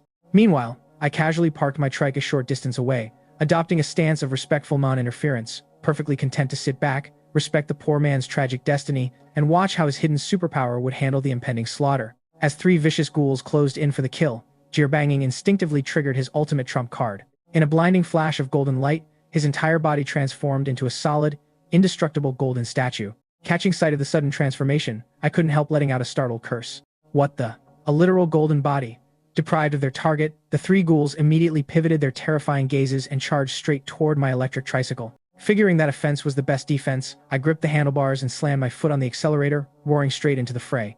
To Jirbanging's utter astonishment as he stood frozen in his invulnerable state, my red tricycle slammed into the leading ghoul with bone-crushing force, launching it 6 meters through the air straight toward his golden boots. Meanwhile, the other two ghouls were swept beneath my tires, where I subjected them to a relentless, high-speed grinding session that sent a cascading wave of wickedness points flooding into my system. Wickedness points plus 50. Wickedness points plus 50.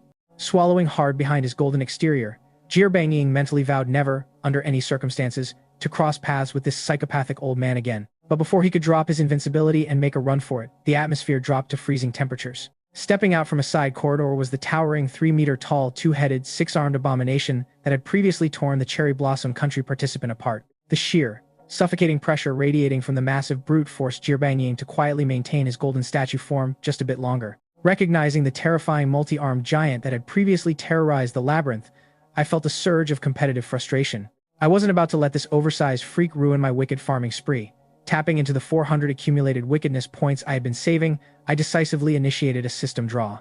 Ding! Congratulations on obtaining grandfather's reading glasses. Description: when worn, you can peer through the superficial veil and clearly inspect the exact stats and attributes of both humans and ghouls.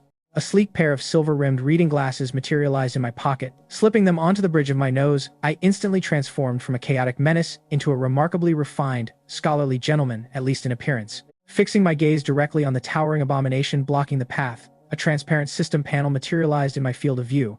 Target: Brute Ghoul. Level: Evil Spirit. Current player stage: Residual Thought, Strength, 30, Speed, 10, Ghost Chi, 51. Traits: Massive physique, 6 arms, extremely high physical strength, incredibly durable, difficult to kill, brainless, highly volatile and aggressive. A cold sweat nearly broke out beneath my collar, while my electric trike packed a punch. The level disparity between my current residual thought tier and a fully fledged evil spirit with 30 points of raw strength was astronomical. Trying to lecture or physically brawl with this absolute behemoth would be a one-way ticket to the afterlife. Shifting my gaze away from the monster, I curiously swept my newly acquired reading glasses across the golden statue standing nearby to check out Jirbanging's hidden character sheet. Target: Jirbanging. Strength: 16, Speed: 14, Ghost Chi: 1, Skill: Invincible Golden Body, Active Ability. Grants complete invulnerability and aggro reset for a duration of 5 minutes.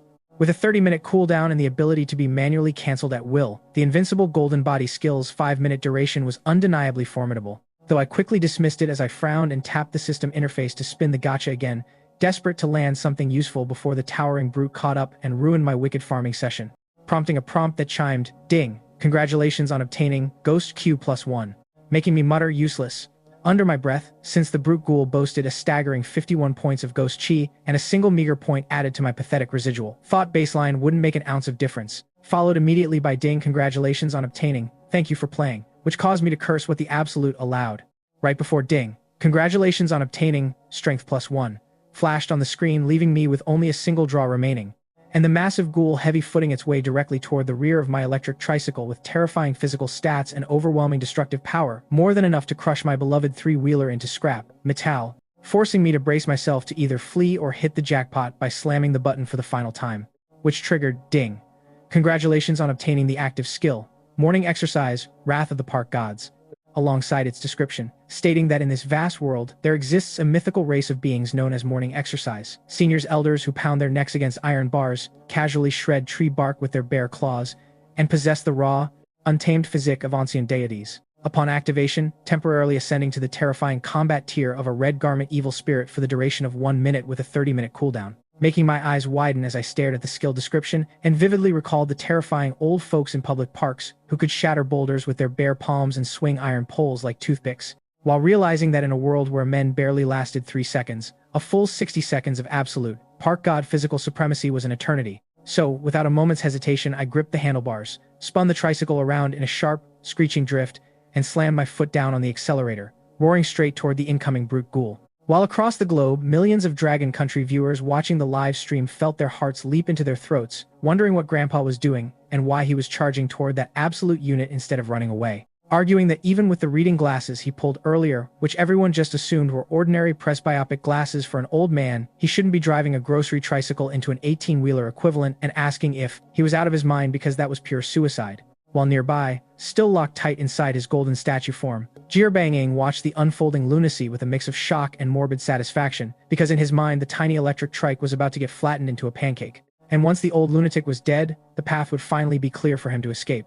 As Jirbanging anticipated, my direct charge into the brute ghoul seemed nothing short of suicidal, the towering abomination, easily intercepting my electric tricycle and catching it in its massive grip to stop it dead in its tracks, with a deafening screech of metal as the front hood crumpled inward violently and the sudden deceleration threatened to launch me straight through the windshield.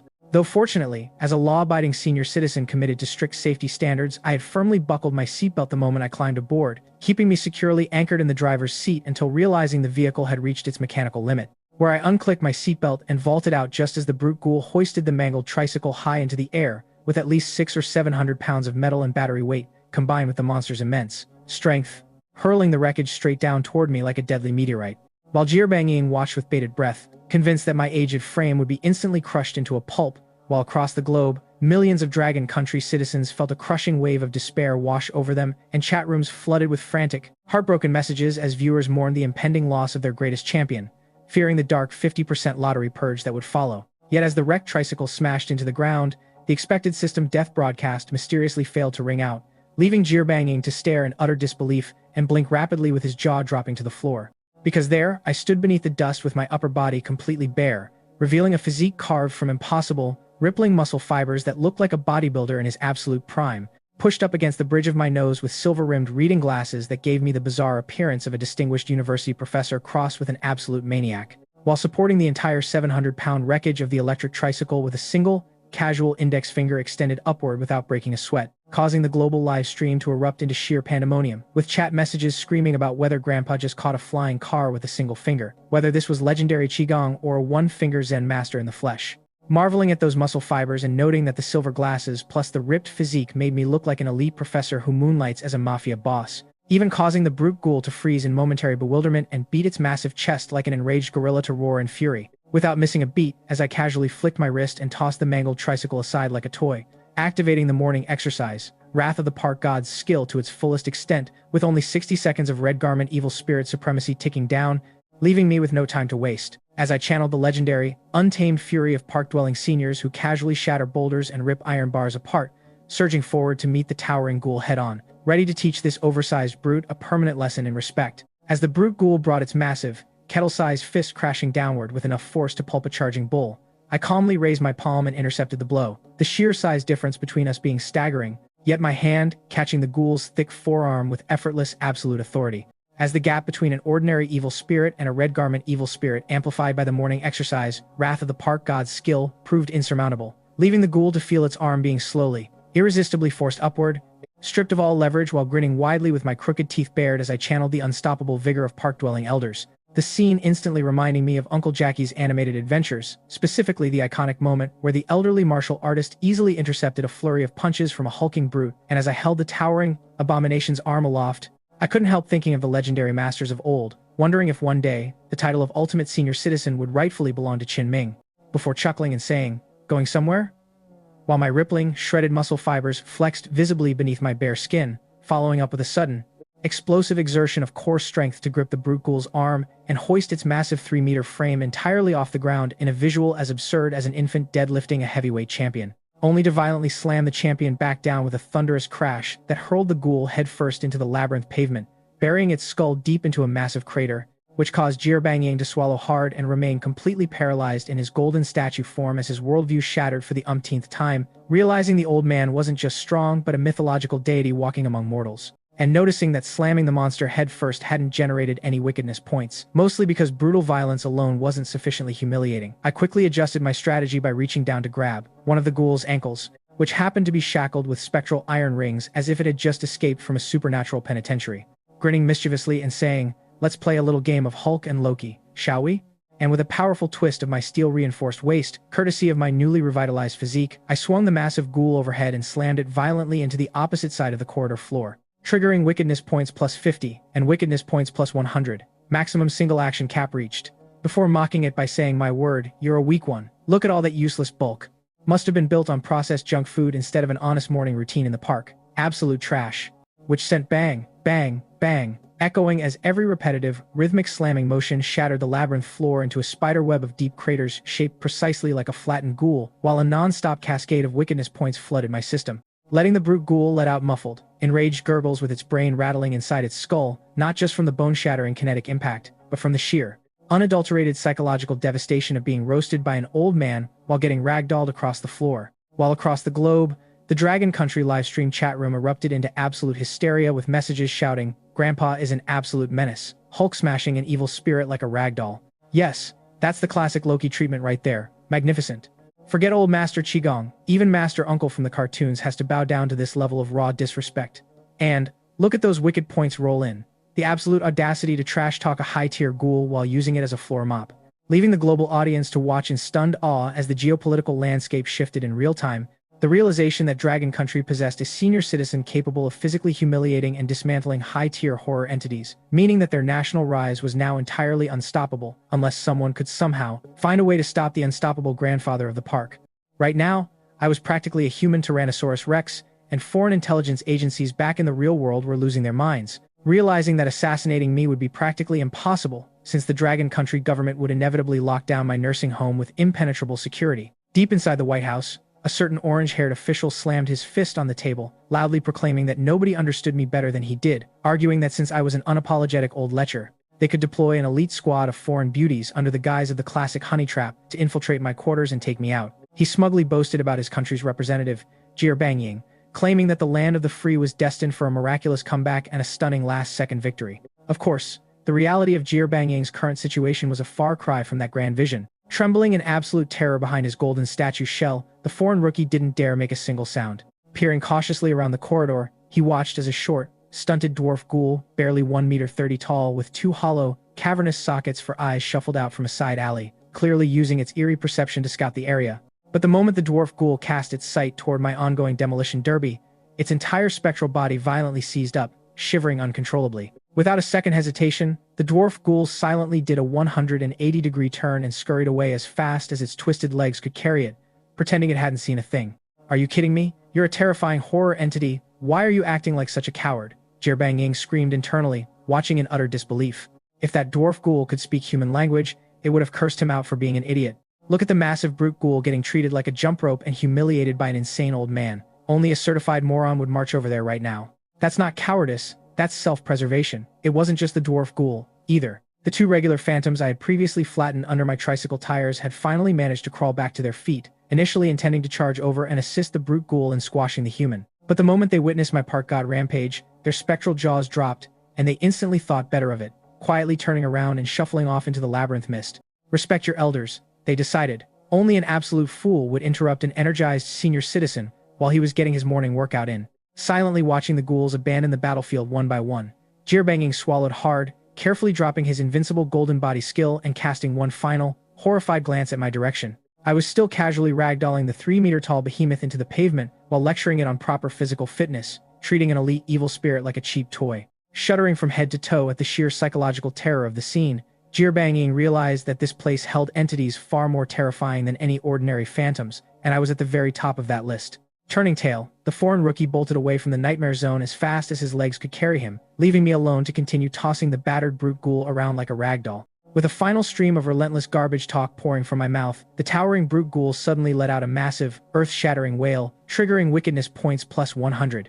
Maximum single action cap reached, which made me blink in pure astonishment and stare down at the giant whose two massive arms were lifted up to cover its face, while the other two flailed awkwardly with elbows wobbling back and forth like a toddler desperately, wiping away tears, making me think holy crap, it actually cried, as my weathered old face contorted in sheer amusement, because with just over a dozen seconds remaining on my morning exercise skill timer, I had literally beaten this terrifying evil spirit into a sobbing mess, tossing the giant onto the ground so it sprawled flat on its back, howling at the top of its lungs while its thick, pillar-like legs kicked and stomped against the dirt like a throwing a tantrum child, with wickedness points keeping popping up over its head like a slot machine hitting a jackpot, while I stood off to the side watching the spectacle and realizing that because the brute ghoul inherently possessed the low intelligence of a violently spoiled, malicious brat, my gentle verbal persuasion hadn't worked initially, but a brutal beatdown had managed to get through its thick skull, so firmly believing that a good physical lesson was the ultimate form of education. I walked over and gave its giant flank a light kick, triggering another wickedness points plus 100.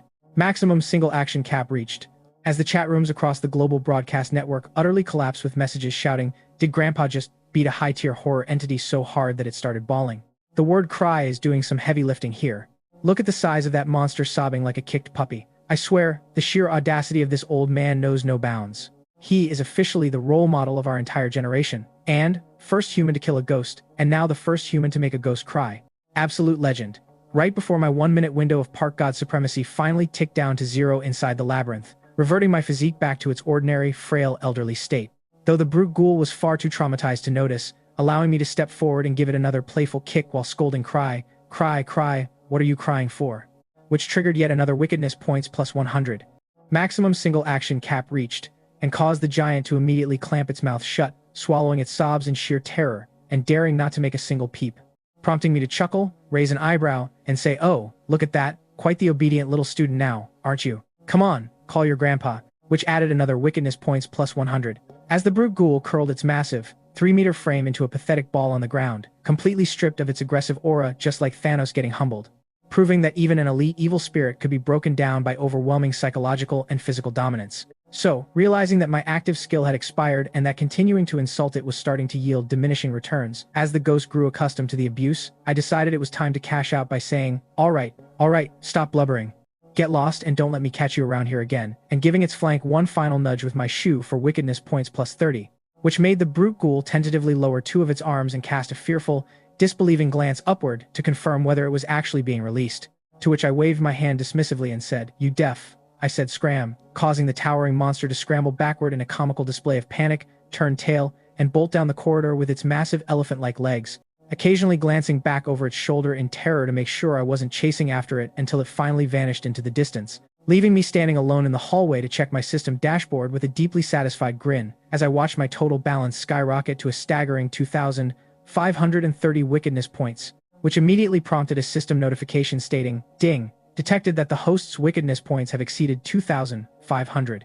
You are now eligible to upgrade the system," along with the description explaining that upgrading would unlock brand new features, expanded gacha prize pools, and enhanced senior capabilities, while advising the host to proceed with the upgrade to achieve an even more formidable state of elderly power, making me blink at the sudden notification and tilt my head while wondering if the system actually had an upgrade feature and recalling how usually when my old smartphone updates it just lags into oblivion, leaving me to wonder what kind of chaos a system upgrade was going to unleash on an old man like me. Hesitating for a moment, Qin Ming weighed whether it was truly worth sinking 2,500 hard-earned wickedness points into an unknown system upgrade, feeling like a tight-fisted elder, parting with his life savings. With a sharp grit of his teeth, he finally tapped the confirmation button, watching the entire balance instantly vanish while clutching his chest with a dramatic grimace, as if suffering a sudden heart attack, muttering that he finally understood why the older generation was always so frugal after scraping together those points piece by piece, only to blow them all at once on a gamble that better pay off, or else his blood pressure would genuinely finish him off. Though a crisp system chime echoing in his head soon let him release a heavy sigh of relief, knowing it at least worked even though he immediately froze when no further prompts appeared, clutching his chest again in mock agony, as he internally yelled at the system for ghosting him, until a new notification announced that the upgrade had expanded the prize pool by introducing new items such as elderly templates and ability unlock cards, while noting that the wicked point cost per gacha draw had increased to 300 points, making him mutter, "Ha. Alright, at least it's talking," while scratching his head and realizing that an increased cost meant the rewards had better scale accordingly. Silently praying, the system wasn't like a crooked merchant lowering the odds while keeping junk filler in the pool, which was when the system tossed him a bone by granting one complimentary draw for upgrading the gacha system, causing Qin Ming to smile and say, "Well, now that's service," while figuring the newly added elderly templates must be the crown jewel of the refreshed prize pool, and pulling the lever with a silent prayer that resulted in the prompt announcing his acquisition of the uncle template, which back in the real world caused millions of Dragon Country citizens watching the broadcast to grow deeply unsettled by my erratic behavior and wonder if the old man was having a heart attack or crying over lost money. While inside the high command conference room, military analysts and a bald, white-coated doctor stared closely at the screen, with the doctor professionally diagnosing that Grandpa looked less like he was having a cardiac arrest and more like an old gambler who had just lost big at the mahjong table, which finally let the senior officials let out a collective sigh of relief. While inside the maze, Qin Ming mentally whispered, "Open template, uncle," and watched a translucent interface materialize in his mind, displaying an old man with graying hair and small spectacles under the label of level 1 elderly template uncle,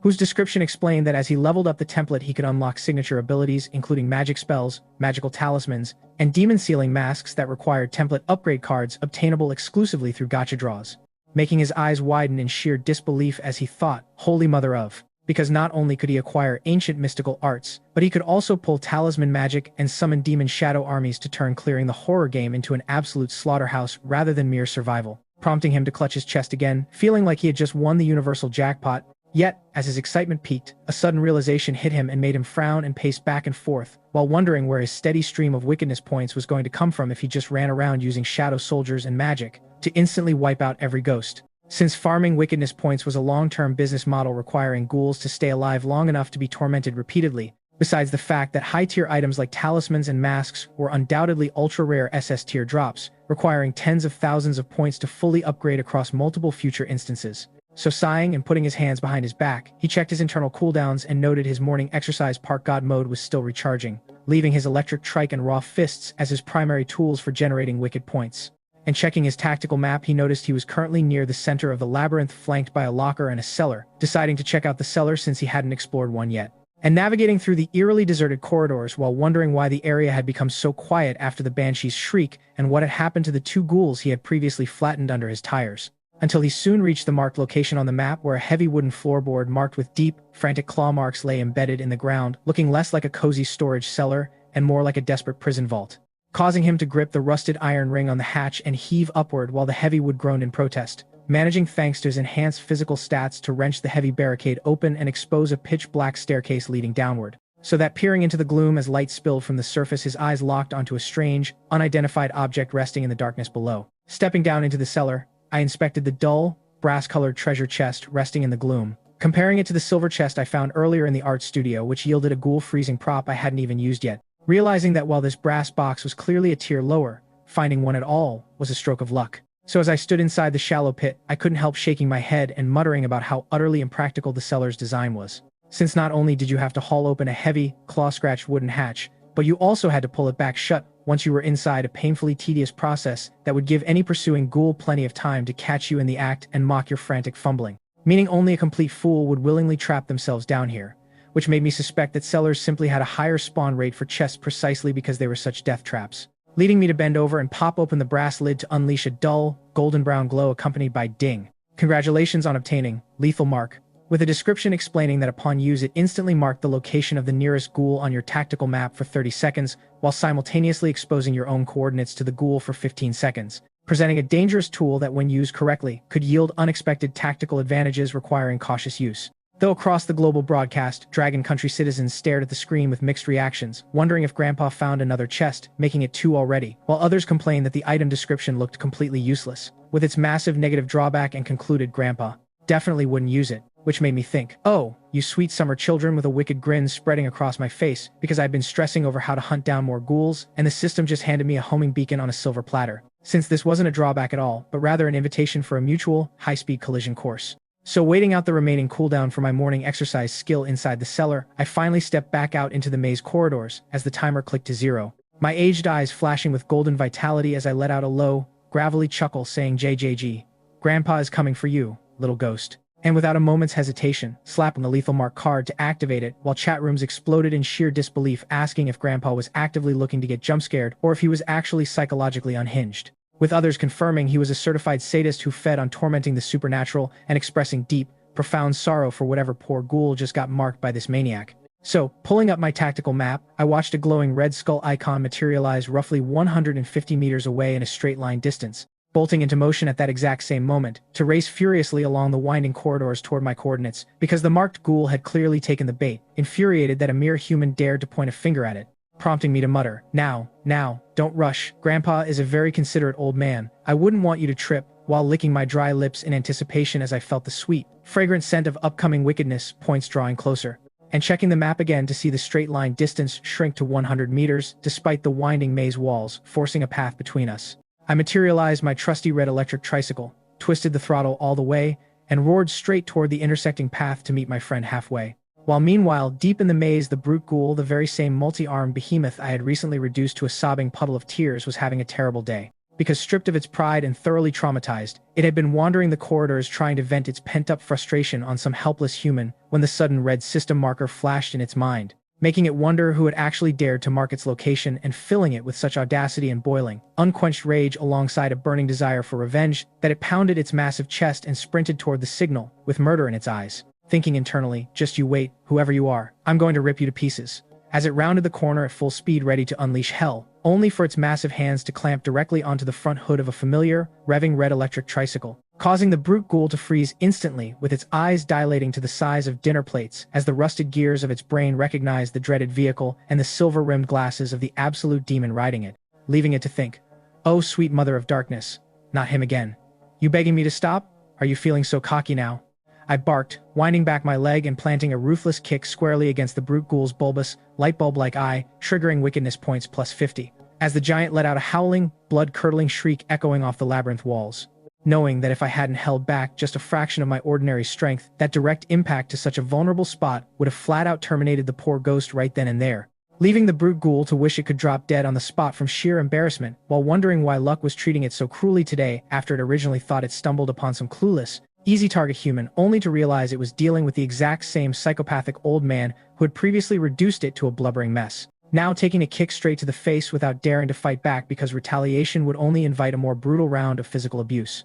So deciding it was utterly defeated, it gave up entirely by gingerly reaching out to pick up my crumpled red electric tricycle, setting it gently on the ground and collapsing flat on its back to curl its massive, 3-meter frame into a pathetic, pillbug-like ball, whose entire posture screamed absolute submission like, do whatever you want with me.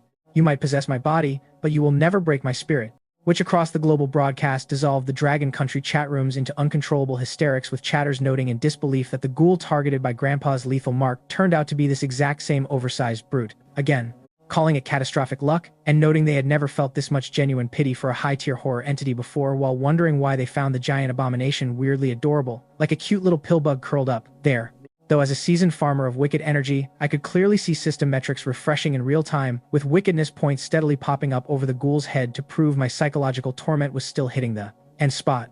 So refusing to show mercy, since otherwise, the one getting humiliated and torn in half would be me, just like that unfortunate Cherry Blossom Country participant from earlier. I wound up and delivered another heavy kick to the giant's side to launch its massive frame skidding across the dirt until it slammed hard against the labyrinth's thick, resilient shrubbery walls, where surprisingly, the emerald hedges didn't lose a single leaf despite absorbing the kinetic impact of a multi-ton monster, clearly showing the game developers designed maze boundaries to withstand raw physical force. So demanding cry, come on, start screaming, weren't you roaring just a second ago, and punctuating every word with another swift kick.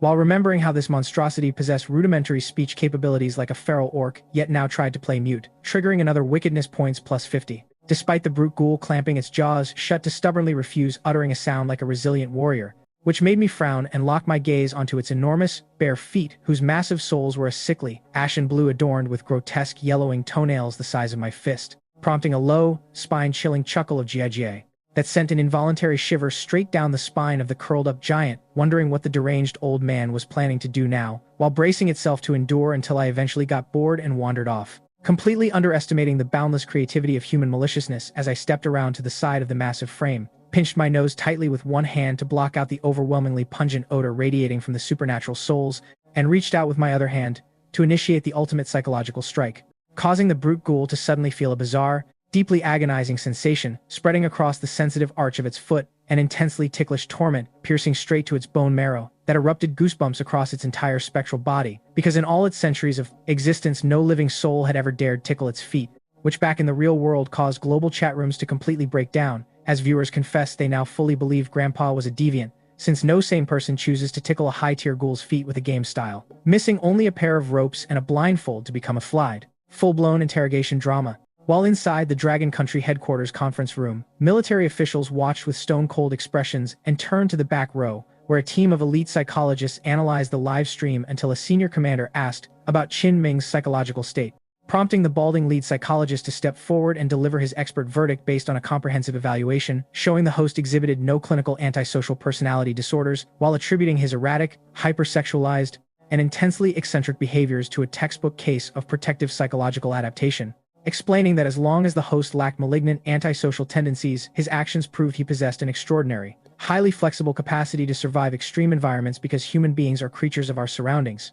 Meaning that when placed inside a terrifying deathmatch world, teeming with hostile ghouls, the human psyche naturally warps itself to match the horror in order to conquer it, proving that Grandpa was uniquely suited to outlast anyone else, while his eccentric habits should be accommodated completely as a massive victory for our nation, which made the commanders break into wide smiles as they realized that in the tranquil setting of a regular nursing home, Qin Ming had naturally maintained a warm, benevolent persona, but when tossed headfirst into a nightmare dimension, he simply mirrored the madness right back at the world. While down in the labyrinth, the brute ghoul was rapidly losing its remaining shreds of sanity as the relentless tickling pushed its nervous system past the absolute breaking point, triggering wickedness points plus 10 and wickedness points plus 10, which at first left me slightly underwhelmed, wondering how long it would take to farm a decent sum until I realized the true potential of this method.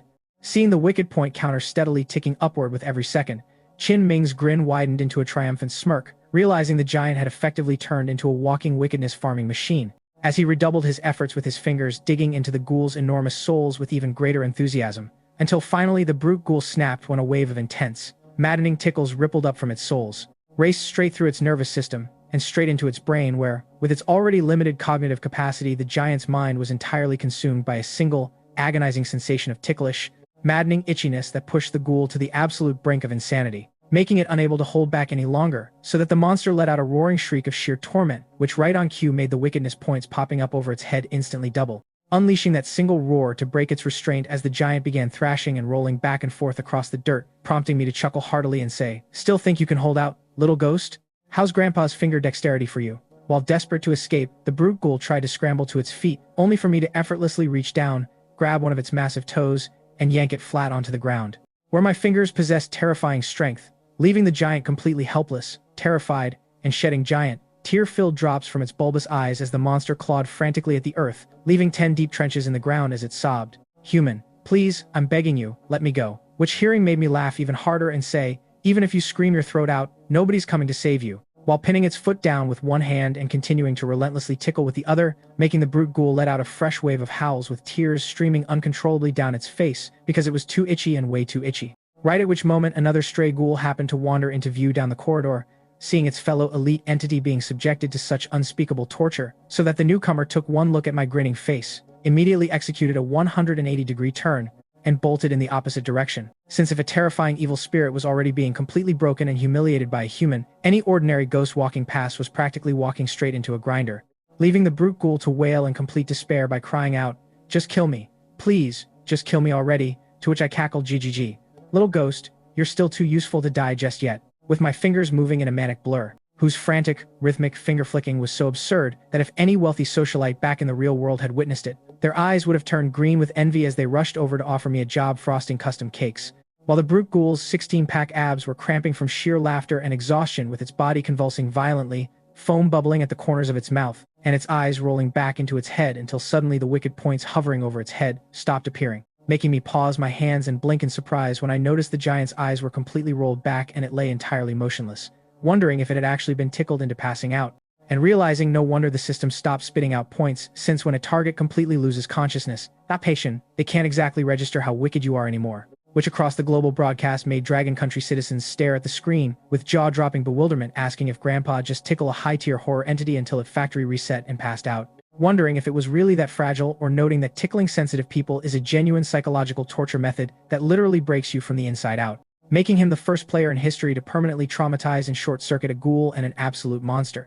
While my morning exercise skill timer finally expired and the red electric tricycle vanished into thin air, allowing me to casually plop down right next to the unconscious giant without worrying about a surprise counterattack. Because after being put through the ringer, this poor brute ghoul was practically guaranteed to wake up with severe, long-lasting psychological trauma.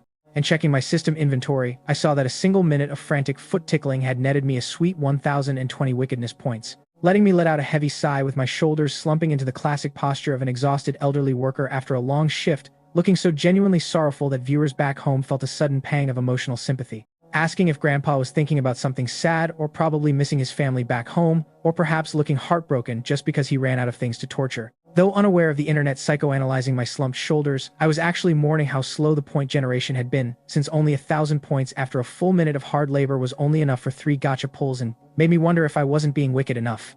So glancing down at the still twitching giant, I irritably gave its side a swift kick that landed like it hit solid steel, sending me stumbling backward 2 steps before I lost my balance and sat flat on my rear, making my face flush with frustration as I nearly cursed out loud while keeping in mind that I kept forgetting I'm just an ordinary old man again without my park god buffs. So shaking my head, I decided to let the gacha soothe my bruised, aged ego by saying give me a pull, which triggered ding.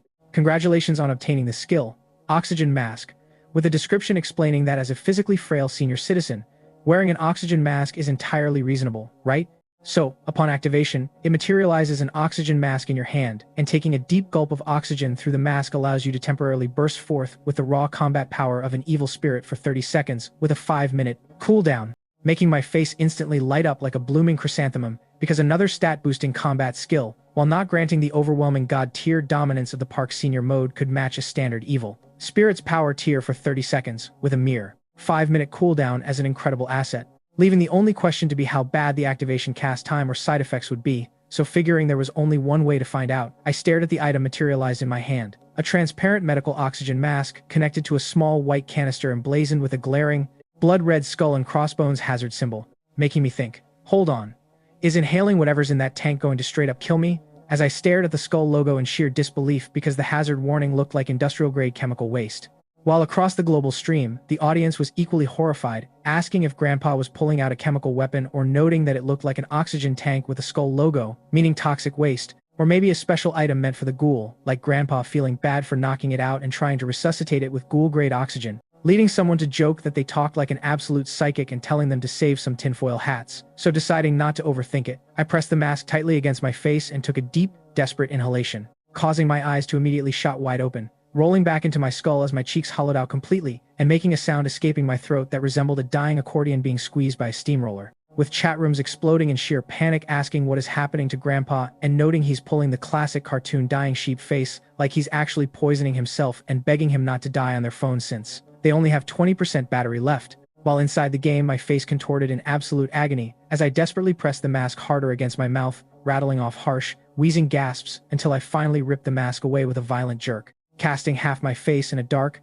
shadowy silhouette from the bridge of my nose down and radiating unadulterated, chaotic energy, so that a sudden surge of potent, explosive energy flooded my veins, which, while not quite as apocalyptic as the Park God mode, felt like pumping pure chemical adrenaline straight into my bloodstream, causing my neck to snap stiffly toward the unconscious brute ghoul, lying on the ground with movements jerky and robotic like a malfunctioning automaton, taking a slow, heavy step forward to materialize right above the giant, and clenching my fists together into a massive hammer strike to drive them down with malicious intent directly into the ghoul's kidneys, triggering a thump whose acute, agonizing shock instantly snapped the brute ghoul out of its unconscious daze, arching its spine sharply into the air like a drawn bow with its eyes bulging out of its head before it slammed flat back onto the dirt, where slowly the giant turned its head to look up at me, expecting it to either scramble away in terror or curl back into a defensive ball, so I braced for its reaction only to watch the giant's tongue loll lazily out of the side of its mouth, perform a smooth, uncanny leap with a full kip-up, scramble frantically across the floor on all fours like an enthusiastic golden retriever,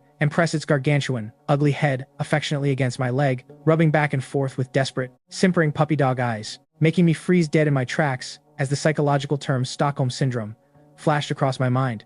Because the sheer magnitude of my brutal psychological and physical abuse had somehow broken the monster's spirit so completely that it had developed a severe case of Stockholm Syndrome. Seeing the brute ghoul literally turn its unslapped cheek back toward my hand to silently beg for another, I finally understood why it wasn't generating any more wickedness points. In its broken, psychological state, the giant genuinely didn't perceive my actions as wicked anymore, which across the global broadcast made the live stream chat rooms utterly explode into a frenzy of shock and amusement with messages shouting, "Holy crap, the first successfully domesticated horror entity in history has officially been born." That is textbook Stockholm Syndrome right there. Threatened with death, isolated from the outside world, subjected to severe abuse, all four psychological trigger conditions met in one go.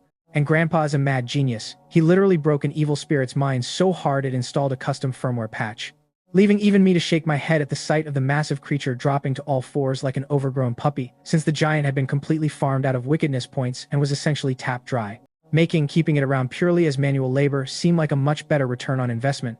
So telling it, "Whoa there, stay still," while patting its thick flank, the brute ghoul's massive double-headed skull bobbed up and down eagerly in instant obedience, prompting me to chuckle and say "good dog," which made a horrifying, distorted smile of pure joy instantly stretch across the monster's face. So that swinging my leg over its broad back, I settled into position, finding that aside from being a bit bumpy against its rigid spinal ridges, it functioned surprisingly well as a makeshift living mount. Though feeling that something was still missing, I looked down at the giant's half-naked frame, ripped a long strip of fabric from its tattered loincloth to fashion into a crude set of reins, and looped it around one of its thick necks. Meaning that with my oxygen mask skill timer having already expired, I was back in my ordinary elderly state, though looking at the reflection in the stream, I didn't look like a normal grandpa at all. Because sitting atop a massive, double-headed, multi-armed demonic beast while wearing my signature silver-rimmed glasses, I looked less like a human participant, and more like an absolute dark fantasy warlord riding into battle. Which left the global live stream audience in absolute stitches, asking, what kind of magical realm are we watching? Is this a World of Warcraft raid boss mount? Other countries are struggling for their lives, and Grandpa's out here playing Elden Ring. And look at the glasses still sitting perfectly straight on his face. Not even a demonic vibration can shake them off. So reaching up to adjust my reading glasses, pulling back on the makeshift reins, pointing forward with a commanding gesture, and barking, "Good dog, forward." The brute ghoul twisted its heavy body and began shuffling awkwardly towards the next labyrinth corridor, having never operated as a four-legged mount before, so its movement was painfully slow at first, giving me plenty of free time to dive back into the system's gacha interface, where with over 700 wickedness points remaining I still had enough for 2 more pulls, prompting the system to flash, "Ding, congratulations on obtaining, spin again," which made me mutter, "Spin your face," under my breath, though I breathed a slight sigh of relief that it wasn't a total dud. Because at 300 points per pull, which took a grueling minute of intense foot-tickling to farm, landing a wasted "thank you for playing" would have genuinely broken my heart. So screaming "pull again" triggered another notification stating, "Ding, congratulations on obtaining the passive skill, what are you looking at?" Whose description explained it was a passive rule class skill, preventing remote psychic surveillance and targeting, so that any entity attempting to remotely scry, spy on, or place a systemic tracking marker on the host would automatically trigger a lethal backlash, instantly hunting down the perpetrator, regardless of distance or power tier, making me mutter, "Oh, now that is spicy," as my eyes lit up realizing a permanent, passive anti-surveillance counterattack skill with 0 restrictions meant that no matter how powerful a hidden ghoul or enemy player was, trying to spy on an old man would get them instantly deleted, since rule-class skills were undeniably overpowered. So feeling emboldened, I burned my remaining points for one final roll, fully prepared to take whatever came next, only for the system to drop, "Ding, congratulations on obtaining, thank you for playing," making me curse, "What in the absolute six, uncle?" while my face twisted into a grimace as I slapped the giant mount's head in frustration. Because the system was an absolute highway robber, casually pocketing 300 hard-earned wicked points straight into the void for a blank roll. Though telling myself to calm down as I looked down at the sluggish monster beneath me and realized crawling on all fours was far too slow, I shouted, "Stop crawling, get on your hind legs and carry me on your shoulders," patting its massive skull so I could scramble upward and settle squarely between its 2 bulky necks, resting my hands right over its twin heads. So that seated atop the demonic throne like a dark king, the giant finally stood up on 2 legs, its movement speed jumping dramatically to match its proper stats, which vastly improved our mobility and skyrocketed our chances of running into either ghouls or rival participants. Leading me to pull up my tactical map, point toward a nearby marker, and say head in that direction. There's a cellar over there. Because based on my previous discoveries, cellars weren't just dangerous hiding spots, they were prime real estate for high-tier treasure chests, and no normal man dead or alive could ever resist the absolute dopamine rush of opening a loot box. While meanwhile, miles away in a different corner of the labyrinth, a foreign participant named Saddam was riding an unprecedented wave of sheer arrogance. Having managed to acquire a rare ghoul contract item in his very first trial, a feat very few players could claim, making him feel utterly invincible, especially after opening a golden chest in a cellar that rewarded him with an elite active skill called evil spirit possession. Because to Saddam, the ability to temporarily borrow the raw combat power of an evil spirit made him virtually unstoppable in this maze, leading him to think with a smug grin as he navigated the winding stone corridors. Qin Ming. Oh Qin Ming, you might be an old man who got lucky with a ghost contract, but I'm in my prime, and I've got golden tier gear. Let's see who's really running this game. Most human hatred stems from deep-seated jealousy, and Saddam was no exception, feeling that being able to use a one-time elite item found in a treasure chest to eliminate someone he intensely envied was a thoroughly worthwhile investment.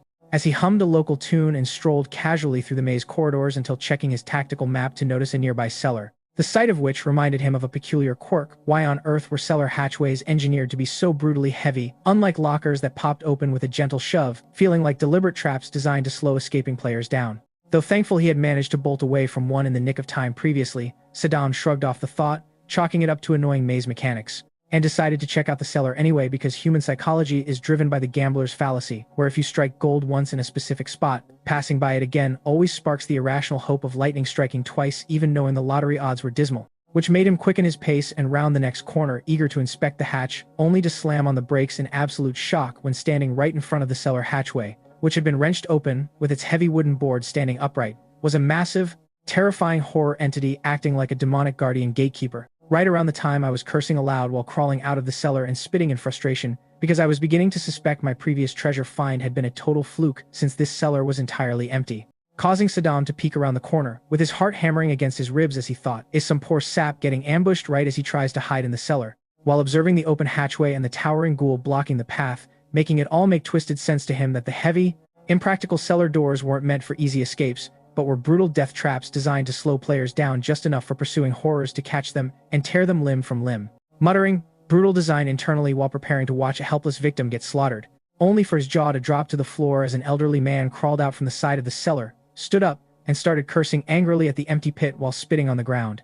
Making him think, has this old codger lost his mind? Doesn't he see the towering evil spirit standing right in front of him? And washing a wave of ecstatic schadenfreude over Saddam, because the senile old fool was clearly half blind and hadn't even noticed the monster looming over him. Which meant Saddam wouldn't even have to waste his own rare items to eliminate the object of his fierce jealousy, causing him to grin ear to ear and lean out further from his hiding spot, while eagerly waiting to watch Qin Ming get ripped to pieces so he could reclaim his rightful crown as the player with the highest supernatural standing in the world. So right on cue, as the brute ghoul lowered its massive head, reached out with its thick, muscular arms, and snatched the cursing old man right up, Saddam cheered internally, saying yes, tear him apart, while the giant gripped my waist enough raw kinetic power to crush an ordinary person's spine into dust and hoisted me straight up, planting me squarely between its two bulky, twin-headed necks, making Saddam blink as his triumphant grin froze into a look of sheer bewilderment while he thought, wait, why didn't it kill him? What is it doing, placing him between its shoulders like a prize rider? But before Saddam could process the absurdity of the scene, my head snapped sharply around in his direction because thanks to my newly acquired passive skill. What are you looking at? The moment Saddam cast his prying, envious gaze upon me, the rule class warning system had instantly triggered, pointing my tactical instincts straight toward his hidden position, prompting me to mutter, "Oh, a foreign participant playing peekaboo?" while narrowing my eyes behind my silver-rimmed glasses and tapping my mount's neck to say, "Good dog, turn around.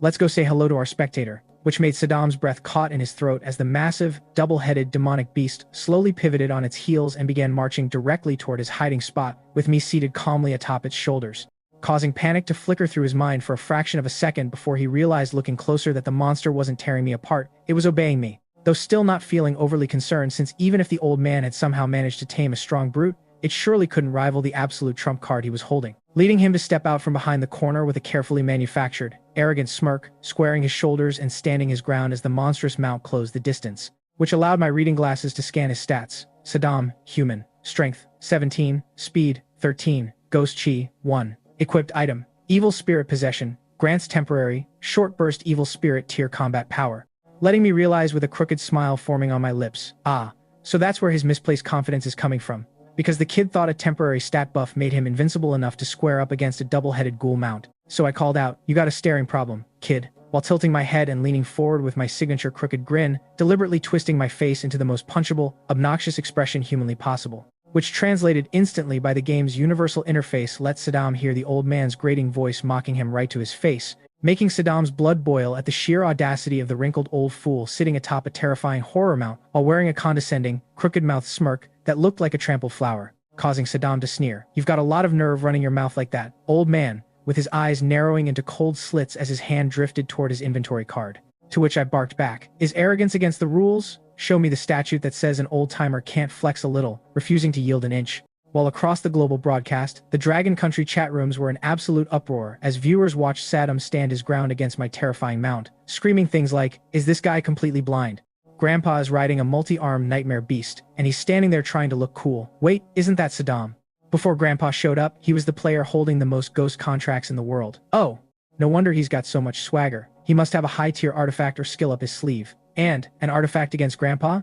Cute. Has this guy forgotten how Grandpa tickled a high-tier ghoul into a coma? Saddam is walking straight into a meat grinder.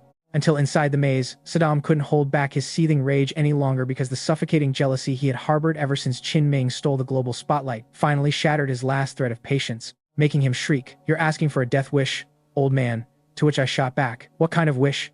A wish for you to shut your trap?" While casually hawking a glob of phlegm and spitting it onto the dirt near his feet, finally making Saddam snap as he screamed, "That does it, I'm going to rip you to pieces," and slammed his hand down onto his rare inventory card, causing a dense, suffocating cloud of pitch-black spectral chi to erupt violently from Saddam's body and envelop him in a swirling vortex of dark energy under the horrified gaze of millions of viewers worldwide, whose physical frame expanded at an exponential, terrifying rate, growing taller, bulkier, and more monstrous by the second, shooting past the 2-meter mark, the 3-meter mark, and continuing to swell until he stood shoulder to shoulder with the towering brute ghoul beneath me, making me blurt out, "Holy mother of." The kid's got a gigantification cheat code, with my eyes widening in pure astonishment as I stared up at the towering giant standing right across from me.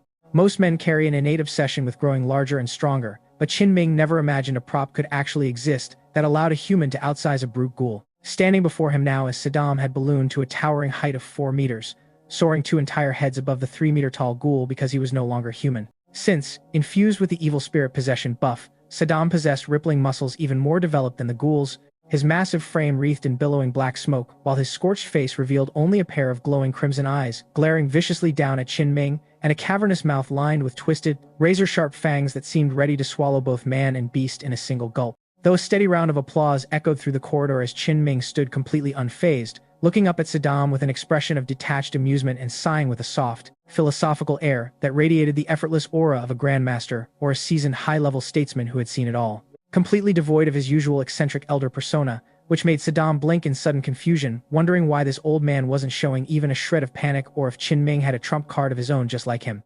Though doubts flared in his mind before he realized there was no turning back now, since his elite buff only lasted 3 minutes and once expired, he would revert to an ordinary human and lose all ability to contend with Qin Ming, ghoul, meaning he had to finish this fight right now by roaring, "Old man, time to die," and raising his colossal fist, which, true to his immortal form, Qin Ming watched calmly until the moment Saddam swung his punch downward, so that with sudden agility, Qin Ming leaped backward off the ghoul's shoulders, executing a flashy, acrobatic backflip 5 meters into the air, spinning a full 1,080 degrees before crashing straight down onto his knees on the hard stone floor, making the brute ghoul turn its twin heads around and blink in utter confusion, while Qin Ming winced, his face twitching in agony as a silent curse echoed in his mind. F, that hurt. I completely forgot, I'm just an ordinary old man with slightly better physical stats right now, and wheezing through gritted teeth, "Help me up," which prompted the brute ghoul to hurriedly reach out with 2 massive fingers, pinching Qin Ming gently by the top of his head like a toy in a claw machine to hoist him back to his feet, allowing Saddam to shout, "Prepare to meet your maker," and rush toward the ghoul without bothering to try and bypass the mount to target Qin Ming directly, because the maze corridors were simply too narrow, and the massive ghoul blocked his path completely. Meaning to kill the old man, he first had to crush this oversized abomination, prompting Qin Ming to dust himself off and command, "Get him, good dog," making the brute ghoul spin around to face the charge just as Saddam hurled his giant fist downward with the apocalyptic force of a falling meteor that, despite the ghoul standing 3 meters tall, looked utterly dwarfed by Saddam's 4-meter frame. Yet all 6 of the ghoul's arms shot upward in unison to form a defensive barrier so that the colossal fist slammed into the 6-armed shield with a sickening thud of tearing flesh and bone, making the ghoul's arms tremble violently under the pressure, though Saddam's single-handed strike remained firmly locked in place, grinning hideously as that initial collision proved the ghoul's raw power was inferior to his own. A discrepancy Qin Ming noted too, proving that even among evil spirits, tiers of strength varied wildly, though feeling no immediate need to intervene as long as the mount survived long enough to serve as a reliable long-term skill and transport worth keeping around, especially since its total obedience meant it could still act as a mobile shield during his skill cooldowns, leading Saddam to snarl with his voice warped into a hellish rasp. "You managed to block that hand, but what about this one?" And bring his second fist whistling down from the side to smash directly into one of the ghoul's twin heads with a heavy thud.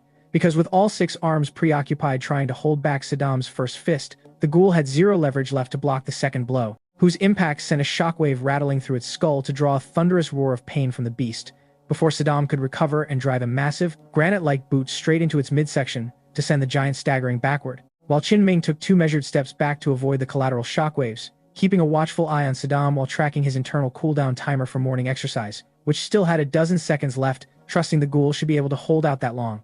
So sneering at the old man retreating behind the monster, Saddam laughed darkly and thought, "Enjoy your borrowed time, old timer. Once I flatten this mutt, you're next." Then lunged forward as the ghoul scrambled to parry, locking its 6 arms against Saddam's massive shoulders in a frantic sumo-style wrestling clinch, where both combatants leaned into each other with muscles straining to the breaking point. While the brute ghoul bellowed in frustration, trying to roar extra force into its limbs to no avail because inch by inch, Saddam's overwhelming mass and strength began forcing the ghoul downward. Roaring, "Get down!" while his thick neck veins bulged like knotted pythons and he swept his foot behind the ghoul's ankle and kicked hard with a sudden, vicious twist, lacking the stability to resist as the 3-meter-tall ghoul crashed heavily onto its back against the stone floor, seizing the opening as Saddam straddled its massive chest to pin it completely. Because as anyone who had ever been in a street fight knew, once pinned beneath a heavier, stronger opponent, escaping was nearly impossible. And despite the ghoul thrashing, roaring, and clawing frantically at the dirt, it couldn't budge Saddam an inch, bellowing "Die!" and raining a brutal right hook straight down onto the ghoul's face with a thump, thump. While across the globe, Dragon Country viewers watched in stunned silence, knowing Saddam's item was powerful, but seeing him achieve such a one-sided, physical demolition of a high-tier horror entity was terrifying, making chat rooms explode with remarks like, "Holy crap, this guy is an absolute monster. The ghoul can't even fight back. Grandpa's mount is about to get beaten to death. Why isn't Grandpa doing anything? Is he powerless too? Relax, keyboard warriors. Grandpa is obviously waiting for his skill cooldown. Stop spreading panic." And exactly. With my eyes widening in pure astonishment as I stared up at the towering giant standing right across from me. Most men carry an innate obsession with growing larger and stronger, but Qin Ming never imagined a prop could actually exist that allowed a human to outsize a brute ghoul. Standing before him now, as Saddam had ballooned to a towering height of 4 meters, soaring 2 entire heads above the 3-meter-tall ghoul because he was no longer human. Since, infused with the evil spirit possession buff, Saddam possessed rippling muscles even more developed than the ghoul's, his massive frame wreathed in billowing black smoke, while his scorched face revealed only a pair of glowing crimson eyes, glaring viciously down at Qin Ming, and a cavernous mouth lined with twisted, razor-sharp fangs that seemed ready to swallow both man and beast in a single gulp. Though a steady round of applause echoed through the corridor as Qin Ming stood completely unfazed, looking up at Saddam with an expression of detached amusement and sighing with a soft, philosophical air that radiated the effortless aura of a grandmaster or a seasoned high-level statesman who had seen it all. Completely devoid of his usual eccentric elder persona, which made Saddam blink in sudden confusion, wondering why this old man wasn't showing even a shred of panic or if Qin Ming had a trump card of his own just like him. Though doubts flared in his mind before he realized there was no turning back now, since his elite buff only lasted 3 minutes, and once expired, he would revert to an ordinary human and lose all ability to contend with Qin Ming and the ghoul. Meaning he had to finish this fight right now by roaring, "Old man, time to die," and raising his colossal fist, which, true to his immortal form, Qin Ming watched calmly until the moment Saddam swung his punch downward, so that with sudden agility, Qin Ming leaped backward off the ghoul's shoulders, executing a flashy, acrobatic backflip 5 meters into the air, spinning a full 1,080 degrees before crashing straight down onto his knees on the hard stone floor, making the brute ghoul turn its twin heads around and blink in utter confusion while Qin Ming winced, his face twitching in agony as a silent curse echoed in his mind. "F, that hurt. I completely forgot, I'm just an ordinary old man with slightly better physical stats right now," and wheezing through gritted teeth, "Help me up," which prompted the brute ghoul to hurriedly reach out with 2 massive fingers, pinching Qin Ming gently by the top of his head like a toy in a claw machine to hoist him back to his feet, allowing Saddam to shout, "Prepare to meet your maker," and rush toward the ghoul without bothering to try and bypass the mount to target Qin Ming directly, because the maze corridors were simply too narrow and the massive ghoul blocked his path completely. Meaning to kill the old man, he first had to crush this oversized abomination, prompting Qin Ming to dust himself off and command, "Get him, good dog," making the brute ghoul spin around to face the charge just as Saddam hurled his giant fist downward with the apocalyptic force of a falling meteor that, despite the ghoul standing 3 meters tall, looked utterly dwarfed by Saddam's 4-meter frame. Yet all 6 of the ghoul's arms shot upward in unison to form a defensive barrier so that the colossal fist slammed into the 6-armed shield with a sickening thud of tearing flesh and bone, making the ghoul's arms tremble violently under the pressure, though Saddam's single-handed strike remained firmly locked in place, grinning hideously as that initial collision proved the ghoul's raw power was inferior to his own.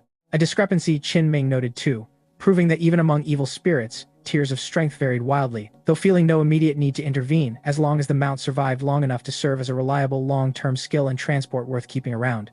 Especially since its total obedience meant it could still act as a mobile shield during his skill cooldowns, leading Saddam to snarl with his voice warped into a hellish rasp. "You managed to block that hand, but what about this one?" And bring his second fist whistling down from the side to smash directly into one of the ghoul's twin heads with a heavy thud, because with all 6 arms preoccupied trying to hold back Saddam's first fist, the ghoul had zero leverage left to block the second blow, whose impact sent a shockwave rattling through its skull to draw a thunderous roar of pain from the beast before Saddam could recover and drive a massive, granite-like boot straight into its midsection to send the giant staggering backward. While Qin Ming took 2 measured steps back to avoid the collateral shockwaves, keeping a watchful eye on Saddam while tracking his internal cooldown timer for morning exercise, which still had a dozen seconds left, trusting the ghoul should be able to hold out that long. So, sneering at the old man retreating behind the monster, Saddam laughed darkly and thought, "Enjoy your borrowed time, old-timer. Once I flatten this mutt, you're next," then lunged forward as the ghoul scrambled to parry, locking its 6 arms against Saddam's massive shoulders in a frantic sumo-style wrestling clinch where both combatants leaned into each other with muscles straining to the breaking point. While the brute ghoul bellowed in frustration, trying to roar extra force into its limbs to no avail because inch by inch, Saddam's overwhelming mass and strength began forcing the ghoul downward. Roaring, "Get down," while his thick neck veins bulged like knotted pythons, and he swept his foot behind the ghoul's ankle and kicked hard with a sudden, vicious twist, lacking the stability to resist as the 3-meter-tall ghoul crashed heavily onto its back against the stone floor, seizing the opening as Saddam straddled its massive chest to pin it completely. Because as anyone who had ever been in a street fight knew, once pinned beneath a heavier, stronger opponent, escaping was nearly impossible. And despite the ghoul thrashing, roaring, and clawing frantically at the dirt, it couldn't budge Saddam an inch, bellowing "Die," and raining a brutal right hook straight down onto the ghoul's face with a thump, thump. While across the globe, Dragon Country viewers watched in stunned silence, knowing Saddam's item was powerful, but seeing him achieve such a one-sided, physical demolition of a high-tier horror entity was terrifying, making chat rooms explode with remarks like, "Holy crap, this guy is an absolute monster. The ghoul can't even fight back. Grandpa's mount is about to get beaten to death. Why isn't Grandpa doing anything? Is he powerless too? Relax, keyboard warriors. Grandpa is obviously waiting for his skill cooldown. Stop spreading panic, and, exactly. Once Grandpa's timer resets, this oversized foreigner is going back to the Stone Age." While beneath the barrage dark, tar-like blood splattered across Saddam's face without making him flinch, his crimson eyes burning with unquenched hatred for the old man waiting in the wings as he thought, "Hard-headed ghoul, stubborn old man, you're all going to die today." Twisting his hips to maximize torque and pull his massive arm back like a drawn bowstring to gather every ounce of kinetic energy into a final, skull-crushing blow aimed straight at the ghoul's head, roaring "Die," as the giant fist hurtled downward with enough sheer velocity to shatter pavement, only for Saddam's expression to freeze in absolute disbelief, when halting the fist midway was a single, unremarkable, liver-spotted hand which, compared to Saddam's massive, 4-meter-wide gauntlet, looked frail and insignificant, yet held the fist in place with absolute, immovable authority without allowing Saddam to push his strike down a single millimeter further, prompting Qin Ming to slowly slide his reading glasses down the bridge of his nose, stare up at the towering giant with dull, aged eyes, and part his toothless gums to speak, "Young man, put some muscle into it, will you?" A silent smile crossed my face as Saddam rubbed his eyes with his other massive hand, looking entirely unable to accept the reality unfolding right before him while hoping it was just a hallucination that hadn't just shown him an ordinary, frail-looking old man casually stopping the full-force punch of a 4-meter-tall giant, empowered by an evil spirit buff. Feeling like it was watching Spider-Man catch Thanos' punch, only far more absurd, which made his mind race through frantic possibilities as he recalled the myths of his country, legends of ancient immortal cultivators who appeared as harmless, frail old men on the surface yet possessed world-shaking, mountain-cracking physical strength, making him think that Qin Ming was living proof of that exact myth. So gritting his teeth and pouring every ounce of his monstrous strength into his arm while roaring, "Get down!" he threw his entire body weight downward, but my fist remained as immovable as a carved boulder, prompting me to grin and layer maximum psychological taunts on top of my physical defense by saying, "Young man, The milk I drank when I was a baby gave me more muscle than that, which triggered wickedness points plus 50, and made my eyes widen in pure astonishment as I stared at the numerical prompt hovering over Saddam's head in absolute shock. Because I thought only ghouls could trigger wickedness points, wondering why on earth a human player was generating them too. Though after the briefest pause, a wave of pure, unadulterated joy washed over me as my slightly dimmed, aged eyes lit up with the brilliant luster of a treasure hunter spotting a mountain of gold, causing Saddam, who had been furious at my mockery, to suddenly freeze as he caught my intense, glowing gaze that made it feel less like a martial arts duel and more like a shady street thug eyeing a wealthy traveler down a dark alley,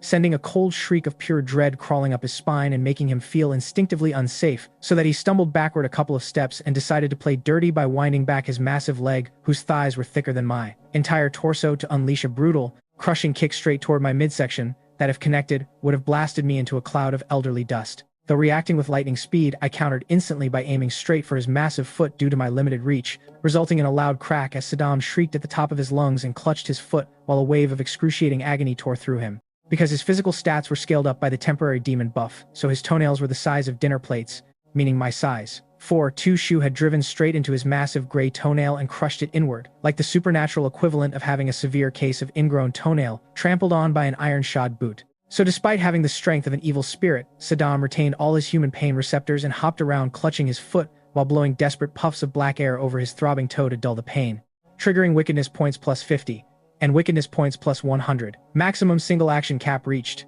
which across the global broadcast made the Dragon Country chat rooms erupt into a symphony of vicarious agony, with viewers noting they felt the pain clear through their screen, calling Grandpa a legend for turning that guy's oversized toenail into a chronic case of ingrown torment, and admitting they would flat-out pass into the afterlife from a kick like that. While inside the maze, I rubbed my hands together with a devilish grin, realizing wickedness points from this guy were coming in faster and easier than a slot machine on a hot streak. Since the brute ghoul had already been farmed dry, Saddam was a walking, talking goldmine. So I began pacing in circles and muttering happily to myself while being careful not to break my new favorite toy too quickly. While off in the corner, the brute ghoul, still trapped in its post-traumatic daze, watched me pace and remembered the horrors of the foot-tickling session. Shuddering violently, crossing its eyes, letting its tongue loll out of its mouth, and starting to pat its own head and rear like an absolute simpleton, while praying to the dark gods that I wouldn't turn my attention back to its paws. Making Saddam think, is he turning that giant ghoul into a complete idiot too? As his blood ran cold while watching the terrifying monster reduced to a twitching fool. So realizing he was dealing with an eldritch entity disguised as a human grandpa, Saddam decided discretion was the better part of valor, carefully setting his throbbing foot down and beginning to back away into the shadows. Which sensing caused me to slowly pivot my head around so that behind my silver-rimmed reading glasses, a sharp crimson gleam flashed across the lenses and my toothless mouth stretched into a wide, hollow grin as I thought, initiating hunting protocol, and barked, "Where do you think you're going, kiddo? Grandpa isn't finished with you yet," to launch into a full sprint, making Saddam bolt down the corridor in absolute panic and scream internally as the terrifying old man chased right behind him with the mindless, double-headed mount stumbling along in hot pursuit like an enthusiastic stray dog. Not far from where Jirbang Ying and Yukino Shirako were navigating the maze when they suddenly saw a 4-meter-tall demonic beast sprint past them at full tilt while completely ignoring their presence. So that before they could process that bizarre sight, a frail old man came tearing around the corner screaming, "Don't run, get back here." Followed immediately by the giant multi-armed ghoul trailing behind with its tongue hanging out in a dopey, brain-dead expression, making Jirbang Ying blink in bewilderment and ask, "Should we go check that out?" To which Yukino Shirako muttered, "Curiosity killed the cat, but missing a show like this is a crime," as she turned on her heel. Right while ahead of them, Saddam's timer was rapidly ticking down through 10 seconds and 9 seconds until as the countdown dwindled to 0, his towering 4-meter form abruptly destabilized and snapped back into an ordinary, human shape whose movement speed plummeted instantly, allowing me to catch up with a casual jog, give his shoulder a light tap with my finger, and watch, lacking any superhuman durability as Saddam tripped forward and sprawled flat on his face against the dirt, prompting me to complain, "Ah, damn it, you turned back into a normal human already. Where did your wicked points go?" While standing over him with genuine disappointment as I realized his one-time consumable item had expired. So before Saddam could scramble away, I raised my foot and brought it down squarely against the back of his head, so that without his demonic buff his human skull couldn't withstand the kinetic force, and his head burst open like an overripe watermelon, triggering the system broadcast stating "System broadcast. Foreign participant Saddam has been eliminated. 5% of his home nation's population will now be dragged into the horror game trial." While peeking out from behind a corner, Jirbang Ying and Yukino Shirako watched the gruesome execution with faces drained of all color, realizing the old man was not only completely unhinged but an absolute butcher. So unaware of the terrified spectators peeking at me, I patted the brute ghoul's heavy flank as the first official rest period of the horror game finally ticked down across the system UI, climbing back up between its twin necks to wait for the intermission to take effect. only to watch the giant's four eyes roll back and all motion cease instantly, making me chuckle and shake my head as I thought. Talk about clocking out right on time while opening my system dashboard to cash in my remaining points for a final pre-rest gacha pull. That flashed, ding. Congratulations on obtaining speed stat +5, which wasn't bad at all, since with that boost my movement speed bumped up to 1.05 times that of an average human. So, as the rest period blanketed the maze and gave the surviving 85% of players a moment to catch their breath, I leaned back against my dormant mount and settled in for a well-deserved nap. A confused expression washed over the Egyptian participant's face as he stared at the surreal scene unfolding down the corridor. During the rest periods, when all supernatural entities were forced into a state of suspended animation, every other rational participant was using the safety window to catch their breath, patch up their wounds, or nervously scout for hidden loot. Yet here was a gray-haired human elder casually treating a 3-meter-tall elite ghoul like a plush recliner, dozing off on top of its twin-headed shoulders as if he owned the place.